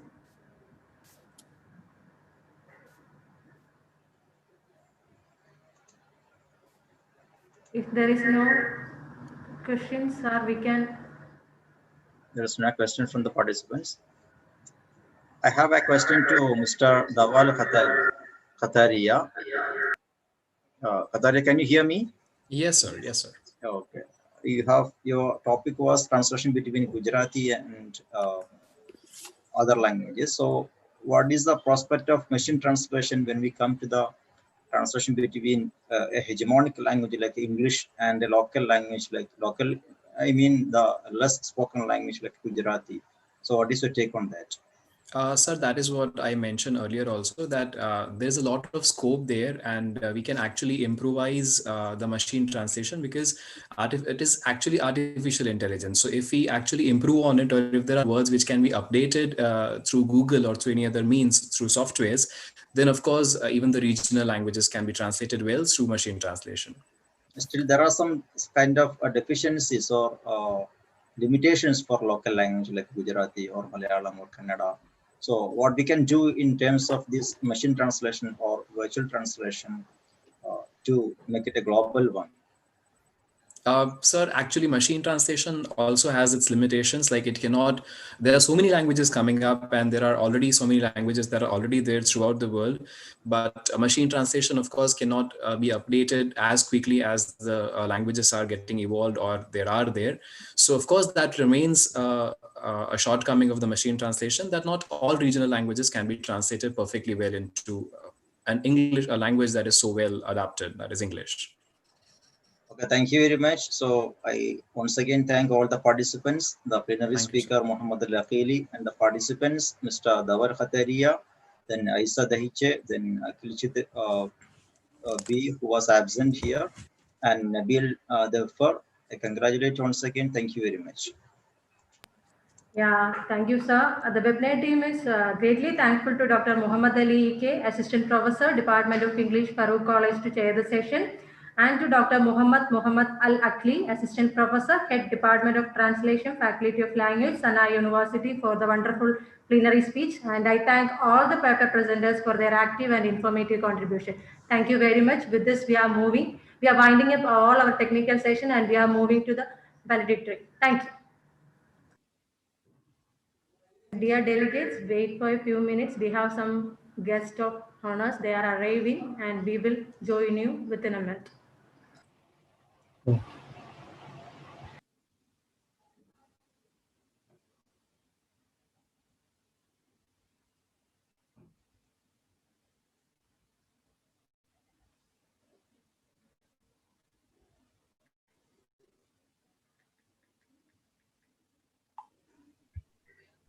Professor Hassan Ghazala, do you hear me?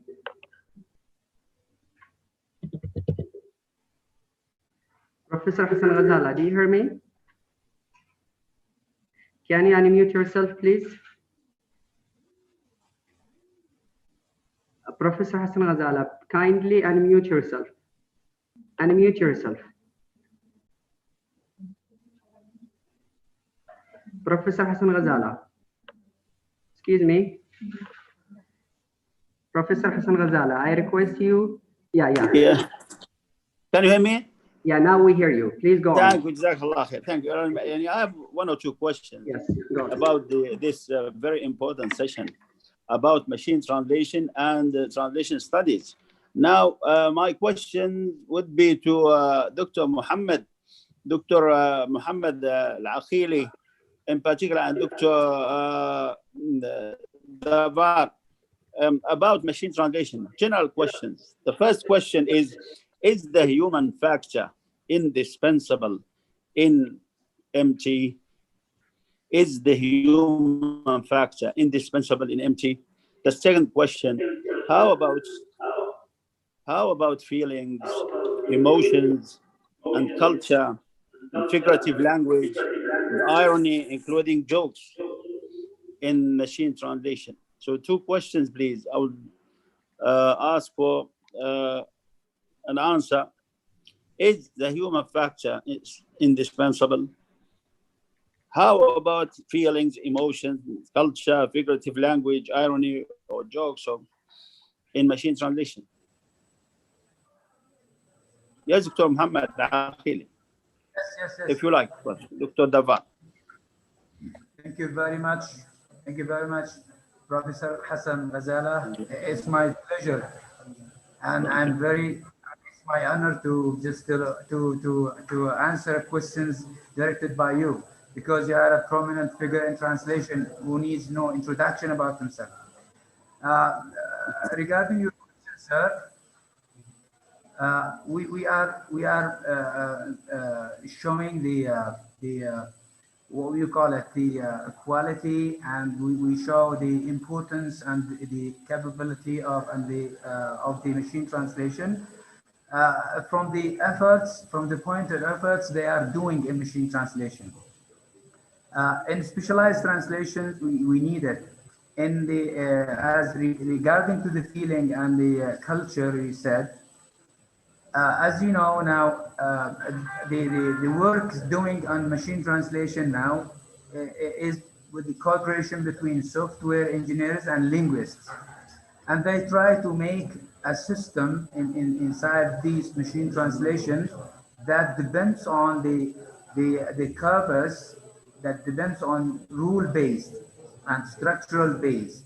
And in your just reference in some boxes that we have read, and they are our reference really when in our translation practice and in our translation teaching, we find that equivalence is not only the equivalence of word; it is an equivalence of sentence, equivalence of structure itself as a whole unit. So they try to find the equivalence of the whole unit translated by professional translators, and try to put it and store it in the memories of translation as a whole unit. So I can take Fatina, for example, translation for the Shakespeare lines that you mentioned before, sir. Can I compare thee to summer's day? We can take this translation and memorize it and put it in the memory of the machine translation as a whole unit. Like من ذا يقارن حسنك المغري بصيف قد تجلى وفتون سحرك قد بدت في ناظري أسمى وأغلى. I can store this equivalence as a whole unit. It's not just only a word for word translation. So I can store it as a whole unit. And when I'm looking for a translation for the couplet of Shakespeare, the machine translation is able to filterize the corpus inside and see which one is good according to what we actually tell the machine translation to give us. So this is from that point. Cultural units, corpus, the cultural units, grammatical units, and also the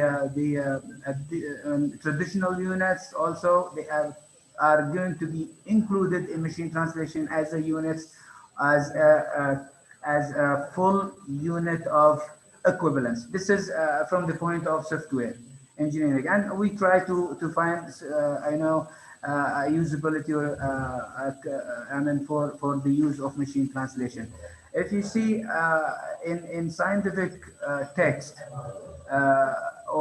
which is technical translation, you can find that machine translation are able to produce that a huge number of just you can say of pages or translation, a huge amount of translation in a very simple way, which is related to the technology itself, because it is 90% of the total translation in the world, technical translation.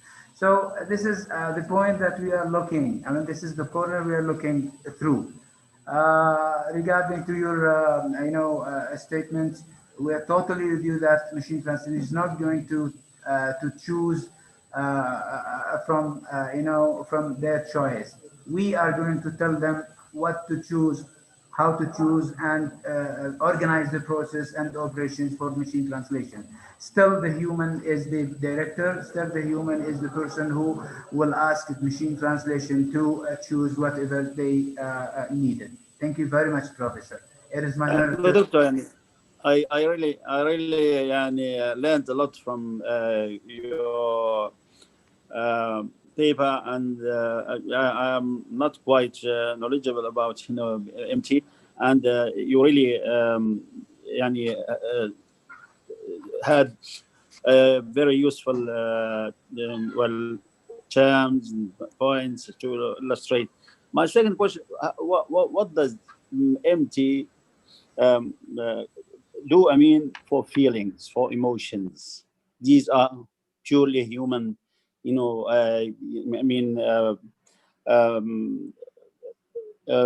just human qualities, emotions, feelings, figurative language, irony. I just gave you an example. One of the speakers talked about, which is jokes.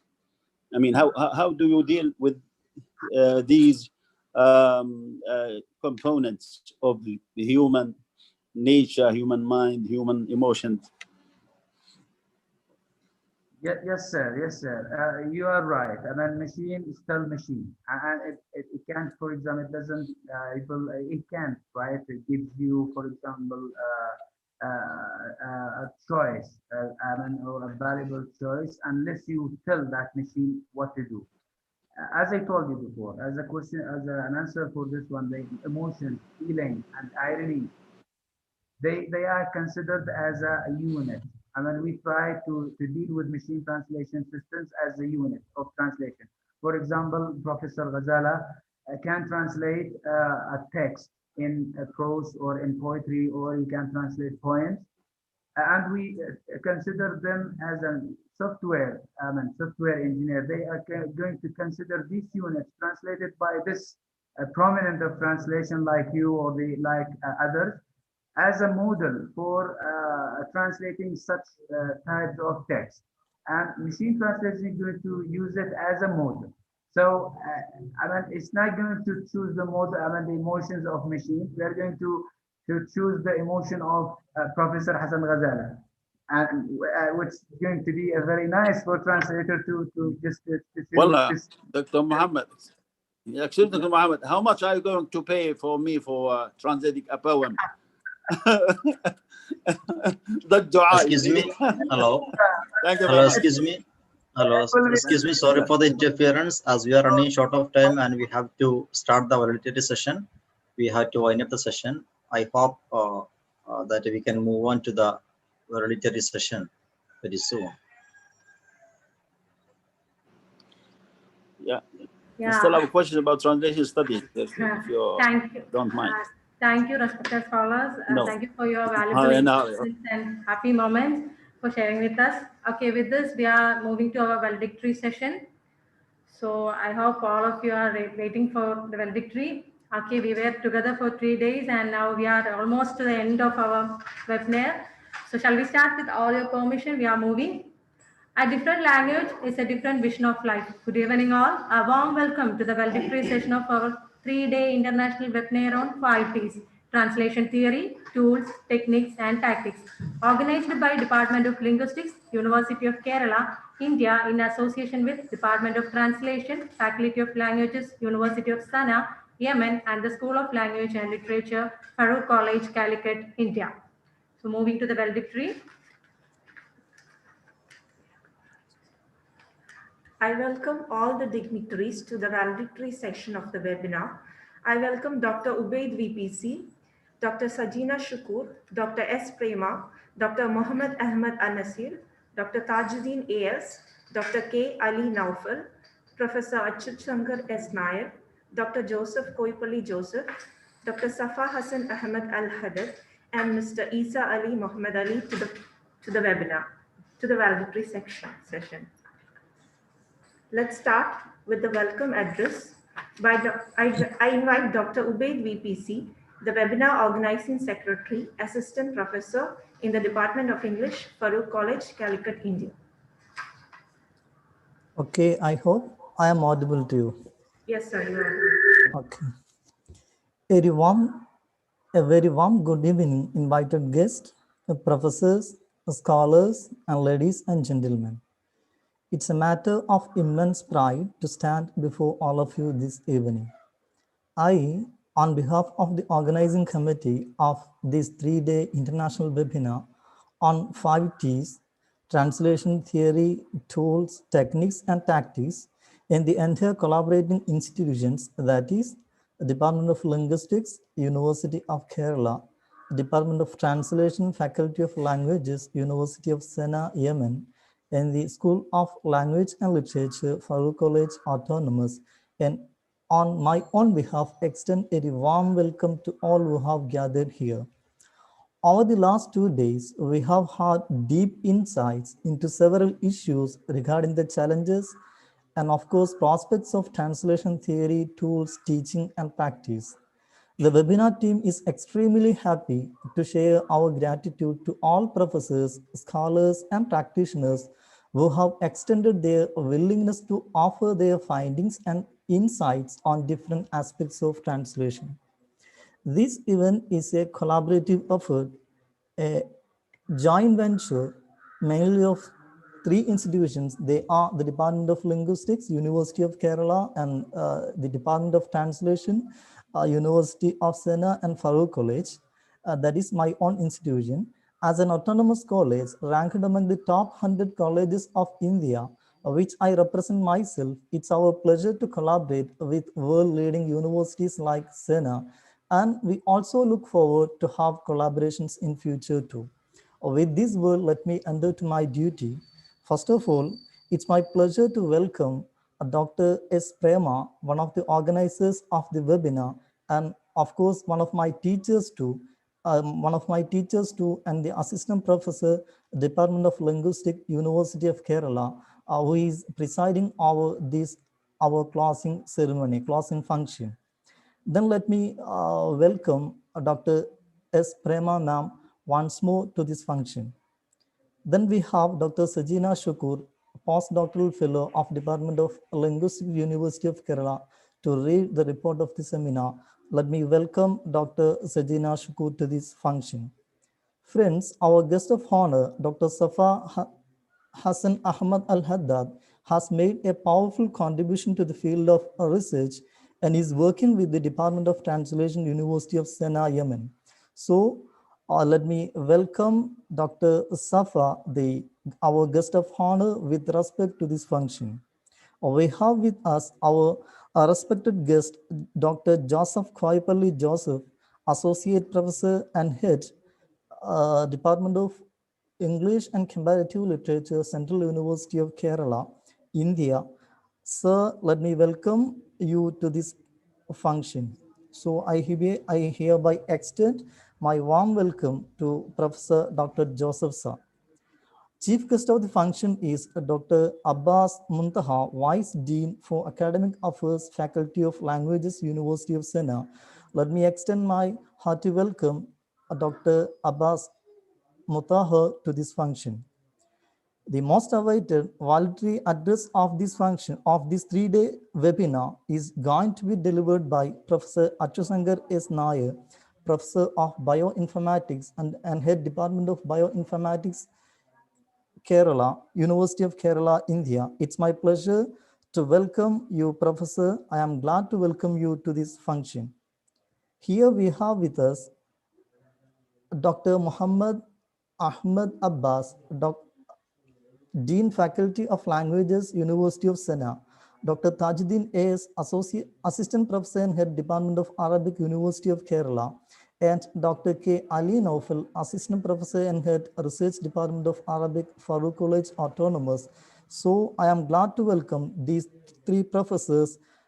They are here with us to felicitate our function. So I am glad to welcome all these 3 professors to this webinar, to this closing ceremony of this webinar. I am delightful to welcome Mr. Isa Ali Muhammad Ali, the webinar coordinator. And let me say, he is the backbone of this 3-day international webinar. I'm too much delightful to welcome Mr. Dr. Isa Ali Muhammad Ali to make it a grand success. He was the backbone of this webinar, of this colorful webinar, colorful event. So let me welcome Dr. Isa Muhammad Ali to this closing ceremony. He is going to propose vote of thanks here. I am hospitable to welcome all professors, scholars, and students to this closing ceremony of 3-day international webinar on 5 T's. With this, let me wind up my words. Thank you. Thank you, sir. I now invite Dr. Sajina Shukur, a postdoctoral fellow in the Department of English, Department of Linguistics, University of Kerala, and an HSST in English. I invite her for reading the report. Thank you. Respected dignitaries across the globe, a warm good evening to one and all. With all your kind permission, I'm going to present the report on the proceedings of the 3-day international webinar on 5 T's translation theory, tools, techniques, and tactics. The 3-day international webinar on 5 T's translation theory, tools, techniques, and tactics, conducted by the Department of Linguistics, University of Kerala, Thiruvananthapuram, Kerala, India, in association with Department of Translation, Faculty of Languages, University of Sana'a, Yemen, and the School of Language and Literature, Farouk College, Calicut, Kerala, India, had its broader objective as the exploration into the techniques and models of translation, transcreation, and transliteration, which have been creating ripple effect in the vast ocean of literature and stylistics. The webinar, held on Zoom platform from 23rd to 25th November 2020, brought together nearly thousands of like-minded students, researchers, and stalwarts in the field of linguistics and translation who hail from different continents across the globe and it kick-started vibrant deliberations on the nuances regarding the tools, techniques, and tactics of translation. There have been a lot of efforts in translations across the globe which stood the test of time. Translations are inevitable, and thus the webinar has great relevance. Sri P.P. Ajaykumar, Honorable Pro Vice Chancellor, University of Kerala, drove home the crux of the webinar in his inaugural speech. Professor S. Shanavas, Head, Department of Linguistics, University of Kerala, presided over the inaugural function, and he pointed out how the population differentiated in race, ethnicity, languages, etc., and how translations become the unifying force. Dr. S. Prema, webinar coordinator and assistant professor in the Department of Linguistics, University of Kerala, presented the theme of the webinar by reiterating the importance of translation as human transcendence to overcome the limitations of differences in language. Professor Abdul Rahman A. Abdul Rabao, Professor, University of Sana'a, Yemen, Professor Al-Qasim Muhammad Abbas, Rector, University of Sana'a, and Dr. K.M. Nasir, Principal, Farooq College, Kozhikode, India, adorned the positions of Chief Guest, Special Guest, and Guest of Honor, respectively. In his keynote address, Professor Hassan Said Ghazala, Professor of Translation and Stylistics, Umm Qura University, Makkah al-Mukarramah, Saudi Arabia, struck the right note by distinguishing the two terms theorization and theorization, and called for purifying practice-based translation theories of baseless and contradictory theorized contentions and fallacies. The intended audience will decide whether the text will function in the intended way. Professor Christine Nord, the translation theorist and practitioner in Germany, pronounced the theoretical underpinnings on translation in her special address. Dr. Sajida M.A., the webinar coordinator and chairperson, School of Languages and Head, Department of English, Farooq College, Calicut, India, and translation theorist, Dr. Muhammad Al-Akili, webinar coordinator and assistant professor and head, Department of Translation, Faculty of Languages, University of Sana'a, Yemen, gave felicitations in the occasion. In the inaugural ceremony, Isa, webinar organizing secretary and research scholar, Department of Linguistics, University of Kerala, India, welcomed the international gathering, while Dr. Ubaid PC, assistant professor in English, Farooq College, India, proposed vote of thanks. The inaugural session was followed by the technical session, which was chaired by Professor Yasin Ashraf, former head of the Department of English, Farooq College. It commenced with a plenary presentation on the topic, Translation Quality Assessment Models Between Theory and Practice by Dr. Safa Hassan Ahmed Al-Haddad, Assistant Professor of Translation, Department of Translation, Faculty of Language, University of Sana'a, Yemen. She highlighted the applicability of Julian House model of translation quality assessment. The paper presentations in the section began with Preetha PV, NVT in English, Government PHSS Vidura, Kerala in India, who talked on words without a perfect replacement and attempt to understand untranslatability. Other presenters were Dr. Raja Lehiari, United Arab Emirates University, Ola Mansour Al-Babeli, research scholar, Ibn Sohar University, Morocco, Dr. Ali Al-Griyani, assistant professor in linguistics and translation studies, Department of English Language and Literature, Dhofar University, Salalah, Oman, who waxed eloquent on the topics Arabic redundancy traveling to the West, is the voyage safe, language contact theory in translation, on the translation of linguistic landscape, respectively. The second technical session was chaired by Dr. Abdullah Ahmed Manham, Senior Lecturer, Faculty of Languages and Translation, Al-Jamia Al-Islamia, Malappuram, Kerala, India. In his plenary address in the session on the topic, Simultaneous Interpreting Skills in the Past, Present, and Future, Dr. Ahmed Abdel Tawab Sharaf El-Din, Assistant Professor in English Language and Applied Linguistics, Department of English Language, Faculty of Arts, Menopia University, Egypt, aimed at exploring key issues and challenges in the interplay of interpreting and technology, a domain of investigation that is still underrepresented in the field of interpreting studies. Sanfina Santosh, researcher, University of Hyderabad, India, Shruti T.S., research scholar, Department of Linguistics, University of Kerala, India, Abdul Hadi Bepukaran, assistant professor in Arabic, Dr. Zakir Hussain College, Ilayankudi, Shivagangai, Tamil Nadu, India, Dr. Muhammad Shafiq AP, lecturer on contract, Department of Arabic, University of Kerala, India, presented their papers on translating the totem The 5 T's of the oral narratives of Theyyam of Kerala, translation for legal purposes, a forensic linguistics approach, scope and challenges of Arabic medical translation in Kerala, a role of newspapers in translation process, and English-Arabic experience, respectively. With that, the first day's sessions were concluded. The second day kicked off with the third technical session chaired by Dr. Abdul Wadud Al-Nusaili, Assistant Professor, Department of Translation, Sana University. The plenary speaker was Dr. Abdul Hamid Ashuja, Associate Professor, Department of English and Translation, Vice Dean for Quality Assurance, Faculty of Languages, Sana University, Yemen.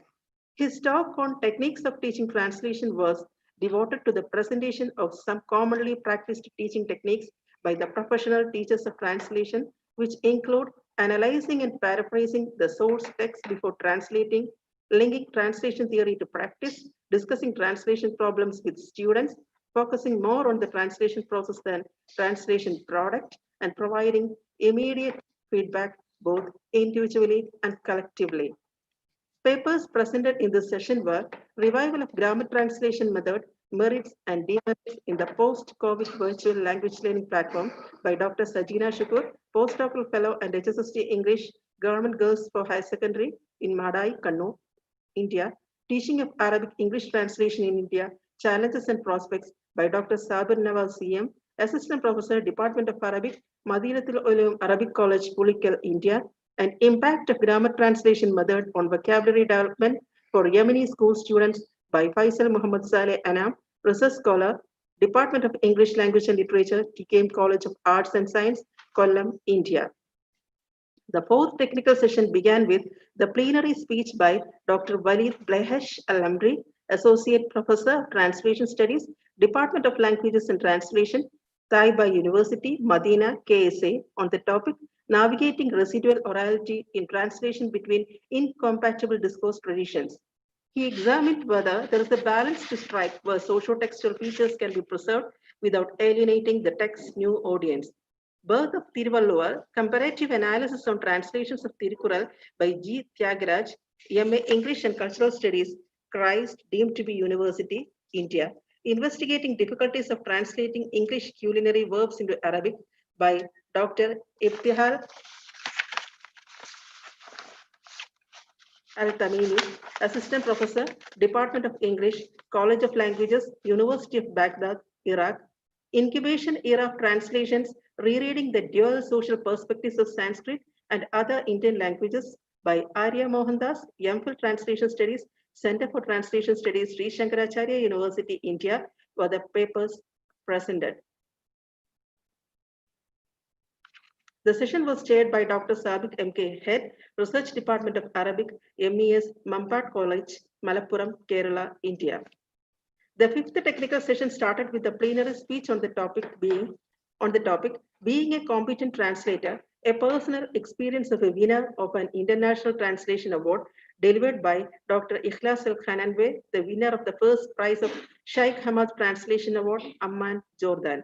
The session was chaired by Dr. N. Shamnath, Head, Department of Arabic, University College, Trivandrum, India. Hakima Mansoor Ahmad Khoshafa, Research Scholar, University of Sana, Yemen, presented a paper on the translation of Yemeni Arabic legal documents into English, problems and suggestions. Salah Najib Tahar Sanat, PhD Research Scholar in Management Studies, University of Kerala, India, and Ahmad Abdullah Sayyid Muhammad, PhD Research Scholar, Department of English, Faculty of Arts, Banaras Hindu University, Varanasi, India, collaborated to present the paper on the topic, Challenges of Translating Business Correspondence. In the final technical session in the day, during the plenary session, Dr. Sajida M.A., the Chairperson, School of Languages and Head, Department of English, Baruch College, Calicut, India, chaired. The plenary talk was on the topic, Translation as a Cross-Cultural Narrative by Dr. Priya K. Nair, Research Officer with the Kerala State Higher Education Council, India. The paper presentation session was chaired by Professor N. Suresh, Honorary Director, Center for Translation Studies, University of Kerala, India. The papers presented were Papa's Cultural Translation, Translation of Men by Tina Thompson, Research Scholar, Devamata College, Kuravilangadu, MG University, Kottayam, India.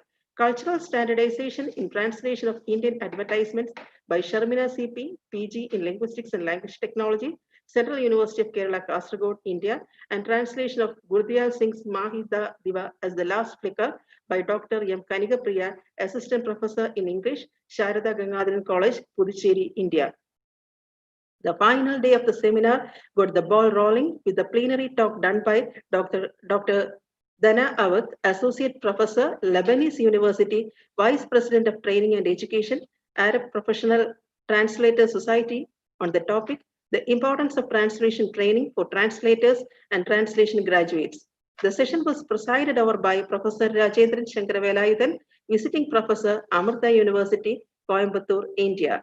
Editing and proofreading translation within the context of training translators was the topic of presentation by Dr. Abdullah Muhammad Ali Kurbani, Assistant Professor of Modern and Contemporary English Literature and Translation, Department of English, Faculty of Arts and Humanities, Sena University, Yemen.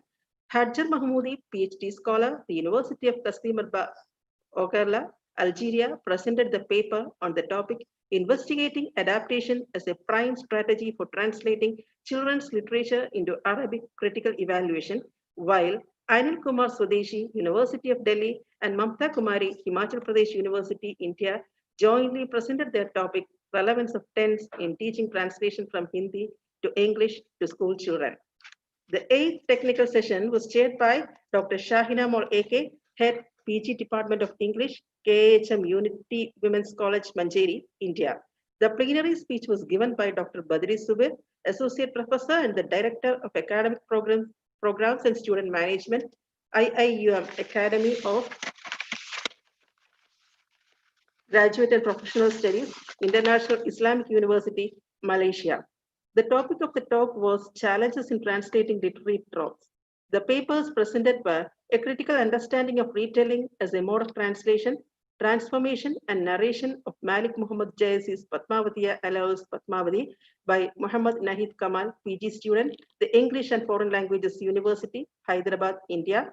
Non-equivalence in English translation of Divine Attributes by Ilfa KM, Department of Linguistics, University of Kerala, India, and Mystery Elements in the translations of Agatha Christie's The Adventure of the Christmas Pudding by Khadir Ahmad Abdurrabba Al-Abal, English and Translation Instructor, Faculty of Arts and Humanities, Sana University, Yemen.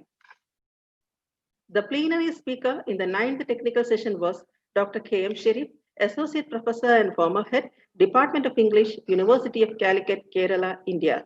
The speech he delivered was on translation as rewriting.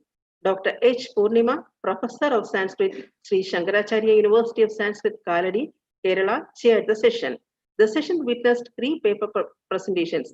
Firstly, the topic has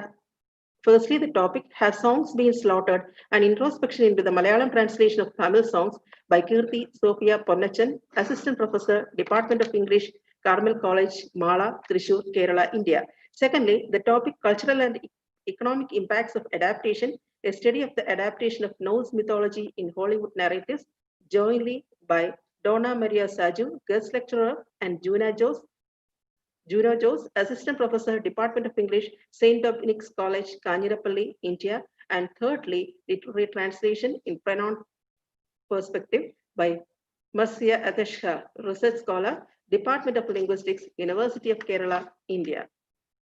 The 10th and the final session of the 3-day international webinar. So the session chaired by Dr. Muhammad Ali Ike, Assistant Professor, Department of English, Farooq College, Calicut, India, in which Dr. Muhammad Al-Akili, Assistant Professor and Head, Department of Translation, Faculty of Languages and Director of Computer Center, University of Sana'a, Yemen, delivered the plenary lecture on Machine Translation, Reality and Ambition. Gujarati Culture, Machine Translation and Untranslatability, the Translator's Invisibility in the Digital Age, Translation Studies as an Interdisciplinary System and Manifestations of Dependency and Independence were the topics of presentations carried out by Dr. Dhawal Kataria, Assistant Professor, Department of English and Communication, JG College of Commerce, Ahmedabad, Gujarat, India, Isa Dichekche, PhD Scholar, University of Kastimarbah, Orgla, Algeria.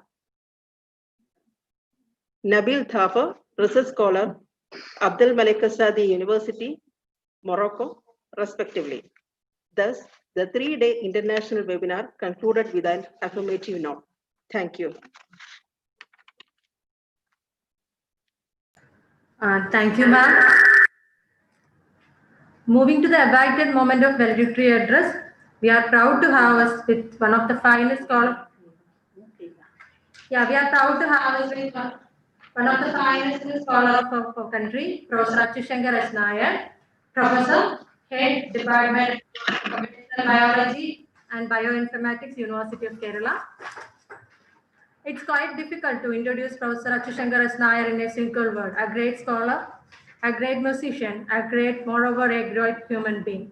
So with great pleasure and honor, we invite our beloved teacher, Professor Achushankar S. Nair, to deliver the valedictory address. Thank you.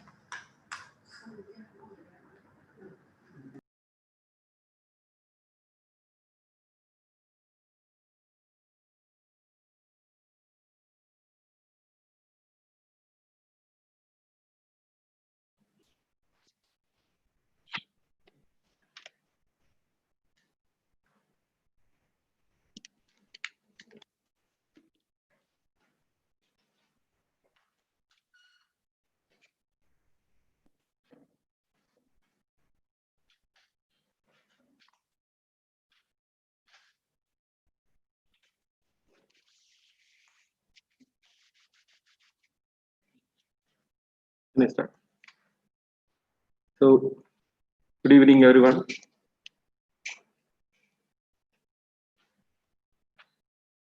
Respected fellow scholars from various countries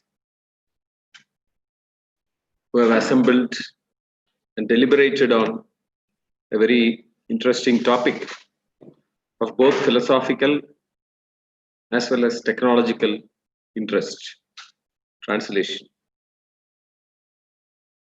I congratulate the organizers for organizing this event and ensuring such an international participation in the event that adds great value to academic gatherings.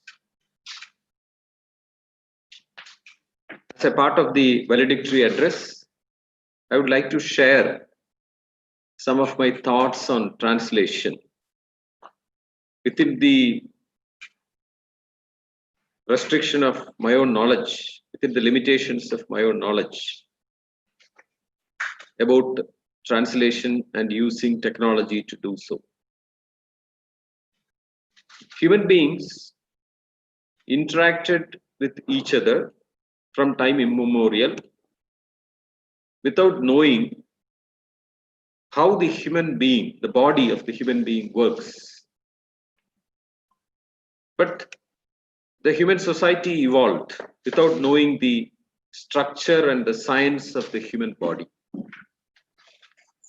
Similarly, human beings used language very effectively without really being on top of the science of language. I even understand that linguistics was recognized as a formal science, as a formal academic discipline only in very recent times, maybe a couple of centuries. India happens to be an exception to it, with a very great tradition which is counted backwards to Panini. It was recognized as a science very early in this country. In any case, for an ordinary person who uses language, they had no clue as to the science, the structure of the language, how sound is produced, how meaning is ported into language, both spoken as well as text. But we effortlessly use language. There is a context for me mentioning this, because today computer technology has also undergone a transformation like this.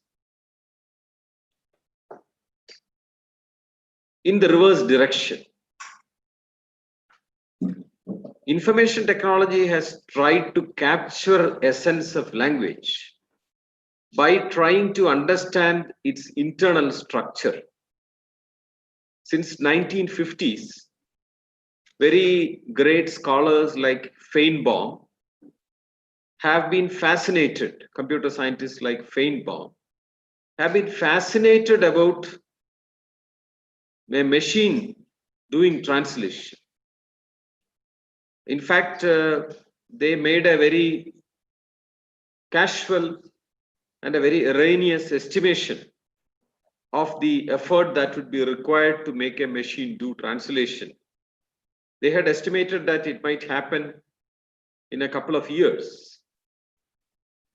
But today, after more than 60 to 70 years after Feinbaum made this erroneous estimate, all of a sudden we have come very close to machine translation.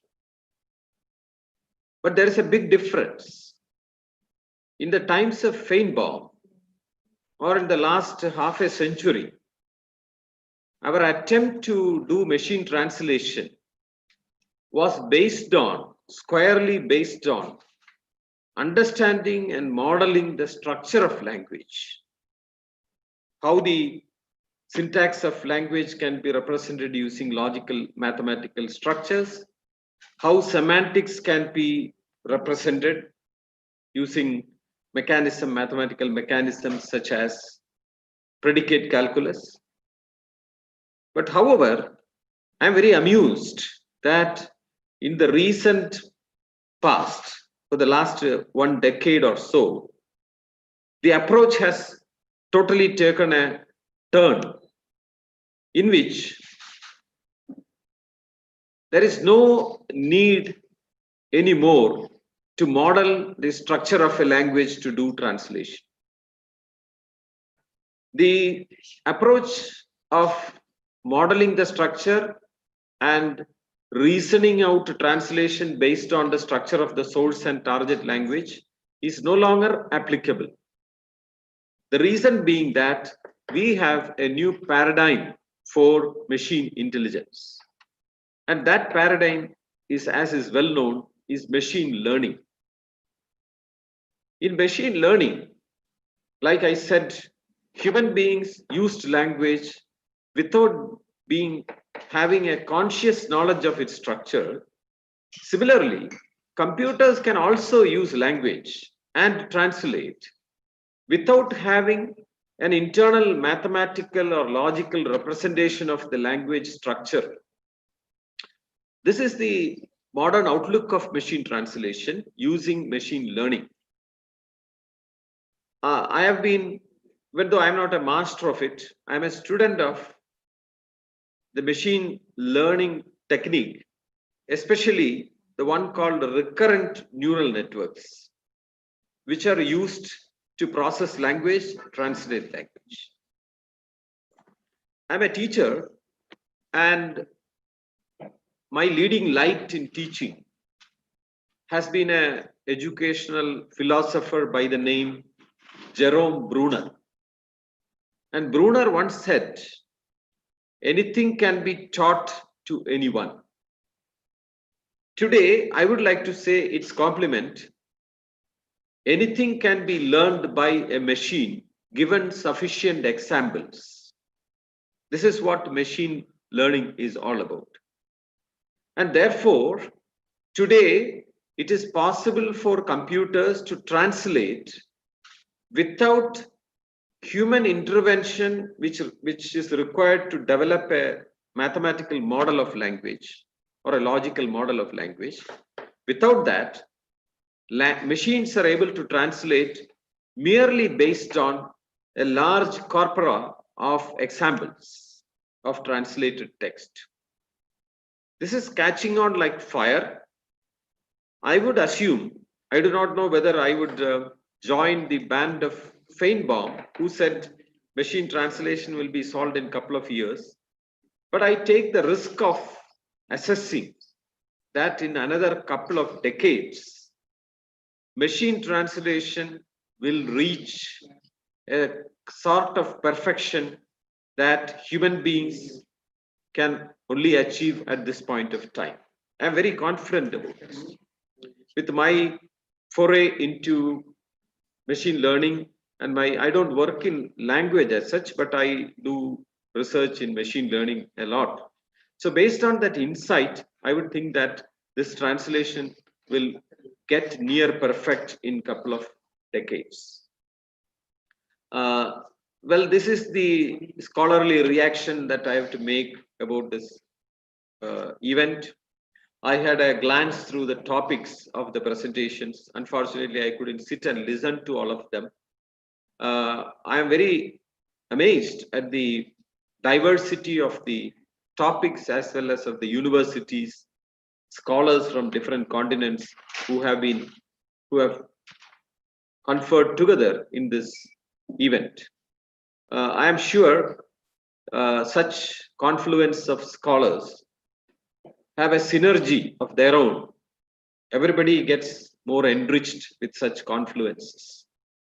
Diversity is something that the modern humanity respects in every forum of human activity. We talk about biodiversity. We now understand it has to be protected. And similarly, linguistic diversity. In the city I come from, I'm at the receiving end of jokes for the dialect of the language that I speak, the language called Malayalam. So its dialect in the city of Trivandrum is actually a matter of jokes for popular films or entertainment programs. But those who are scholars realize if there were no dialects, then our culture, human culture, would have lost a lot. The diversity of languages, the diversity of their dialects, each of these language dialects is something that we need to protect.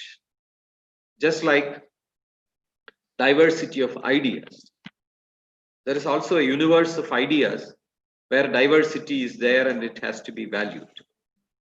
I firmly believe that languages are the flowers in the garden of world culture, and translation is a very important link between them, and a philosophical as well as technological debate, scholarly debate on it is a very invigorating and a very scholarly attractive theme for a debate. I congratulate all those who are assembled here in this webinar at this closing ceremony of it. And I salute all of them for sharing their scholarship in this event. And I especially once again congratulate the organizers for having made this event possible. In fact, I must say I envy the organization of this event. I organize events, I find it very difficult to get even a couple of speakers, participants from other countries. So I am looking forward to learning this secret from Dr. Prema, who is my colleague and friend, and see if I can replicate that in my own conference organization. So I congratulate everyone, and I offer my humble respects to all. Thank you very much. Yeah. Thank you, sir. Thank you, sir. And we request Achu sir to stay for a few minutes. And thank you, sir, for your patience. Our day-long efforts are reaching to its final phase, and it's time to release the booklet of abstracts. And we have Professor Achu Shankar sir will release the booklet, and Dr. Abbas Mukhtar, Vice Dean for Academic Affairs of Faculty of Languages, Sana University, Yemen, would receive the booklet. As we all know, we are in virtual and in the physical absence of Dr. Abbas Mukhtar. With his permission, Mr. Isa Ali Muhammad Ali, Teaching Faculty, Department of Translation, Faculty of Languages, Sana University, and our webinar secretary will receive the booklet from Achu sir. Thank you. And we are moving to the book release. I request Chachi sir to release the book. Thank you. And with the permission of Dr. Abbas Mukhtar, Isa Ali Muhammad Ali would receive the booklet. Thank you. Thank you. Thank you all.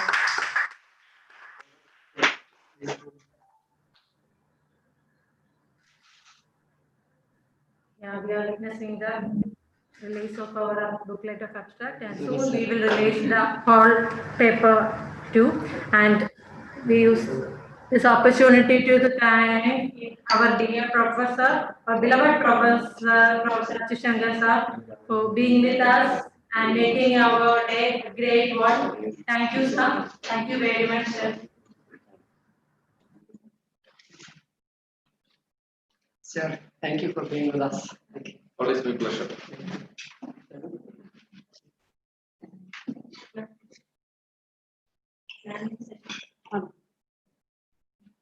I now invite Dr. S. Prema, the webinar coordinator and assistant professor in the Department of Linguistics, University of Kerala, to deliver the presidential address.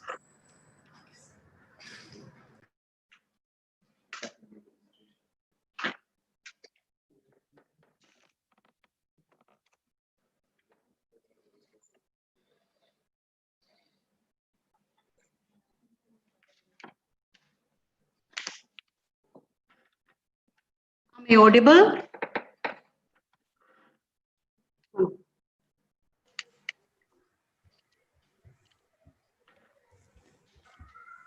Very good afternoon. Am I audible? Yes, ma'am. ma'am. Okay, thank you. Respected professors, Professor Achus Shankar S. Nair, Dr. Joseph Kaipalli, Dr. Abbas Mutahar, Dr. Muhammad Anasar, Dr. Tajuddin, Dr. Ali Naufal, Dr. Safa Hassan, Dr. Shajina Shukur, Dr. Ubaid, Mr. Isa Ali, scholars, participants, and dear students. There is a saying, if the beginning is good, there would not be any end at all. Same is the case of our 3-day international webinar on 5 T's, translation, theory, tools, techniques, and tactics too. We have a good beginning. We have been in a good course of the 3-day deliberation. Therefore, what we have learned from this webinar and what we have shared in this event will remain with us for our future endeavors of translation and studies on translation. We all are at distance due to the COVID pandemic, but we all are very near thanks to the technological advancement. We are speaking many languages, but we understand each other by translating ourselves. I'm sure that the 3-day deliberation on translation is a fruitful one. I have an opinion that the webinar has reached beyond our expectation, thanks to scholars from more than 15 countries across the world. Professor Christina Noor, Professor Hassan Said Ghazala, Dr. Priya K. Nair from India, Dr. Safa Al-Haddad, and all the plenary and special speakers and the paper presenters who are enriched our thoughts. And above all, the confidence we could build up by organizing this event is unique. Thanks to the webinar team, especially the managers of the collaborative program and my student, Isa Ali, Sudhi, Juhi Jan James, and all my colleagues, Professor S.A. Shanavas, Mr. Sandosh, Mr. Shaktivel, and Dr. Arul Dayanand. Let us congratulate our fellow collaborators, Dr. Muhammad Al-Akheli, Dr. Abdul Hamid Al-Shuja, and his team, the Department of Translation, Faculty of Languages, University of Sana'a, Yemen, and Dr. Nazir, Dr. Sajida, and Dr. Ubaid VPC, the School of Languages and Literature, Farooq College, Calicut, India, for their team work to make this webinar a wonderful success. Thank you very much.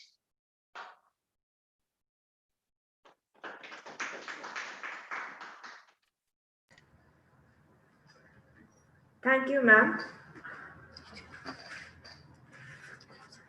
I now invite Dr. Muhammad Ahmed An-Nasir, Dean in the Faculty of Languages, University of Sana'a, Yemen, for the felicitation. Good afternoon, ladies and gentlemen. On behalf of Sana'a University and the Faculty of Languages, I'd like to thank and congratulate everyone involved in making this conference a success. The conference committee and coordinators are to be commended for organizing this webinar. I'd like to thank all participants for their great papers. They were all highly respected professionals, and I wish you all further achievements. Congratulations for this excellent conference and the amazing conference and program. Thank you, brothers and friends in India, and thank you also my colleagues and students here in Sana'a University. Thank you all. Thank you very much. Thank you, sir. I now invite Dr. Tajuddin A.S., Assistant Professor and Head in the Department of Arabic, University of Kerala, for the felicitation.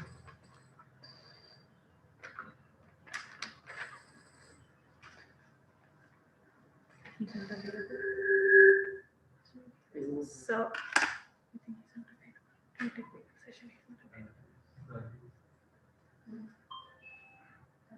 sir, kindly unmute yourself if you're there.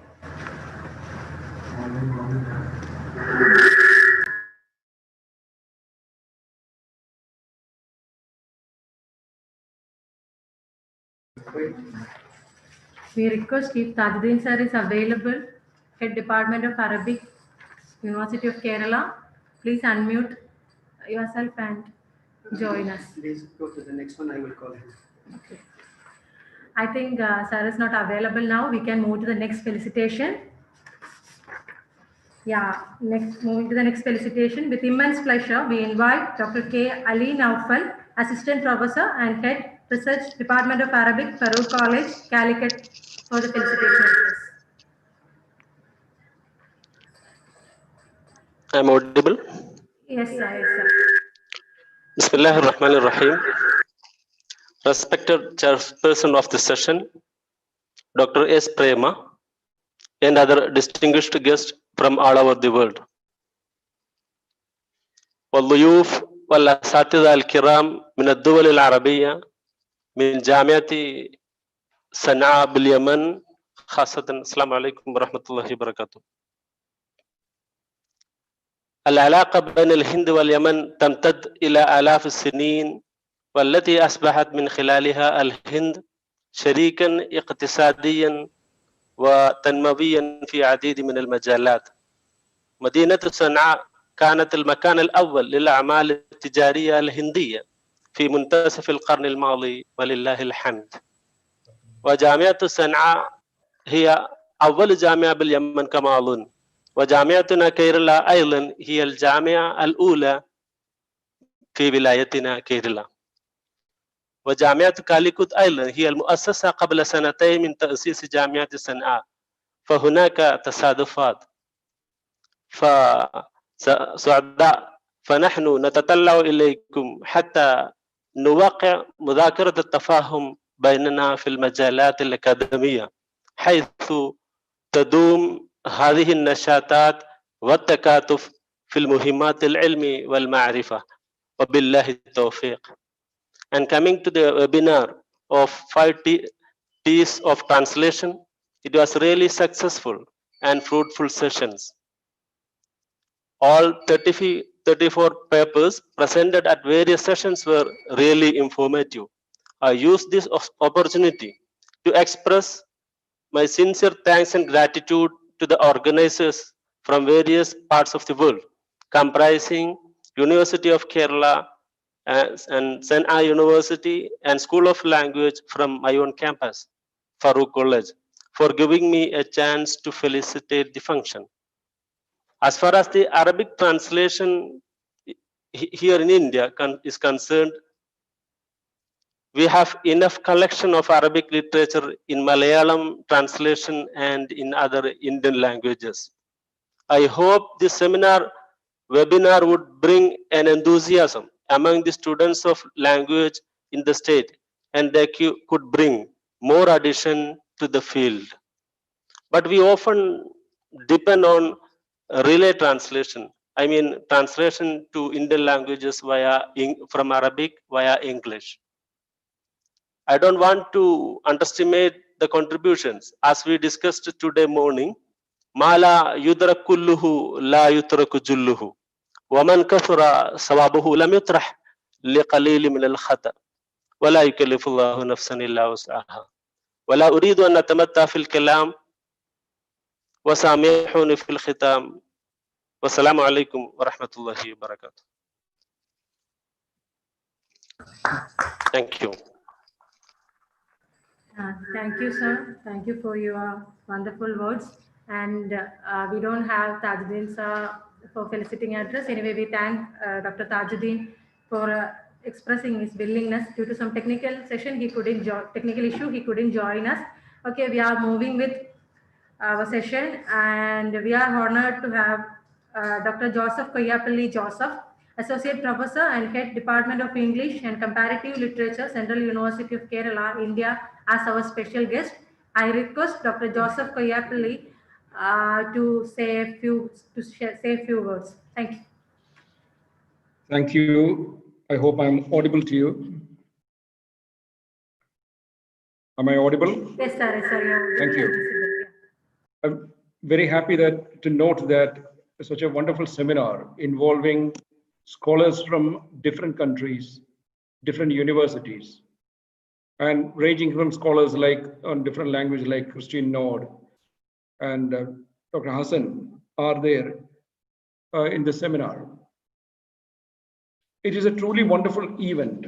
As Dr. Achu Shankar had already pointed out, we are trying to decode or trying to translate how exactly these kind of seminars are brilliantly organized by you people out there from the southernmost end of Kerala.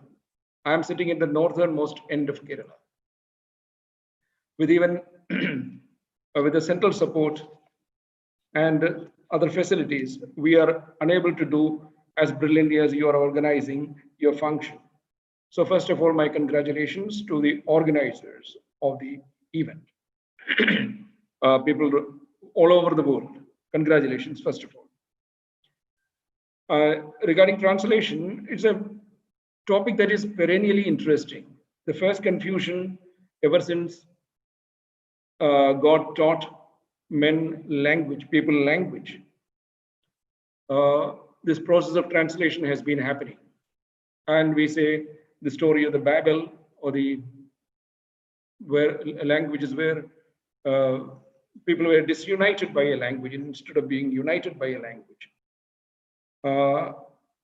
Dr. Achu Shankar had pointed out machine learning, machine translation is entering into an era where mathematics and logic is being defied by the neural networking. Now, translation has reached such a stage that your thoughts can be translated now. A limited, something like 250 words are translated. Recently, we came across that, just thoughts.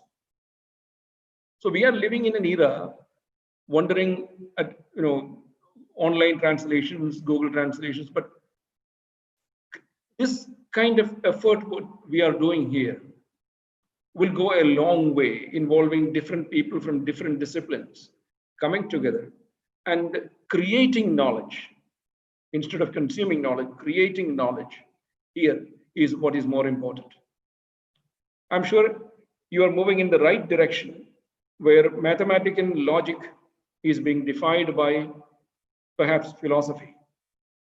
Or philosophy, these are the two ends as the typical Indian understanding goes. Either you go by introspection or by extrospection. We have been doing that extrospective aspect looking at the syntax, semantics, and everything. We try to analyze language the Chomskyan way. But now people are trying to see the limits of that and coming back within. It is your neural networking that controls your language today. We are thinking about that.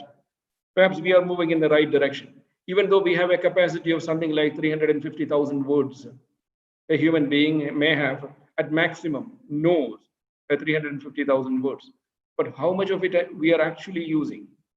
So a translational error that happens, online translational error that happens compared to what we have and what we actually deliver, what we are able to translate is very minimal.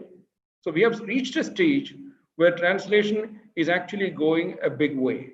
Very soon, we will be seeing wonders in the world of translation. Again, are we going back to a silencing of the language is another problem that we face.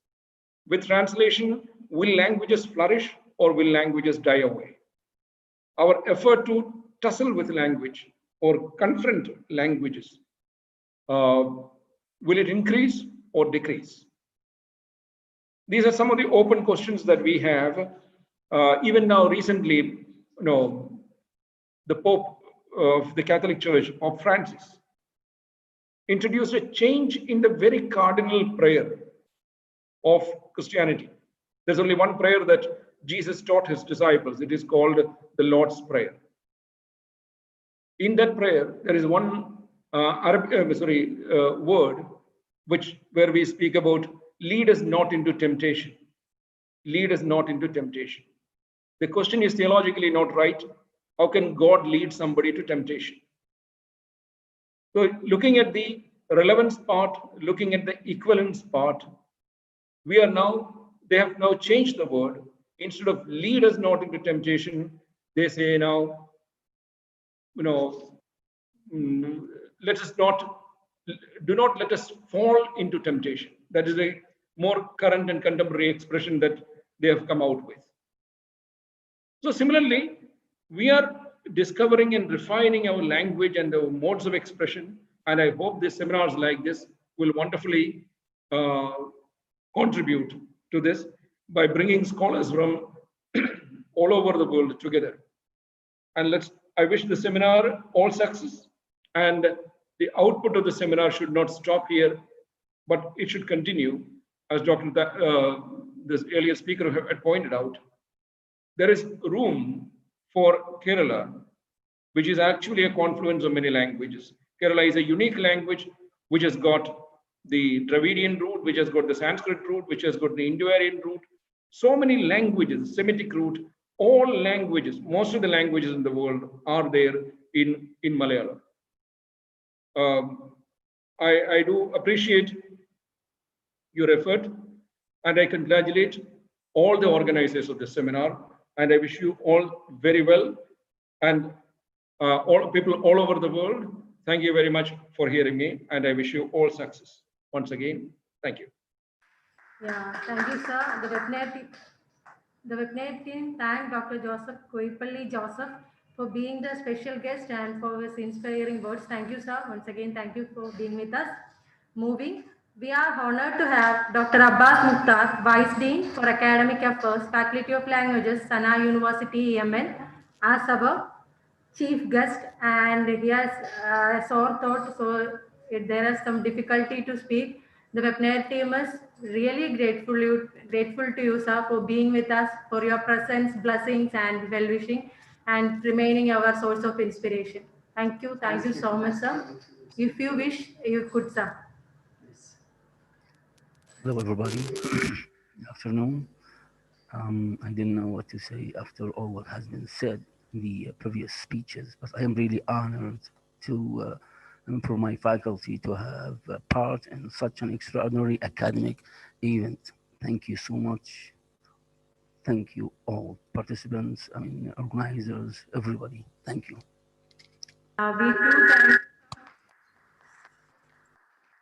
We too thank you, sir, for being our inspiration and blessing us with your words. Thank you so much, sir.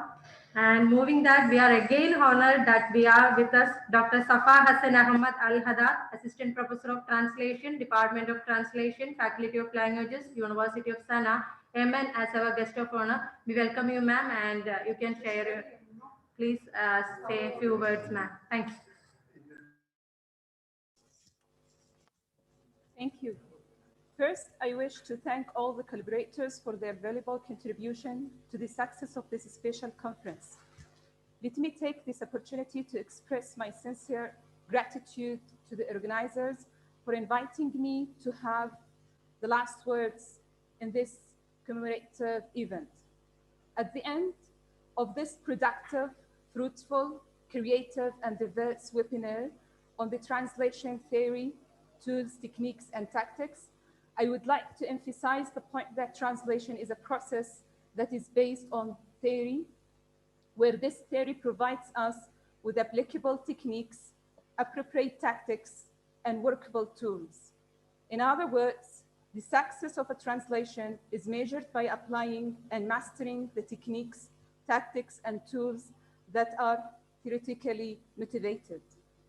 This conference has indeed widened our understanding of the concept of systematized translation that consists of a group of procedures to reconstruct the same meaning of the source text using lexemes and grammatical structures that are appropriate to the target text reader's language system and culture. Once again, let me express my sincere appreciation for you all. It has been a 3-day productive webinar. Thank you.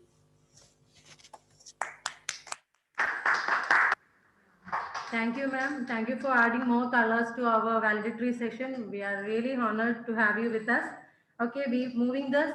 We have now this session is actually open for feedback. We were together for 3 days as like a family. You could comment us, you could correct us, and it is the time. First, I would like to call Dr. Sajida M.A., Webinar Coordinator, Chairperson, School of Languages, and Head Department of English, Farouk College. We are calling her for the first because it was one of the smiling face for throughout the seminar. So please, ma'am, join us and share your feedback. This is really unexpected, Isa. I think you are the brain behind this. I actually asked him to include the feedback of the participants, not the organizers. But it was really a great pleasure working with University of Sana and University of Kerala. And in the virtual space, we have learned that we can do something. COVID is not an excuse. And we have proved that we can do something. And that is the success of our webinar or international conference, as our resource person has pointed out. It was really great pleasure working with the team. And I would be really thankful. I'm really thankful to Dr. Shanawaz, who actually gave this opportunity to us to collaborate with the international team. At first, the suggestion was to collaborate with the Department of English, Farouk College. Then later, we thought that we would have wider collaboration, making it the collaboration with the School of Languages of Farouk College, where we have the Department of English, Arabic, Hindi, Malayalam, and all of us are here together. And it was actually a cultural exchange. A lot of things personally I could learn from this international conference. And I'm very much thankful to Dr. Prema and the other members from Kerala University, and also the faculty members from the University of Sana, Yemen. And one T is missing in our conference, I have to say. That is the high tea, the tea which is part of all the international conference. A cup of tea was really missing. We didn't have lunch break. We didn't have tea break, but the conference was really success. That is my opinion. And I'm very much eager to hear from the participants. As the organizer, I feel great pleasure in being a part of this conference. Thank you. Thank you once again. And salute to Dr. Ubaid from Farouk College, who was coordinating this side, and Isa on the other side. Calicut and Trivandrum, the virtual space has brought us together. Thank you very much. And it is really great pleasure for Farouk College to be part of this international conference. Thank you. Yeah, thank you, ma'am. And we have to add one more point. You were away from us because of this COVID pandemic, but your smiling face often inspired even me and Juhi to compare this session. Thank you so much, ma'am, being with us. And this is open for all the participants who are with us to interact, share your views, comments so that we can improve next time. Thank you. Please, participants, unmute yourself and comment on our webinar. We are eager to hear from you.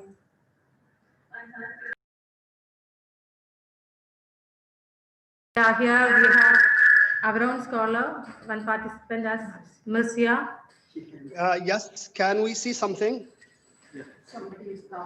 Yeah. First of all, I want to congratulate everyone. Congratulations to the organizers.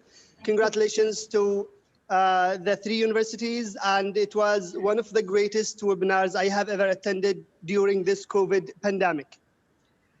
I have a suggestion. I don't have anything to give. The feedback is good, is positive.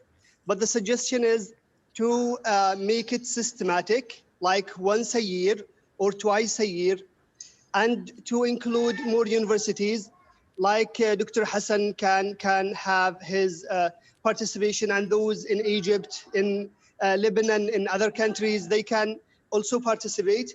And I have also a suggestion for a second topic, which is the future of learning languages, because if the artificial intelligence will be there more in the coming decades, the future of learning languages will be in great danger.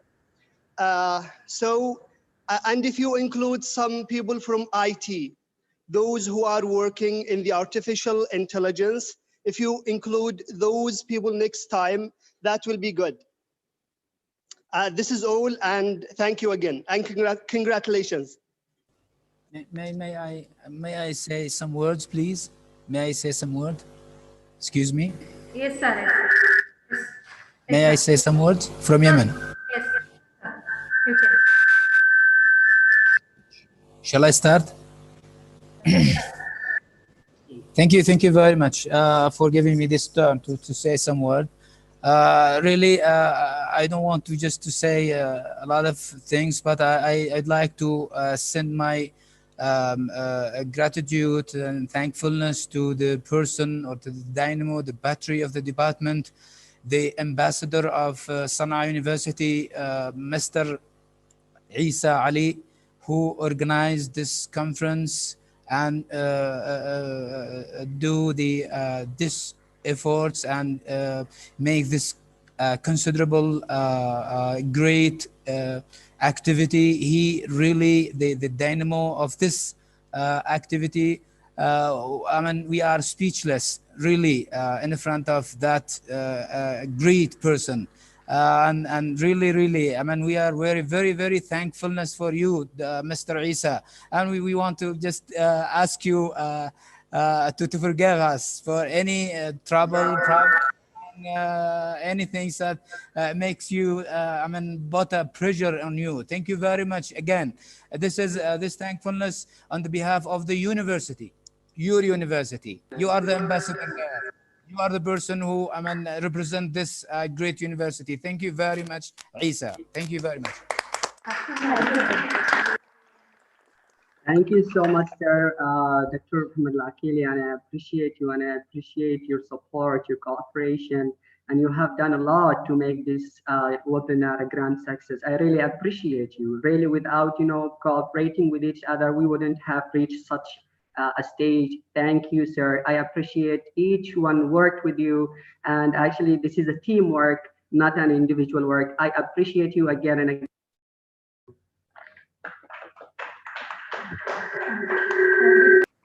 Thank you, sir. We have one more feedback. Mercia, she's our research scholar. She's from Iran. Yes. As a feedback from my side, first, I, as an Iranian, send a bunch of the thanks to Professor Hassan Ghazal to remember us. Persian Gulf is the Persian Gulf, and translations and translator must be more faithful. And thank you and great appreciations Professor Hassan Ghazal in this part.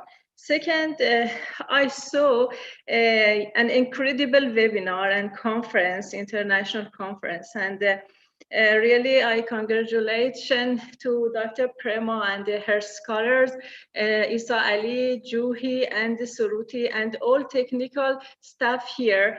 Because I am one of the witness, I saw how much I saw all of attempted and works they have done here, and really congratulations. And in a academic part, the plenary speakers were very fruitful and grateful and valuable for me as a scholar. And I learned many things from my side of professors and teachers, and it was very fruitful for me. And once again, appreciate all of the organizers in Kerala University Linguistic Department, Dr. Prema and her scholars. And also, I, as an Iranian, send the big and greatest regarding to Yemen, the resistance Yemen, and all professors and teachers in Sana'a University, and hope may Allah bless all of you and good luck. Thank you, Marcia. Is there anyone? Otherwise, we could move on. Well, good evening. Yes, you can. So my name is Frida. I'm a PG student of Farooq College. I was really inspired and motivated by this international conference. I would also take this chance to point to stress the need of diverging educational system to overcome the challenges of translation and other interdisciplinary research and studies. And I extend my gratitude and appreciation for the organizers, Kerala University, Farooq College, and Sana'a University, and all the delegates who made this an insightful and intellectual journey. Thank you. Thank you all. If there is no other feedback, we could move on to the vote of thanks. Is there any? Assalamu alaikum. Yeah, sure, sir. Can I say something? Thank you very much. Definitely, Well, sir. Yeah. Thank you. Right. Thank you. Can I speak now? Right? Yes, sir. Right. Well, thank you very much for the ladies that just spoken, and thank you for you all. Continue. Yes, sir. You're okay. Shall I continue? Yes, sir. Thank you very much. Thank you, Allah, for everybody, for every one of you. You have been outstanding. You have been really great. Yeah, the webinar, as I told Mr. Isa, is just a little term for what you have done. It is an international conference in the full sense of the word. And this is not only my opinion, this is the opinion of several respected colleagues. And you have done a great job. And, you know, I am happy, you know why? One of the reasons is that, well, translation is growing bigger and bigger. And you have a share in this. Through this conference, we have many good speakers, we have many good papers, we have many good issues raised and discussed, and we have differences. You know why? Because simply there is no dictatorship in translation. We are all in the service of translation. When we have differences, we normally have differences. We are human beings. But in translation, there is no dictatorship. Simply, we are serving translation. So we just maybe widen our knowledge and know more about translation, know more about other opinions, counter opinions, views, counter views, so that we can develop in this way maybe. Thank you for all of you. You have all been great indeed. Thank you very much. Assalamu alaikum. Dr. Professor Hassan Ghazala. Assalamu alaikum. This is Risa speaking to you. First of all, we are so much grateful to you, sir, for being with us on the 3 days. And really, you know, when I started communicating or contacting you through the email, you know, I could feel that you are a very modest person and you are a very cooperative person. Thank you so much. You know, we are speechless. We cannot, words are not enough to express our feelings and gratitude. So we can say nothing except Jazakallahu khair, and may Allah bless you. Thank you so much. Thank you very much. Yes, sir. Thank you very much. Thank you for your Aisha in special, and you are the representative of everyone else. Thank you. Thank you very much, and big thank you for everybody. Thank you, sir. Without your presence and blessings, we couldn't complete in this way. Anyway, thank you for being with us. Thank you so much. If there is any other, otherwise we could move on to the out of thanks. Any other scholars, respected scholars, if there is any other comments? Okay, shall we move to the out of thanks? So thank you so much. The webinar team is really thankful to all the scholars for encouraging us so that we can go with future ventures. Thank you so much. And with this, we are moving to out of thanks. And I now invite Mr. Isa Ali, Muhammad Ali, the webinar organizing secretary, teaching faculty in the Department of Translation, Sana University, Yemen. Thank you so much. Do you hear me? Hello, do you hear me? Yeah. Yeah, thank you. Bismillah ar-Rahman ar-Rahim. Respected dignitaries and distinguished personalities across the world. Assalamu alaikum wa rahmatullahi wa barakatuh. And very good evening, one and all. We are in the valedictory function of the 3-day international webinar on 5 T's: translation theory, tools, techniques, and tactics, conducted by the Department of Linguistics, University of Kerala, Trivandrum, Kerala, India, in association with Department of Translation, Faculty of Languages, University of Sana'a, Yemen, and the School of Languages and Literature, Farooq College, Calicut, Kerala, India. In my capacity as the organizing secretary to the webinar, it has been my privilege to propose the vote of thanks of the ceremony. First of all, Alhamdulillah Rabbil Alameen. Praise to Allah for the successful culmination of the webinar, which witnessed very heated deliberations on the theories and practices of translation. Dr. Prema, Assistant Professor in the Department of Department of Linguistics, University of Kerala, Trivandrum, India, has always stood along with us with her motherly care and guidance. On behalf of the International Webinar Organizing Committee and on my personal behalf, I express my sincere gratitude to her for having presided over the function.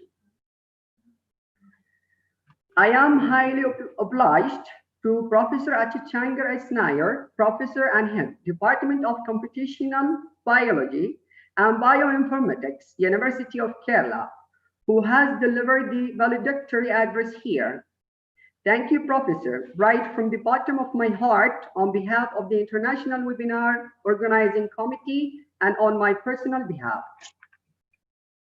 We are lucky to get Dr. Joseph Koipalli Joseph, Associate Professor and Head, Department of English and Comparative Literature, Central University of Kerala, India, as our special guest, and Dr. Safa Hassan Ahmad Al-Haddad, Assistant Professor of Translation, Department of Translation, Faculty of Languages, University of Sana'a, Yemen, as our guest of honor.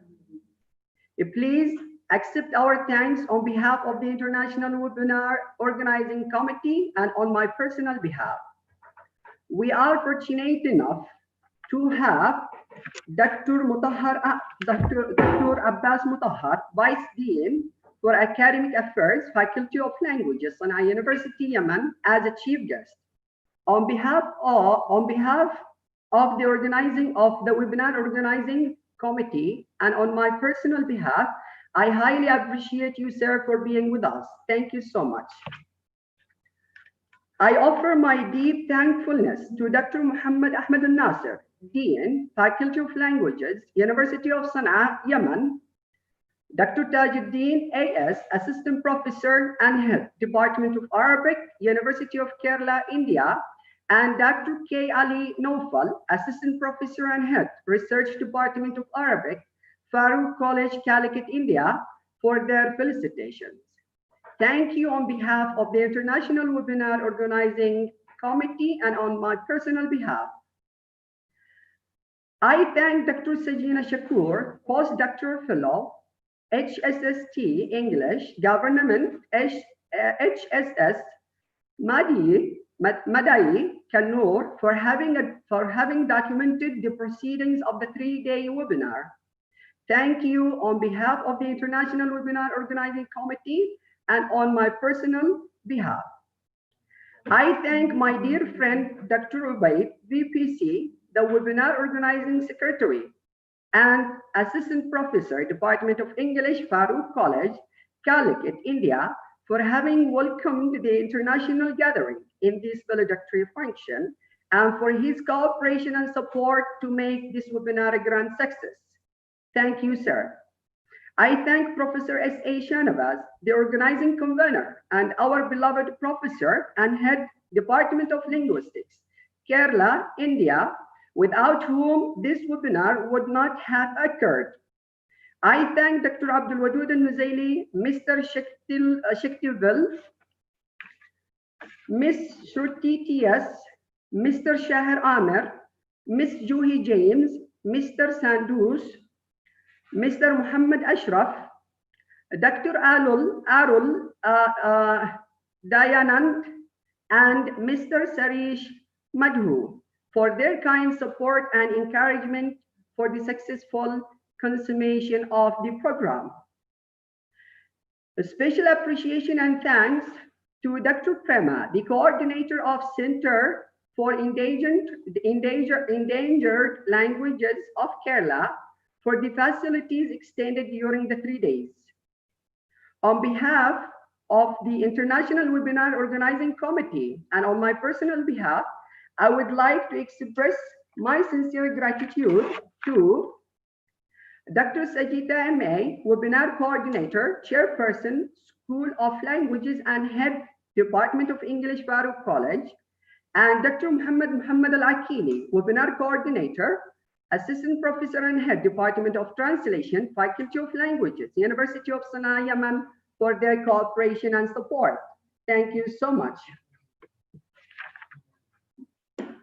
I thank all faculties and technical staff of the 3 departments in the Department of Linguistics, Kerala, the School of Languages and Literature, Farooq College, Calicut, Kerala, India, and Department of Translation, Faculty of Languages, University of Sana'a,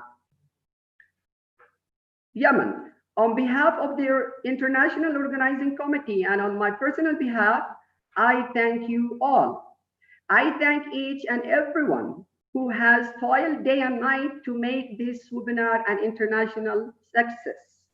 Thank you once again. Thank you so much, and we are so much grateful to you.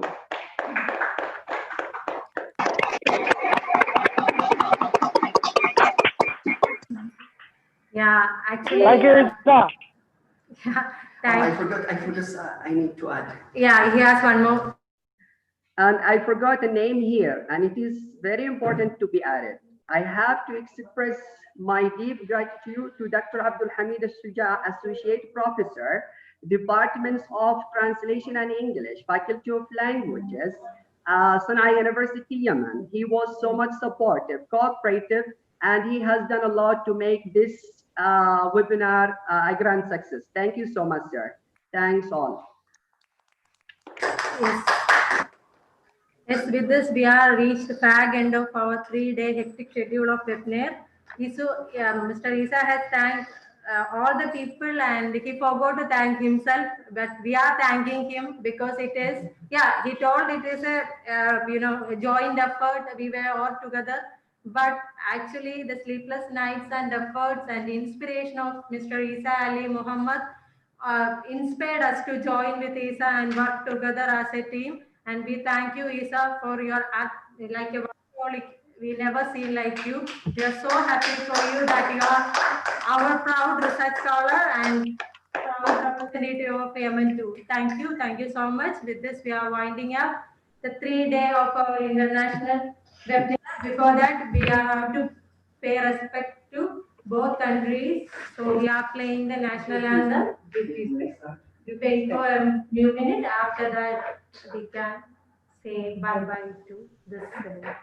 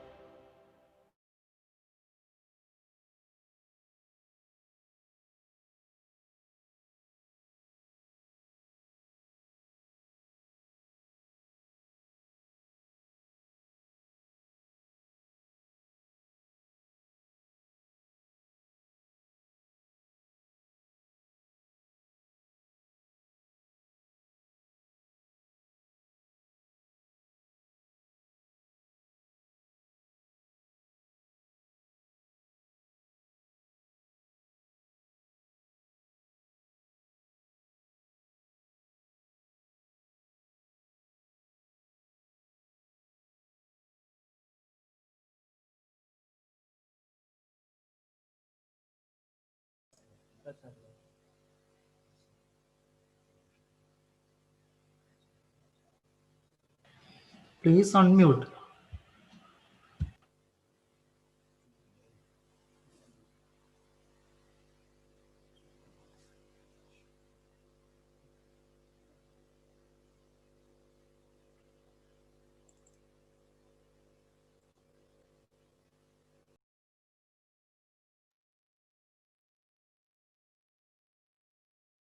जनगण मन अधिनायक जय हे भारत भाग्य विधाता पंजाब सिंध गुजरात मराठा द्राविड उत्कल बंगा विंध्य हिमाचल यमुना गंगा उच्चल जलधि तरंगा तव शुभ नामे जागे तव शुभ आशीष मांगे गाहे तव जय गाथा जन गण मंगलदायक जय हे भारत भाग्य विधाता जय हे जय हे जय हे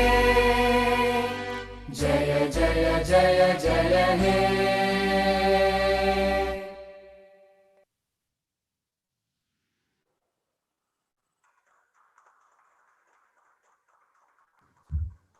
Okay, we have come to the end. Thank you so much. Do you hear me? Do you hear me? Hello? Sure. Yeah, we have come to the end. Thank you so much for being with us on the 3 days, and we hope that we can meet in the future. Have a good time. Thank you so much. Assalamu Thank you alaikum. so much. Thank you. بارك الله فيكم جميعا. آمين آمين. Thank you so much, Isa. Thank you, webinar team. بارك الله فيكم. بدونكم لم يكن لينجح المؤتمر. حفظكم الله.